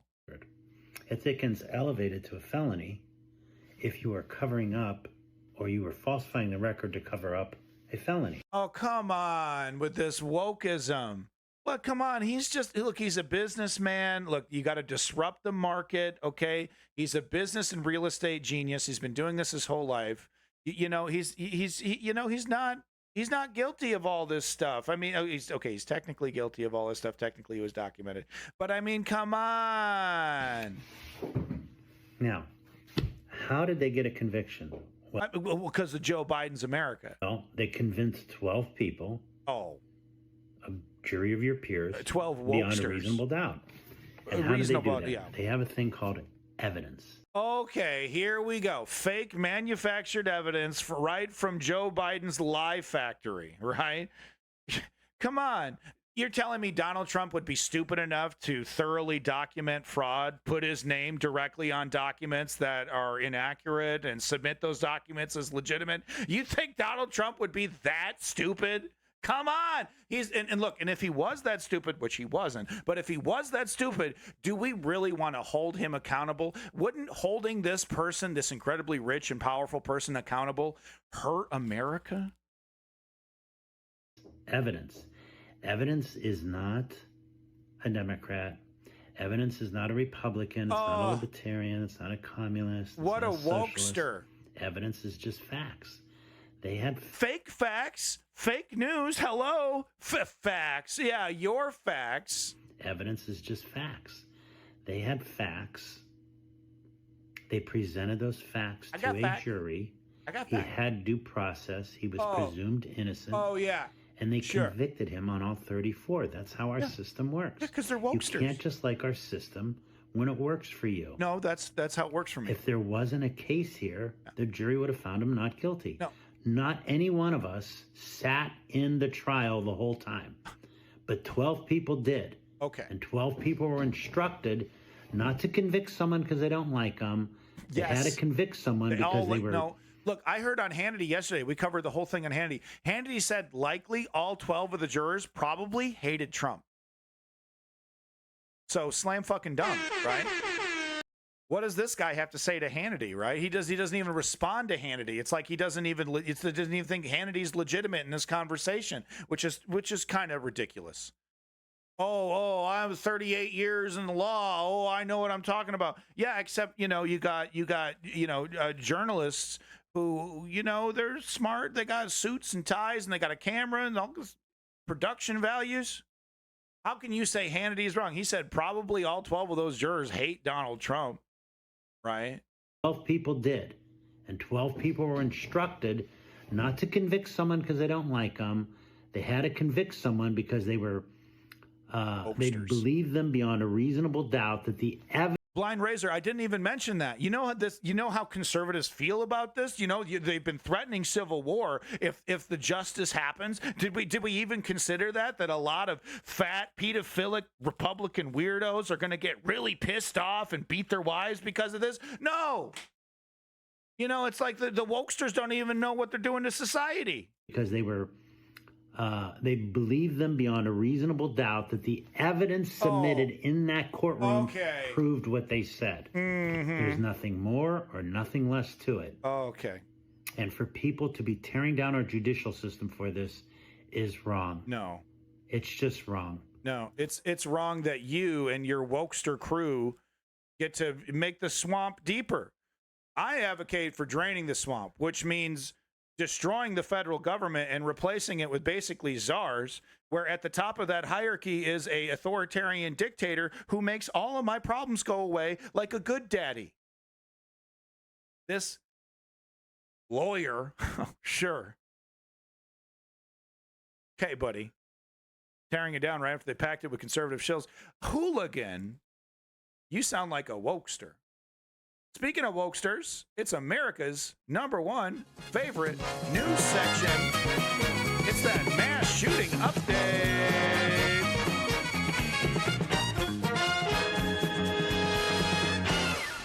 Let's see how many people died in America today, huh? Here we go. Let's just refresh our mass shooting tracker. Here we go. 222 U.S. mass shootings in 2024. 6,142 mass shootings since 2013. Sorry, I thought this number was at 4,000. I was wrong. I was talking about rookie numbers at 5,000. I meant 10,000. I think we can get this number a little higher. Don't you? I think we can. I know Greg Abbott thinks we can. And of course, 0 whole days since the last mass shooting. Hey, good guys with guns, better luck next time. We'll get you. Better luck next time, good guys with guns, on preventing the amazing amount, fantastic amount of mass shootings that seem to happen just by coincidence every single fucking day in America. All right, so over there in Arizona, Gila River, police officers among those killed, another officer among the wounded. Victim fatalities, OFC Joshua Breeze, unidentified civilian gunman unknown. Killed some cops, killed some civilians, might get away with it. Fuck, I don't know. Davey reporting that there was a mass shooting in his city last Tuesday, Harrisburg, Pennsylvania. What, did you bring your gun? Were you there? Davey was a good guy with a gun, and look at him. That's too loud. I need to adjust the volume. Over there in Decatur, Georgia, 0 dead and 6 injured, gunman unknown. I'd like to remind you, go ahead and look up your local solved murder stats of your local area, your local town, if you live in the United States. Look them up. You might be shocked to realize that probably over 50% of the murders that occur in your area go unsolved. Eldridge, MD, is that Maryland? I don't know. Looks like we have ourselves, you know by the size of the text, you know what we're going to get. It's America's favorite mass shooting. It's the family annihilation event. Let's see what happened. Domestic victims, you know it. Gunman fatally shoots his wife, daughter, and daughter-in-law, critically wounded his son. Victim fatalities, Shadia Fatama, Alazi Fatama, Shihadia Aladia Nayar. The gunman was Nayar Abbas Syed, age 61. died, of course, from a self-inflicted gunshot wound. And that is today's family annihilation event over there in Minneapolis, Minnesota. Victim fatalities: Osmond said Jamil, 32, OFC Jamal Mitchell, 36, unidentified civilian, and gunman unidentified who was killed in the exchange. Probably some gunfight. And then over there in Waterbury, Connecticut, 0 dead and 4 injured, gunmen unknown. Well, there you go, folks. Garbagefield would like to thank everybody for watching America's #1 favorite news channel, news segment. It's the mass shooting update, brought to you, of course, by Garbagefield. Garbagefield is the #1 drink mix company in the world. Garbagefield, the #1 drink mix company in the world, made from 100% garbage juice. Made from 100% garbage juice sourced from your local dumpster. Thank you so much, Garbagefield, for fueling this segment on the mass shooting update on the News Underground. There you go. I can't believe we don't have those numbers up to 10,000 yet. Come on. Come on, folks. So as we like to do, don't be late to annihilate your family horrifically. Then kill you, Roblox. So as we like to do after such horrific and obviously satirical coverage of what is a chronic problem in America, where women, children, and of course men are murdered by their loved ones, by their friends, by their neighbors. What I like to do is a little palate cleanser, a little bit of good news. Okay? I only have time for one, but let's get into it. The good news section for today's news segment story. Some good news. Some good news. Yeah. Anyone else nursing a balloon knot? So much stress these days because neighbors. Nursing a balloon knot. What is that? Is that your penis? But no, this is really good news. My God, what is this? Like, what is this? What is this website? What is this? How does this help me? What are you trying to sell me? It's code for hemorrhoid. Oh, you got hemorrhoids, huh? Well, I'm sorry to hear that. Hold on. Ridiculous website. Hey, do you want half of the screen blocked? There's no advertisement or anything. It's just the whole way down. You want it all blocked? No, I'd like to read your article. Oh, God, that's stupid. You want to subscribe to my amazing website. We block with this great innovation where we block half the article. Oh, wow. Sign me up. Remember, net neutrality. But no, this is great news. This is good news. This does not have anything to do with the mass shooting. Thank God. 2 teens won $50,000 for inventing a device that can filter toxic microplastics from water. Tim Goblin pointing out, that's not a lot of money, and I think I agree. But wait till you hear this innovation, because it's actually quite clever. It's not a filter per se. Listen to this. Two teenagers from Woodlands, Texas, invented a device that could help address one of the most pervasive and challenging forms of pollution on Earth, microplastics. It's also one of the largest crimes committed against humanity that's going to go unprosecuted. Of all the chemical manufacturers, the companies that use plastics in their everyday manufacturing, all the billions and trillions of dollars generated from plastic products, not a single one of these entities. You don't think any of them knew about it? You don't think anyone knew about microplastics and what they're doing? The cancer rates skyrocketing. Men running around with microplastics in their testicles, some of the most remote areas on planet Earth untouched by human beings. Microplastics found. One of the greatest crimes against humanity. Really. These microplastic particles show up in the deepest parts of the ocean, at the top of Mount Everest, and are in everything from the dust in your home to your food and water. Even the most remote testicles have microplastics. They're just dangling. Filled. Colorful. Spherical. Petrochemical beads. It's not festive in there. You're getting cancer of the nuts. Because of Jeff Bezos. Sorry. Jeff Bezos is only partly culpable. By some estimates, we inhale and ingest a credit card's worth of plastic per week. No, that can't be true. That's no. Only if you eat exclusively out of flimsy, plastic, a credit cards. No. Well, where is this? Show me the link. Where's the source? I don't believe this. Yeah, me neither, Chem Goblin. Thank you for that follow, Lemonot. Then it can end up in our lungs, blood, breast milk, and testicles. Victoria Wu and Justin Huang, or is it Huang? Both 17, hope to prevent that one day with their award-winning device that removes microplastics from water. Now listen to this. This is the innovation. Using microplastics from water using ultrasonic or high-frequency sound waves. Their device is the first to use this method successfully. Hu and Huang presented their work to last week's Regeneron International Science and Engineering Fair in Los Angeles, where top competitors from science fairs worldwide congregated to share their projects and compete for $9 million in prizes. So maybe that's why it was so low, because everyone gets a little chunk of it. Sound waves are deadlier to animals than plastic. What are you one of those? I don't believe in wind power, generating power from windmills because of the birds. Do you just hand wave away the whole technology, even though it's a very fixable problem? Not well. There needs to be more innovation around that. Because it's one of those things where it's intentionally overblown for the benefit of right-wing politics, but it's also a real thing. Electric generating turbines can absolutely kill birds. Wind is a psyop. Sound waves are light waves, destroy cells and biological. Sir, the microplastics flowing through your testicles are giving everyone cancer. If you're lucky enough to go your entire life without cancer, it's a miracle. Like 1 in 3 get cancer. It used to not be the case. So don't tell me about what is and isn't fucking dangerous to biological life, jackass. The Texas duo received first place in their Google-sponsored category, Earth and Environmental Sciences. They also snagged the $50,000 prize from Gordon E. Moore Award for Positive Outcomes for Future Generations. And look at those two happy, celebrating. They did it. They cured it. They cured the problem. They fixed the whole problem. They did it. They did it. You're not doing anything. What are you doing?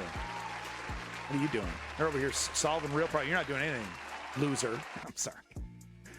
No.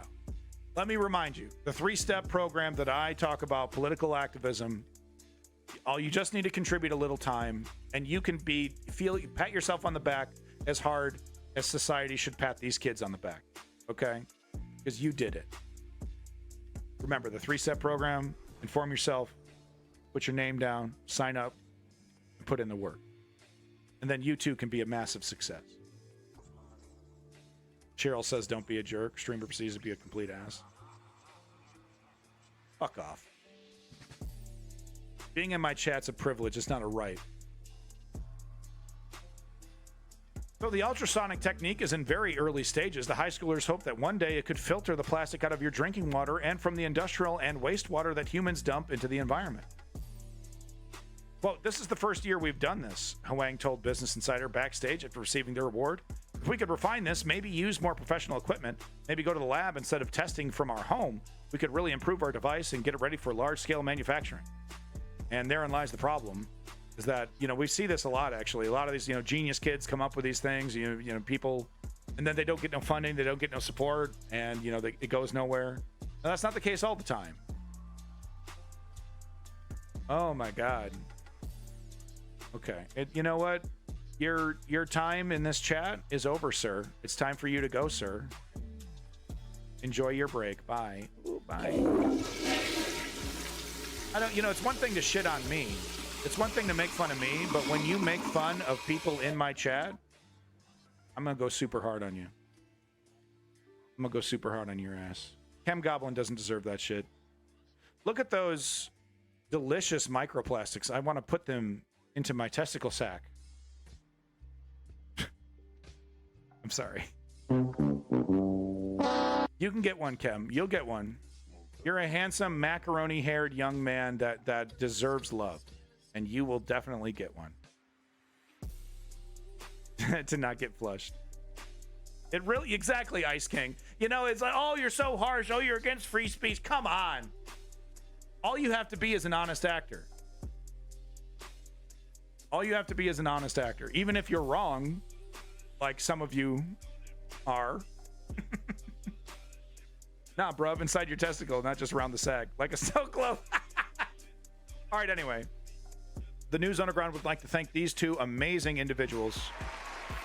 Should have had that up the whole time. But the News Underground would like to thank these two individuals for hopefully, furthering science and thinking about society's problems and coming up with solutions and, going through the entire scientific method and, really doing some real science. So big props to these two, big future ahead for them.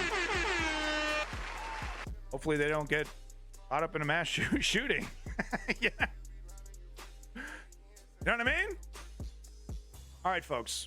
Unfortunately, I know, and you're going to hate me for it. I know. It's 6 o'clock. It's actually 5:30 right now, but it's almost 6.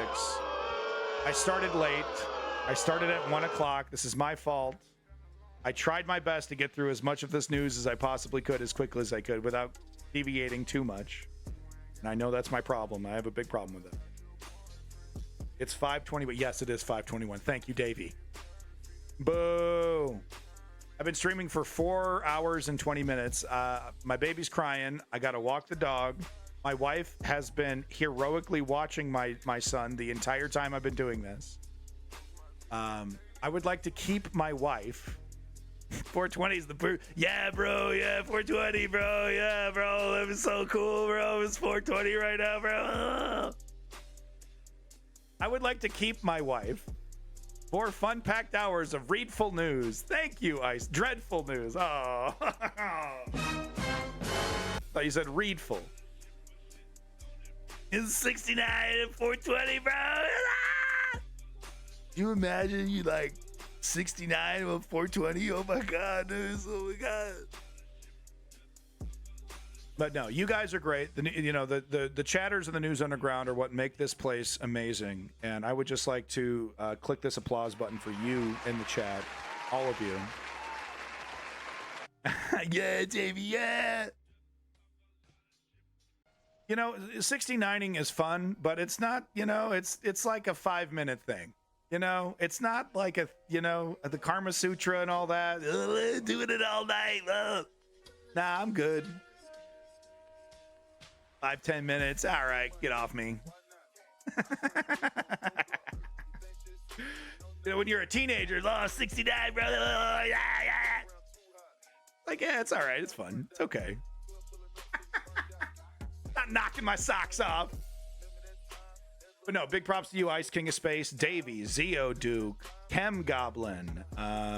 Who else in this motherfucker? You're tubing. Big props to you. Hooligan Grundy, cool icon, cool name. I think I've seen you here before. Big props to Woke Patriot. Who else in the chat? Blind Razor, love these names. Thank you guys, everyone coming into the News Underground. Big props to you. All you lurkers, by the way, love you lurkers. Thank you so much for that view. Pucker War, I just want to say thank you again for that view, because the view is the most valuable thing. I don't need your money. Maybe liking and subscribing on the social media would be a good idea. Maybe I should remind people to do that more. This is probably a good time to do that. But here's the link tree. We got, like I said, I hired an editor. We're doing edited content. Where's my link? Where's my link? Here it is. But we're doing edited content, snappy. We're on the TikToks. We're on the Instagrams. There's a whole separate YouTube channel for just the clips. If you just want the clips, I should make a thing for that. That's a good idea, Kem. I love what you do here. It's not easy to talk about this stuff. No, it's super easy to talk about family annihilation events and pretend it's a game show. Make a complete fool of yourself. It's easy for a sociopath. I mean, for me. Cruiser Music, big props to you. Sabercat, thank you for coming in. New user Sabercat. Big props to Trailhead. Sovereign Dari, no longer a father, but now Sovereign. Welcome back, and thank you for being here, Sovereign. Tisriel, big props to Tisriel, our friends over there in Ukraine, along with Chem Goblin. I'm very sorry once again to Chem Goblin and Tisriel in Ukraine. I am streaming tomorrow. I'll have to find the time. I'm sure there's other things going on, but I got to get in Gaza and Ukraine. Leon, big props to you, Leon. Thank you again, Leon, our friend from the UK. Never forget, brother. Big props to you. And everyone else that came into the chat and gave me props and gave me comments and links and you know, your insight. It's invaluable. I couldn't do this stream without you. I'd look like a fucking idiot without a chat. You know, I'd be like all kinds of misinformation. I don't know shit about anything. But I continue talking. But no, you guys hold me in check, and I do appreciate that, and I've learned so much because of you, so thank you once again. Folks, like I said before, the only way to create political change is the only thing that's ever worked, a.k.a. political activism. Step 1, inform yourself. Step 2, put your fucking name down. And Step 3, put in the work like Charlie Kirk, Steve Bannon, Tucker Carlson, Sean Hannity, you fill in the blank. They're working overtime. They're working weekends. They're burning that midnight oil to destroy our country. The only thing that's going to stop them is if we meet them with the same energy, same effort around organizing, fundraising, and executing real leftist political activism. It is possible. It is possible. We got the 40-hour work week. We got women's right to vote. We got black people's right to vote. We got fill in the blank. The only way we got it was from political activism, and that's how we're going to continue to move forward. That's the only solution, folks. But peace in that motherfucking Middle East, and glory to the Ukrainian democracy. We'll be talking about Gaza and Ukraine tomorrow. Once again, I would like to apologize for not having enough time to cover everything. Poog and swoop in that motherfucker. Hopefully I'll see you there, Cam Goblin. Thank you again. Peace in that motherfucking Middle East. Glory to the Ukrainian democracy.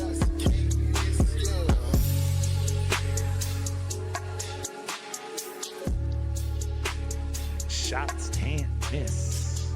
Ooh. Thank you, Zio Duke. Big props to you. Thank you, Zio Duke. Can't miss. Can't miss. Shots can't miss.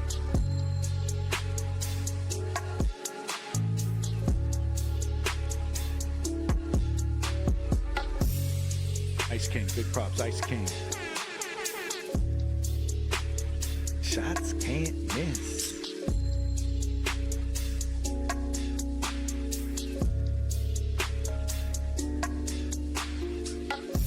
Be safe, everybody.